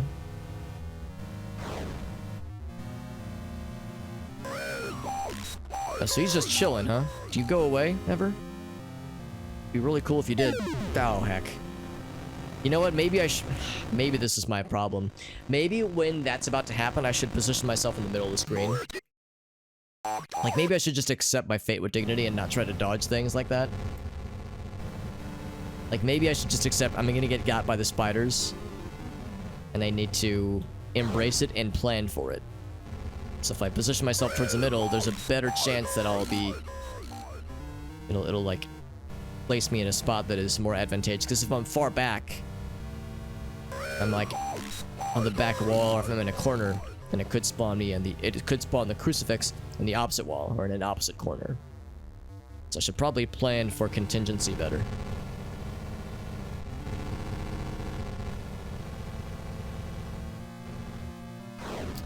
Alien toys that sound like dial. Oh, really? Because I know that the voices in this game, they use like synthesized... It's almost like an emulated synthesized voice thing. Not unlike the kinds of stuff you would see, or hear even, in old school... Whoa! Old school, like, PC adventure games, that kind of thing. So yeah, that synthesized voice... There's the deer. Oh, no, it's not the deer. That was something from earlier in this chapter, actually.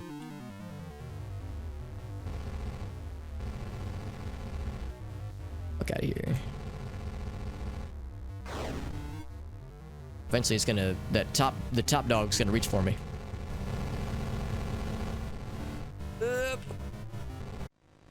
Oh, is he dead? Well, he's not dead, but did that finish that sequence?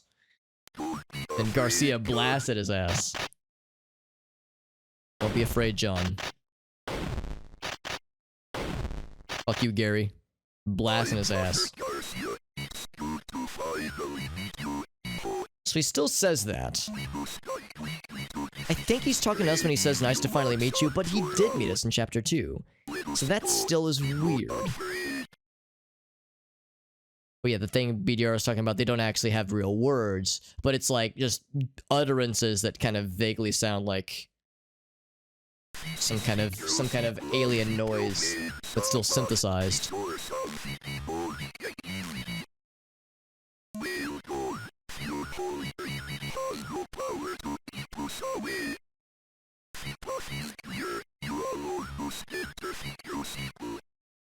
No pressure.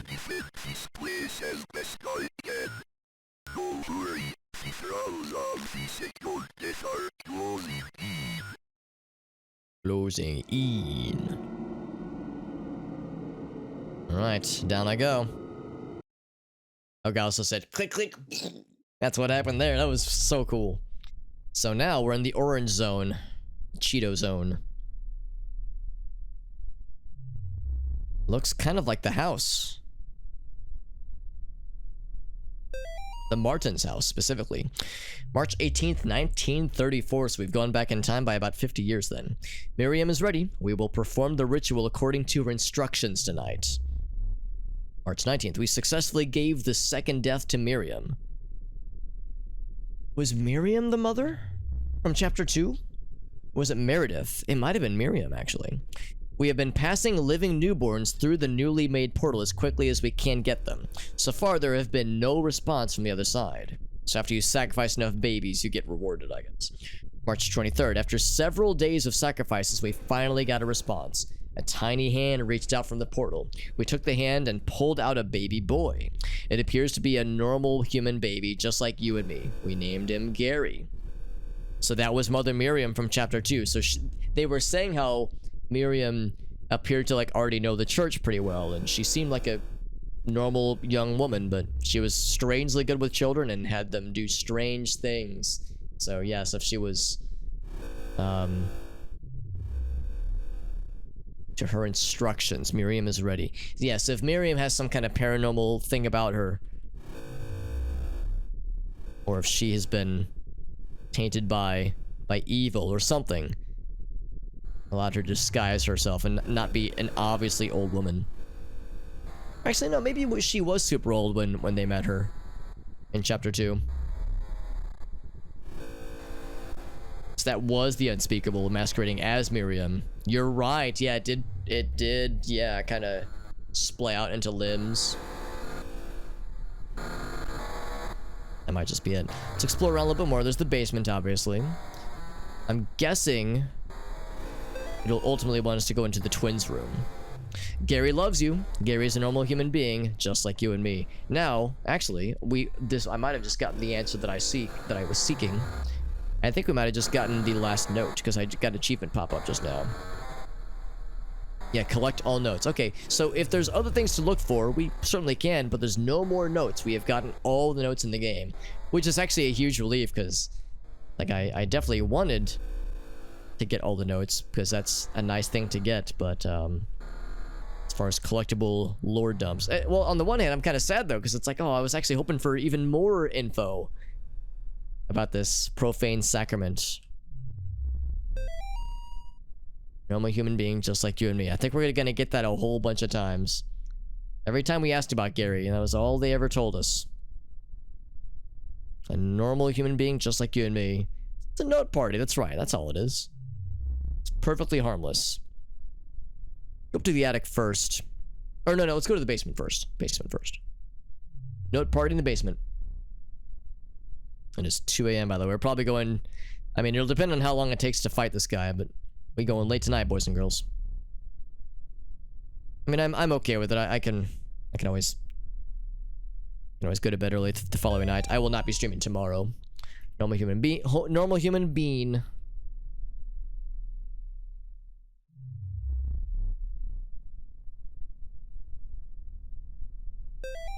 Yeah, it seems like it's just more of the same. So yeah, the basement is flooded.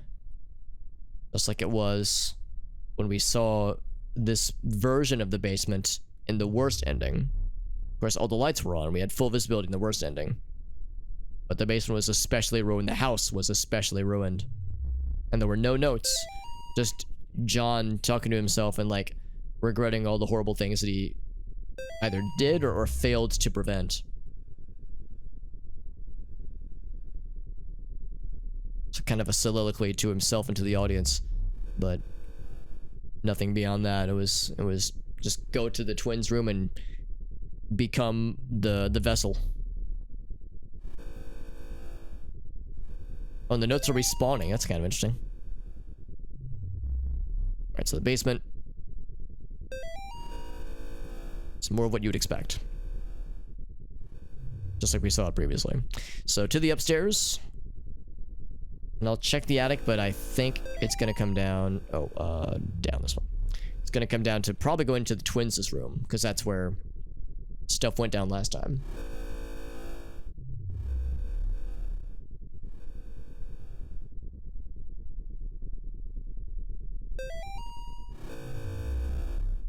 Normal human being. Just like you and me. Oh, I was wrong. The attic is where things are. Well, there probably wasn't much else. The only thing I was kind of curious about was the twins' room. But I think we're good.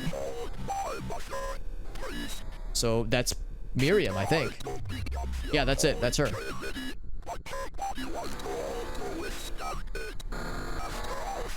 You're right, Ogasso.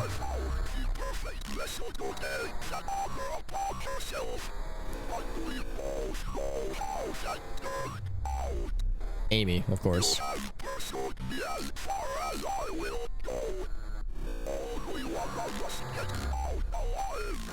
Alright.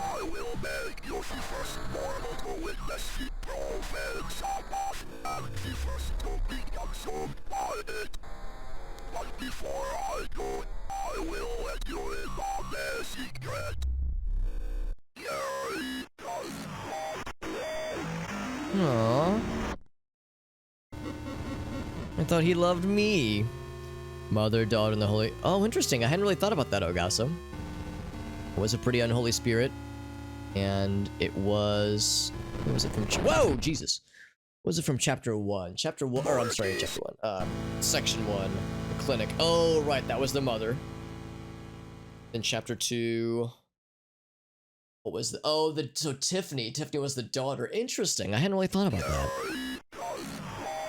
That might be exactly kind of what's going on there. Yeah, Mother, Daughter, and the Holy Spirit. Now we know when he pauses like that, that's when it's time to... Alright, hold on. I need to know what happens. Did he kill me, or maybe they just stop you? Curious what those portal things do. I figured they would just kill you or maybe stop you in your tracks. Gary, you're such a big boy. I think the portal does kill you. Okay, whatever. I got last time by the babies because I thought the babies were gonna be a problem. And they kind of were a problem, but they weren't lethal. They were non-lethal babies. And once I figured out they were non-lethal, they became a complete pushover. Tiffany called herself, oh, daughter. Yeah, I think you're probably right, August. I think there was like a bit of flavor text about it. And yeah, they're just solid objects, so you can't get past them if they... Oh, you're lunging. Ooh, close. You alright, lady? The mother lady? Because I'm guessing what we're fighting is Gary, or is like Gary's attempt at becoming the unspeakable. Oh, I don't like that.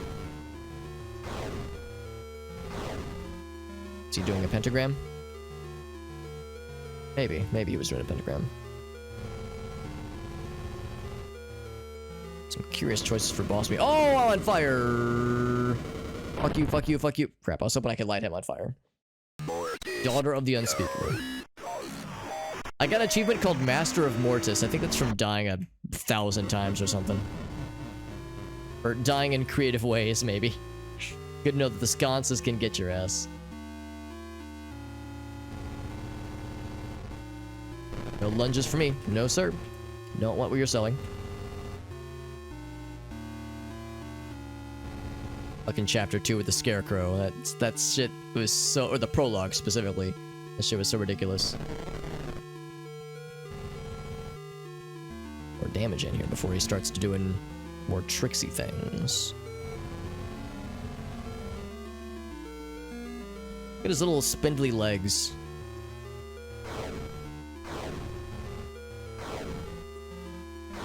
Seems like he's just... Oh, is he gobbling up the orbs? Like Pac-Man? Maybe that's the path he's following. It's hard to tell what he's doing. Wish I was a little bit faster.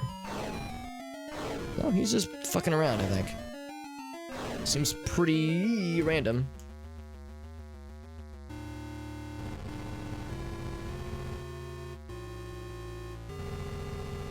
As someone a while back pointed out, it's like, man, a health bar would be nice for some of these encounters.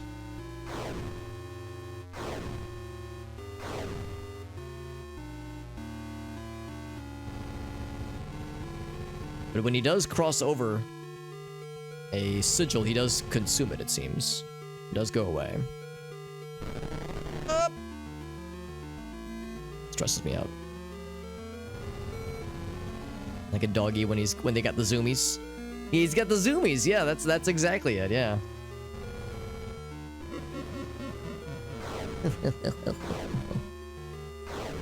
Don't know where you are and I don't know where you're going. Scared, it's stressful. What are you? Oh, we have a friend. Are you... Oh, you're just throwing projectiles, huh? Is that what's out on the streets now? Oh boy, we gotta... What are you doing? What are you doing? Oh, you're both doing things.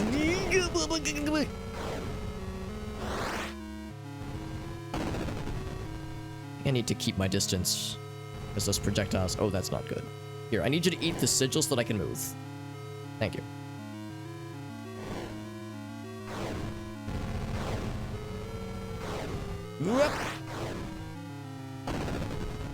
This is stressful.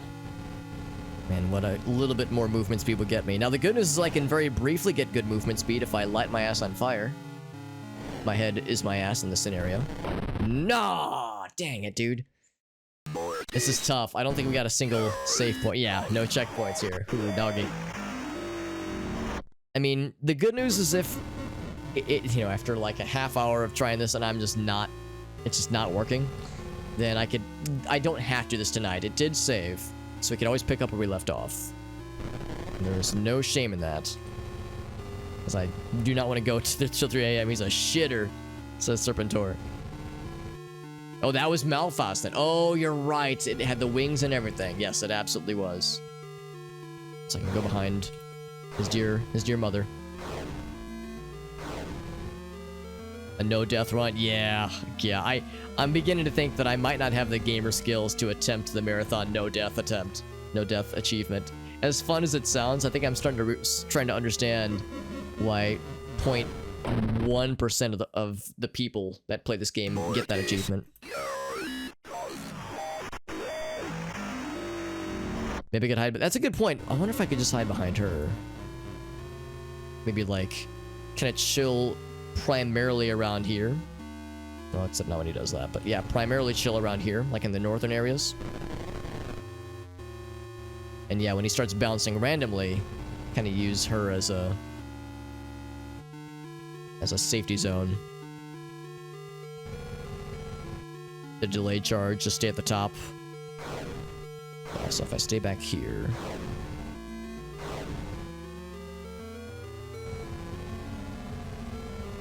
Yeah, the short charge is one thing, but when he's got the zoomies, when he's bouncing around, either the top or the bottom, you think. I thought about the bottom. The top makes sense though. It's a shame he's so big. It's like it's almost like he could, if he were to get stuck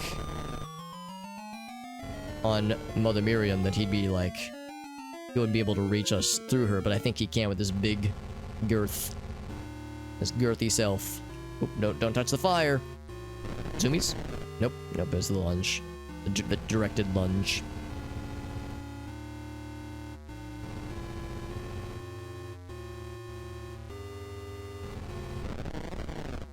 Okay, time for Malphas to enter the picture. I'm gonna shoot his arrows, and I do not want to be close when that happens. Okay, we're good, we're good. Oh! that was scary. Oh, that's scary too. A lot of scary things. Oh, that's not good. Wow, that's unfortunate.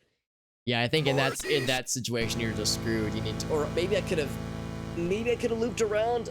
That would have been tough. Maybe if I would have gone like up and around. Yeah, that might have worked. That might have worked. That's a tough one. Gotta think fast. And hit them both at once. Right. Oh, they have a shared health bar. That's good to know, actually. So that's very efficient. Oh, the zoomies.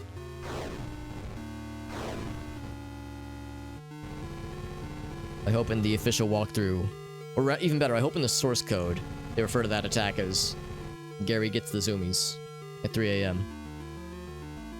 Oh, God. Alright, zoomies again. Just gonna hang back here. Oh! Ah! Fucking hell. I think it's you were just saying, if you're like hugging the bottom, you're probably fine. So I should keep that in mind. Hug the bottom when he's got the big zooms. Walk at normal speed. Yeah, I mean, I guess this is normal speed. I wish we just could do more than a casual saunter. But I get it though. That's like, you know, it's designed with that as the expectation, but still, it's like, oh my gosh, this is a... You would think John would have a little bit more pep in his step, given the circumstances. He'd be like, maybe I should more than mosey casually. Maybe I should saunter speedily or something. Or just get a gun with one bullet. Would go a long way.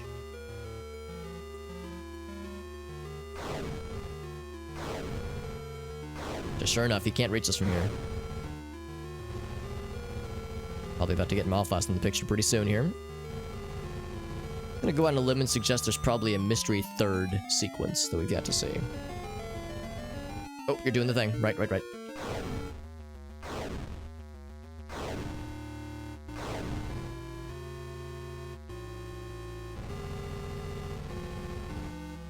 Yeah, I think I was wrong. Oh, heck. Oh, wow. That was very lucky. I was screwed otherwise.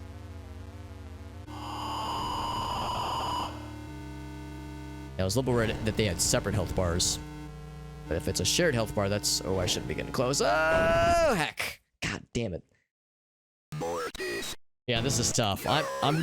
We will get this. I think it's gonna happen tonight. Probably. Some tough shit.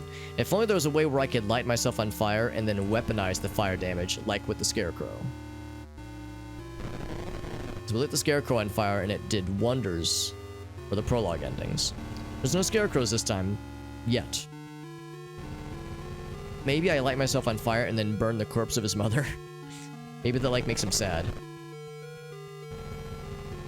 Yeah, what if I can just kite you on this thing? No, he just goes right through his mom. He gives no fucks. Lair of an evil cult, full of monsters and demons and other unspeakable horrors. Definitely no firearms. No, sir. I'll just hope that I can find a rifle and a derelict house with a single bullet that just keeps respawning, by the way. A gun with one bullet, but then you use that one bullet and it just keeps respawning.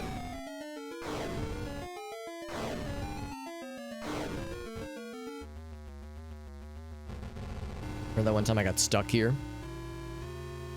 Literally 5 minutes ago?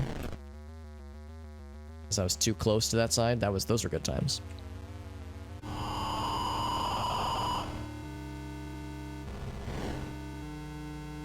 Oh, that's not good. Oh, heck, dude. Man, that's so unfortunate. I wonder if I could have squeezed through there. It seemed like I was stuck, but maybe if I should have wiggled more. Looks like an extra long cigarette. Yeah, when seen from the north and south. Yeah, because the glyphs that he summons are annoying, but not usually lethal. But when you're cornered like that, then it is a problem.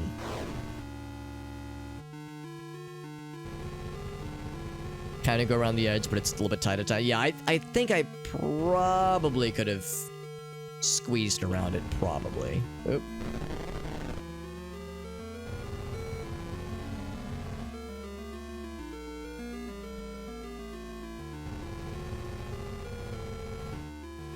But it is nice that they despawn when he walks over them. I much prefer the zoom. Well, I kind of prefer them. At times it's nice, at times it's not so nice. Oh, I should be moving, yeah. Prioritize mobility in cases like that. I'm hiding behind your mother.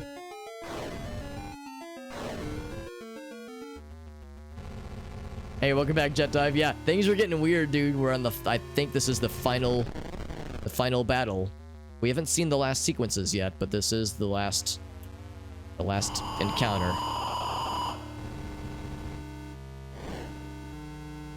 Probably shouldn't get that close to Malphas, because those projectiles become a lot harder to dodge. Uh-oh. Oh, that's a little scary. Oh, I can go up here. Oh, okay. I thought I could reach like all the way up north. I can go a lot further north than I thought I could.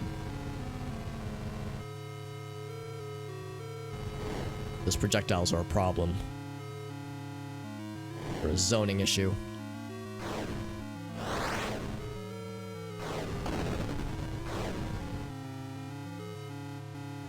Some good damage in there. There we go. There we go. Fuck him up. Fuck him up. Very good. Very good. Quite right. Quite right. It's the best run we've had so far. No, sir. Oh, fucking hell. Yeah, I should have moved back a little bit. I was worried if I moved back, he was going to start pursuing me. Damn, this is tough. Zoning, yeah. Zoning issue. yeah, a local zoning ordinance, Ogaso, yeah. Now, I was thinking more along of like Smash Brothers, you know, fighters that are good at like... Heck. Good at... working with distances, that kind of thing. Yeah, this right here is the first phase. When he's got the winged lad, that is the second phase. I don't know how many phases it has, but I'm gonna assume 3. Try filing for variants. Try getting an inspector out here to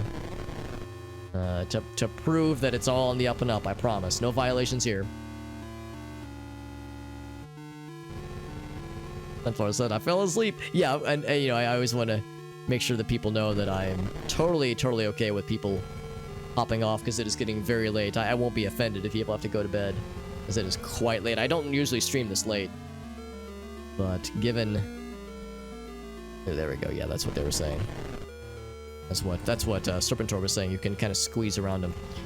But no, I don't take it personally if people have to hop off, because it is getting pretty gosh darned late. Zoomies? Nope, no zoomies, just the directed lunge. Directed lunge. I could go for a directed lunge right about now. Have a good night, Sunfly. I appreciate you hanging out, friend. It was very good. Very much appreciated, my friend. On guard. Or not on guard. What do they say when they're... The matadors say when they're pulling the cape past the bowl? Ole! Or something.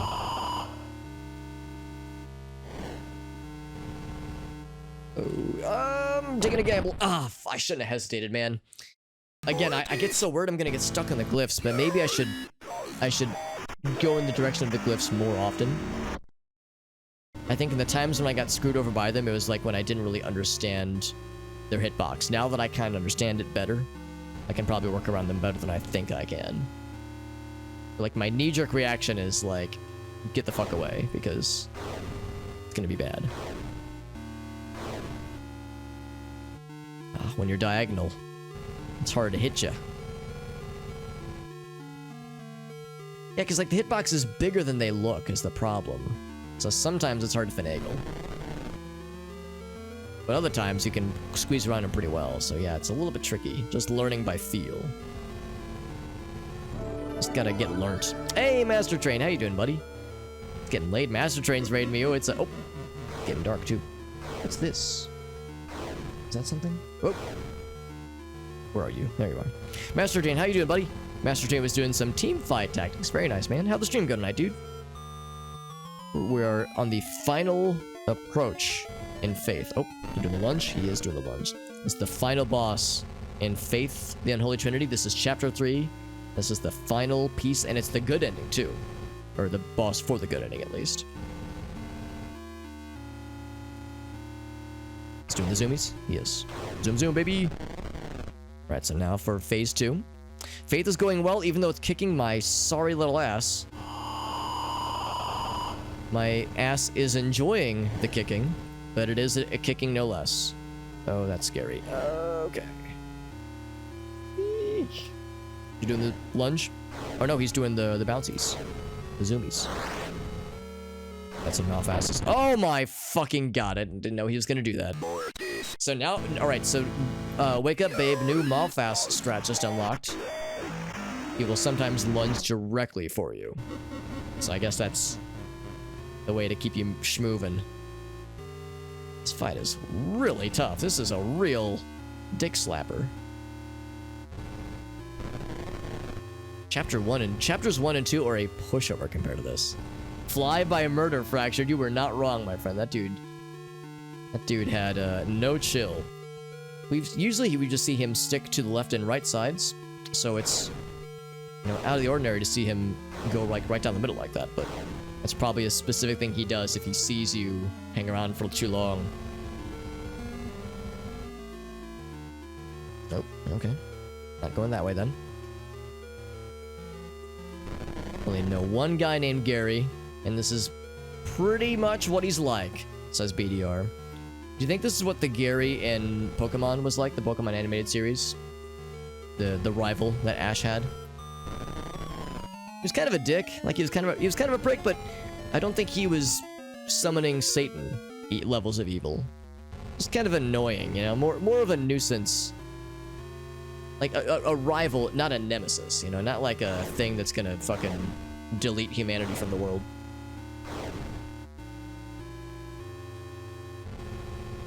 Maybe that's the whole thing, though. You're not supposed to suspect him. Went to grade school with the Gary. He seemed alright. Do I know any Gary? Oh, God. I shouldn't have gotten so close. Do I know any Garys personally? Like, I know a lot of people. You'd think I would know a Gary or two, but I'll confess, none immediately jumped to mind. Hope you're doing with that. This is scary. There's a lot of glyphs. I gotta be very careful. I think I should, like, yeah, plan my schmovements around Malfast in that instance. Now I know what happens if I'm dead. Oh, I lived. I'm a gamer. Okay, what are you doing? Okay, he's not going down the middle this time. Really cool if I could hurt you both simultaneously. That'd be very neat. Oh, that's close. Okay, that's a little scary. I think we're all right, though. I think we're all right. Ooh, threaten that needle. Doing the zoomies. Zoom, zoom, zoom. If I hang out here too long, the other guy will get hungry. Yeah, big damage. Fuck him up, fuck him up. Alright, time to go for broke. Phase 2? Alright, what are you doing now, you motherfuckers? Oh god, what are you doing? You're combining into an unholy entity? Oh, you're combining into your mother. That's fucking weird. What? Uh-oh. God damn it, they got me. Demon mother. This is strangely comforting that I only have one thing to focus on. Well, also avoid the projectiles. Oh, and that. Oh, don't like that. Don't like that. Okay. There's the fire. I'm starting to sound like an enemy from this game. Beeps and boops and blops instead of words. Okay, what's that? All right. Oh, don't like that. Don't like it. Don't like it. I'm either turning into a dial-up modem or I'm turning into SpongeBob. No in between. What are these hitboxes? I don't know what the hitboxes are, and I'm afraid. You're a little bit too close, lady. Danger close. You're in my bubble. Oh, what is this? Okay, I've played enough Mario Party to know what to do. Don't panic. I know what to do. You have to jump at the perfect time. Okay, all right, I lied. I know not what to do. Oh my fucking god, this is stressful. My hands are so sweaty, I could deliver a baby barehanded right now. Okay. Who fucking turned up the Toho bullet hell settings on this bullshit of the game? this really is like some bullet hell shit because the hitbox is like very specific now. Thank goodness. Okay. Okay. That's unnecessary. That's like irresponsible. Fuck you, fuck you, fuck you, fuck you, fuck you. I'm assuming that's what Gary's just muttering under his breath right now. Where is she? Okay, the music going quiet in that exact moment. I don't know if that was intentional or if it was just happenstance, but that was amazing. Alright, now we're back to the original sequence. Wow, that was all just one sequence. Good Christ almighty. Don't like that. Don't like this. Right, this is strangely familiar.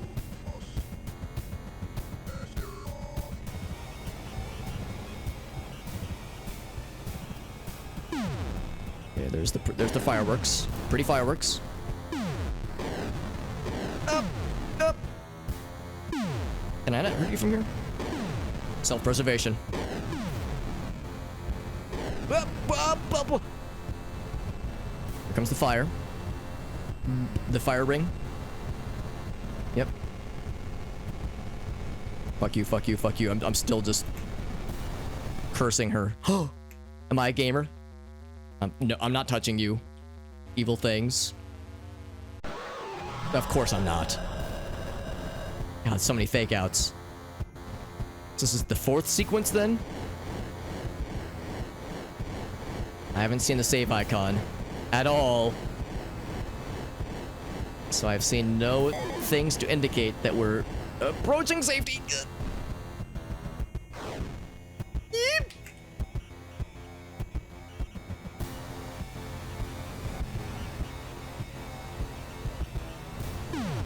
Oh, fuck you. Now this actually seems pretty similar. You're like firing in that general direction, don't you, lady? Whew.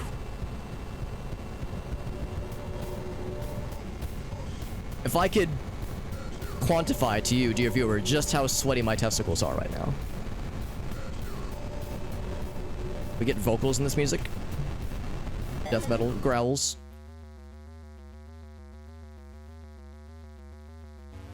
What do I do? What do I do? Oh man, am I supposed to like touch her maybe? I think I'm fucking up. I think I'm screwing something up then. Because that keeps happening. But I'm afraid to touch anything.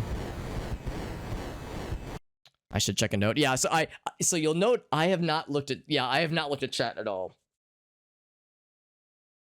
Let's get caught up on chat. Because there was a note, yes.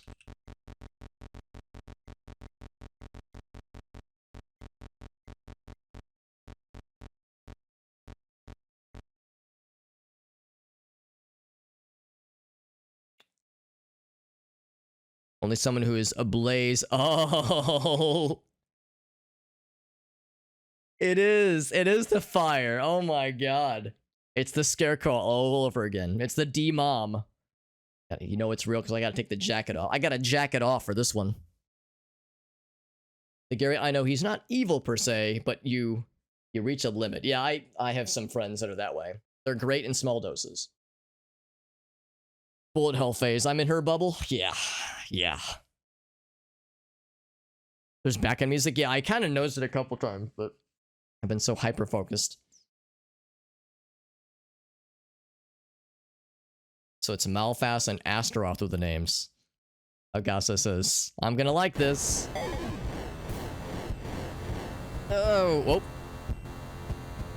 I think that means I got hit.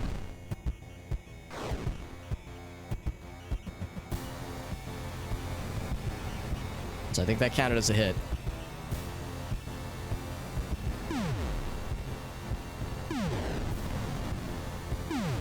Which is actually very generous. I mean, the hitboxes are also pretty forgiving. Ah! Fuck! Okay, well. I'm gonna guess we have 3 of those. Or maybe 2, and the third one is the final one. Oh, I hear the lyrics Astaroth. I just heard it. Yeah, there it is. now, mercifully, it does seem like it's a predictable pattern of what attacks happen when.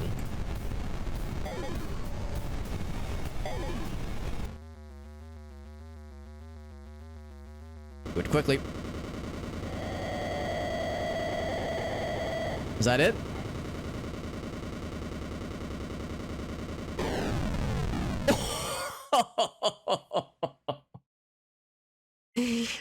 Oh, now we're painted red.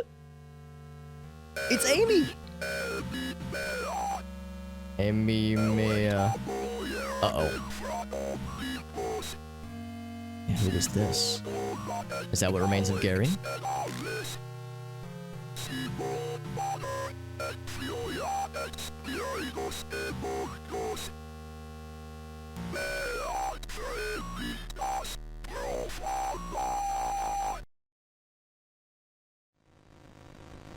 That was Gary.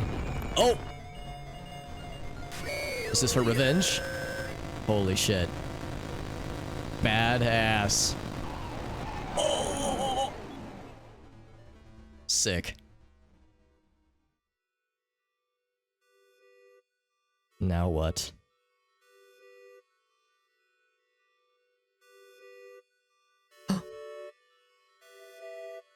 Amy, Did I'm it- so sorry. Did that, like, rescue her or cure her? I couldn't save you.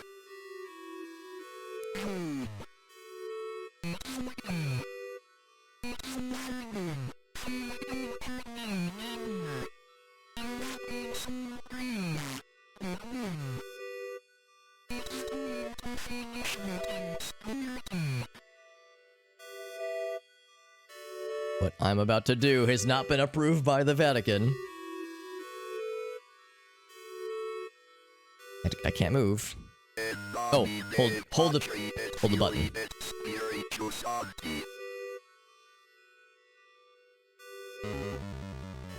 Oh. She's dead. Amen.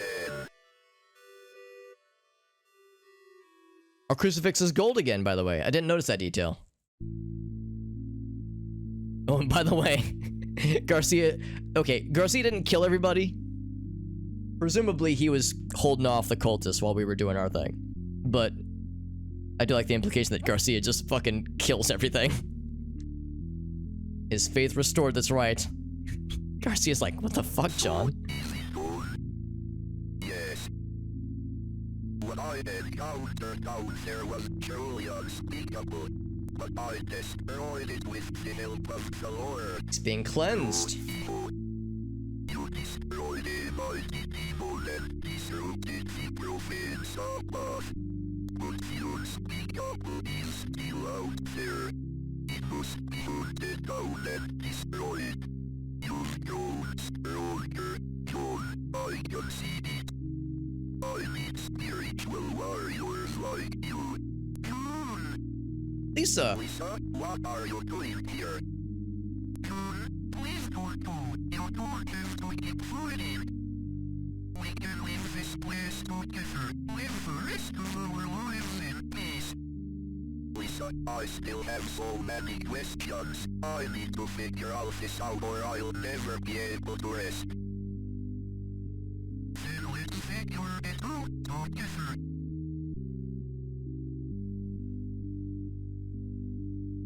Oh, shit.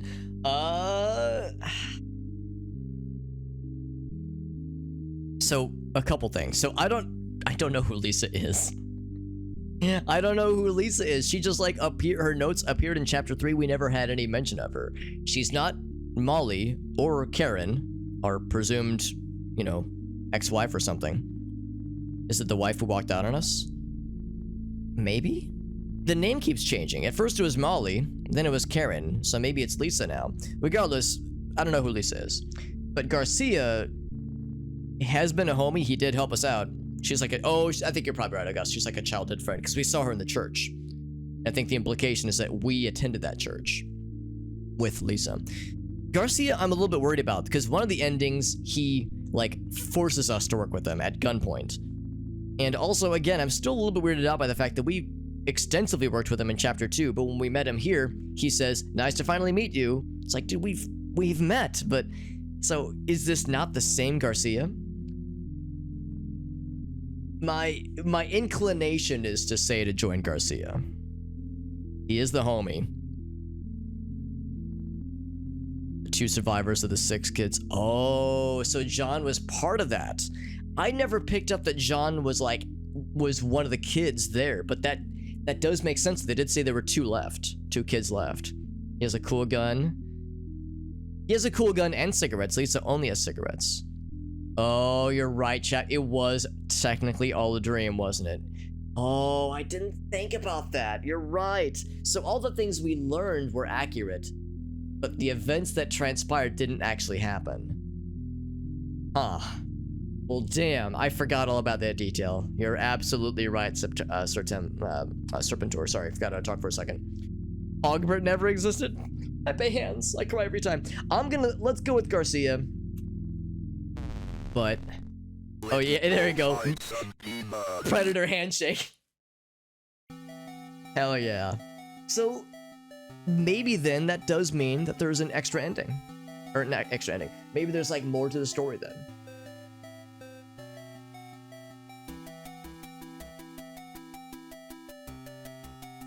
Wow. GG's. Good fucking game, dude. Good fucking game. Achievement unlocked. It is my destiny. Yeah, I think that's all of them. Except for the big one. Well, except for the big one and the extra goofy ones. Yeah, I got one for dying 100 times. That's what Master of Mortis is. So, Flashlight mode chapter 1, Lantern mode chapter 2, and then Good Christian Boy. Finish marathon mode. Good endings only without dying once. Good fucking golly. That sounds like torture. But, wow. Good stuff though, good stuff. Good game. Good fucking game. And if they make a chapter 4, I'm fucking there. I am absolutely there with chapter 4. If they were to do it, if they were to make it. Yeah, that's a good point. We could also just watch Lisa ending. It didn't count as a separate ending or anything. Yeah, I'm not sure if I want to go for that boss battle again. That was some tough shit.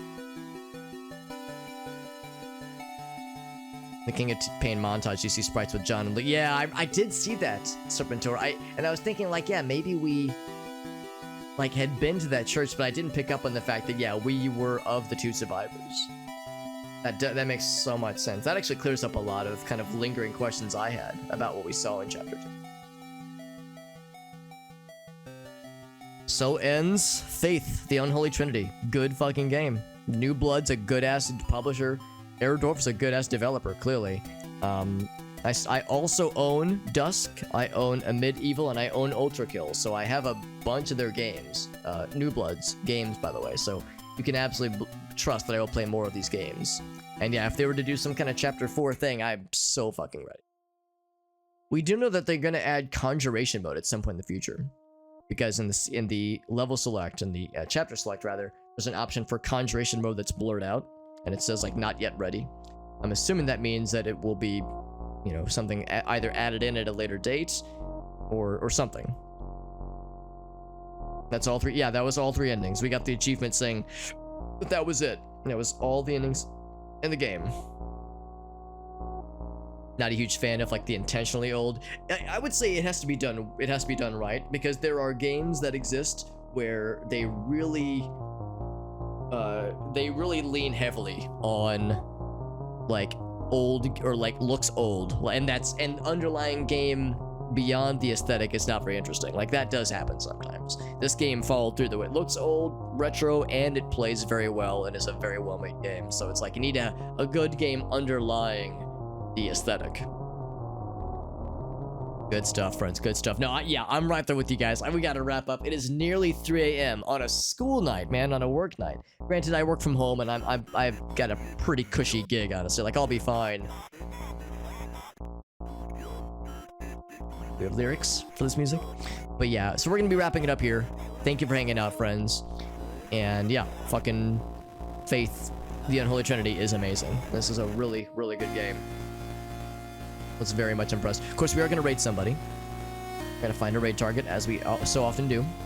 There's not a ton of people live right now, probably, but we'll find somebody. And happy November. That's right, happy November 2nd in I think every time zone. I think, well, every time zone in the United States at least. Hatsu is that Hatsuzu, JD? Because I think I follow them. Well, I'll check. Actually, well, if I switch over, yeah, actually, yeah, I can check on my phone actually to see who's live.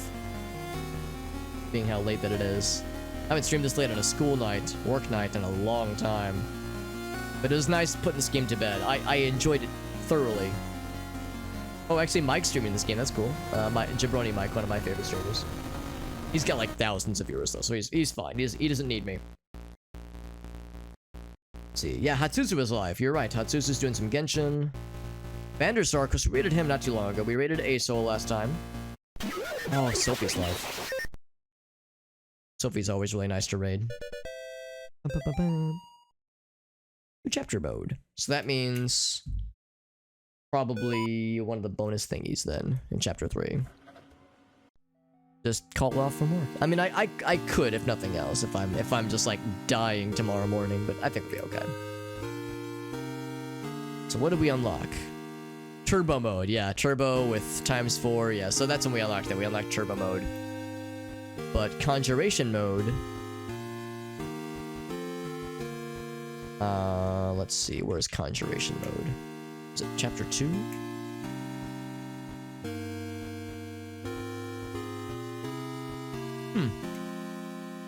Maybe it was under extras.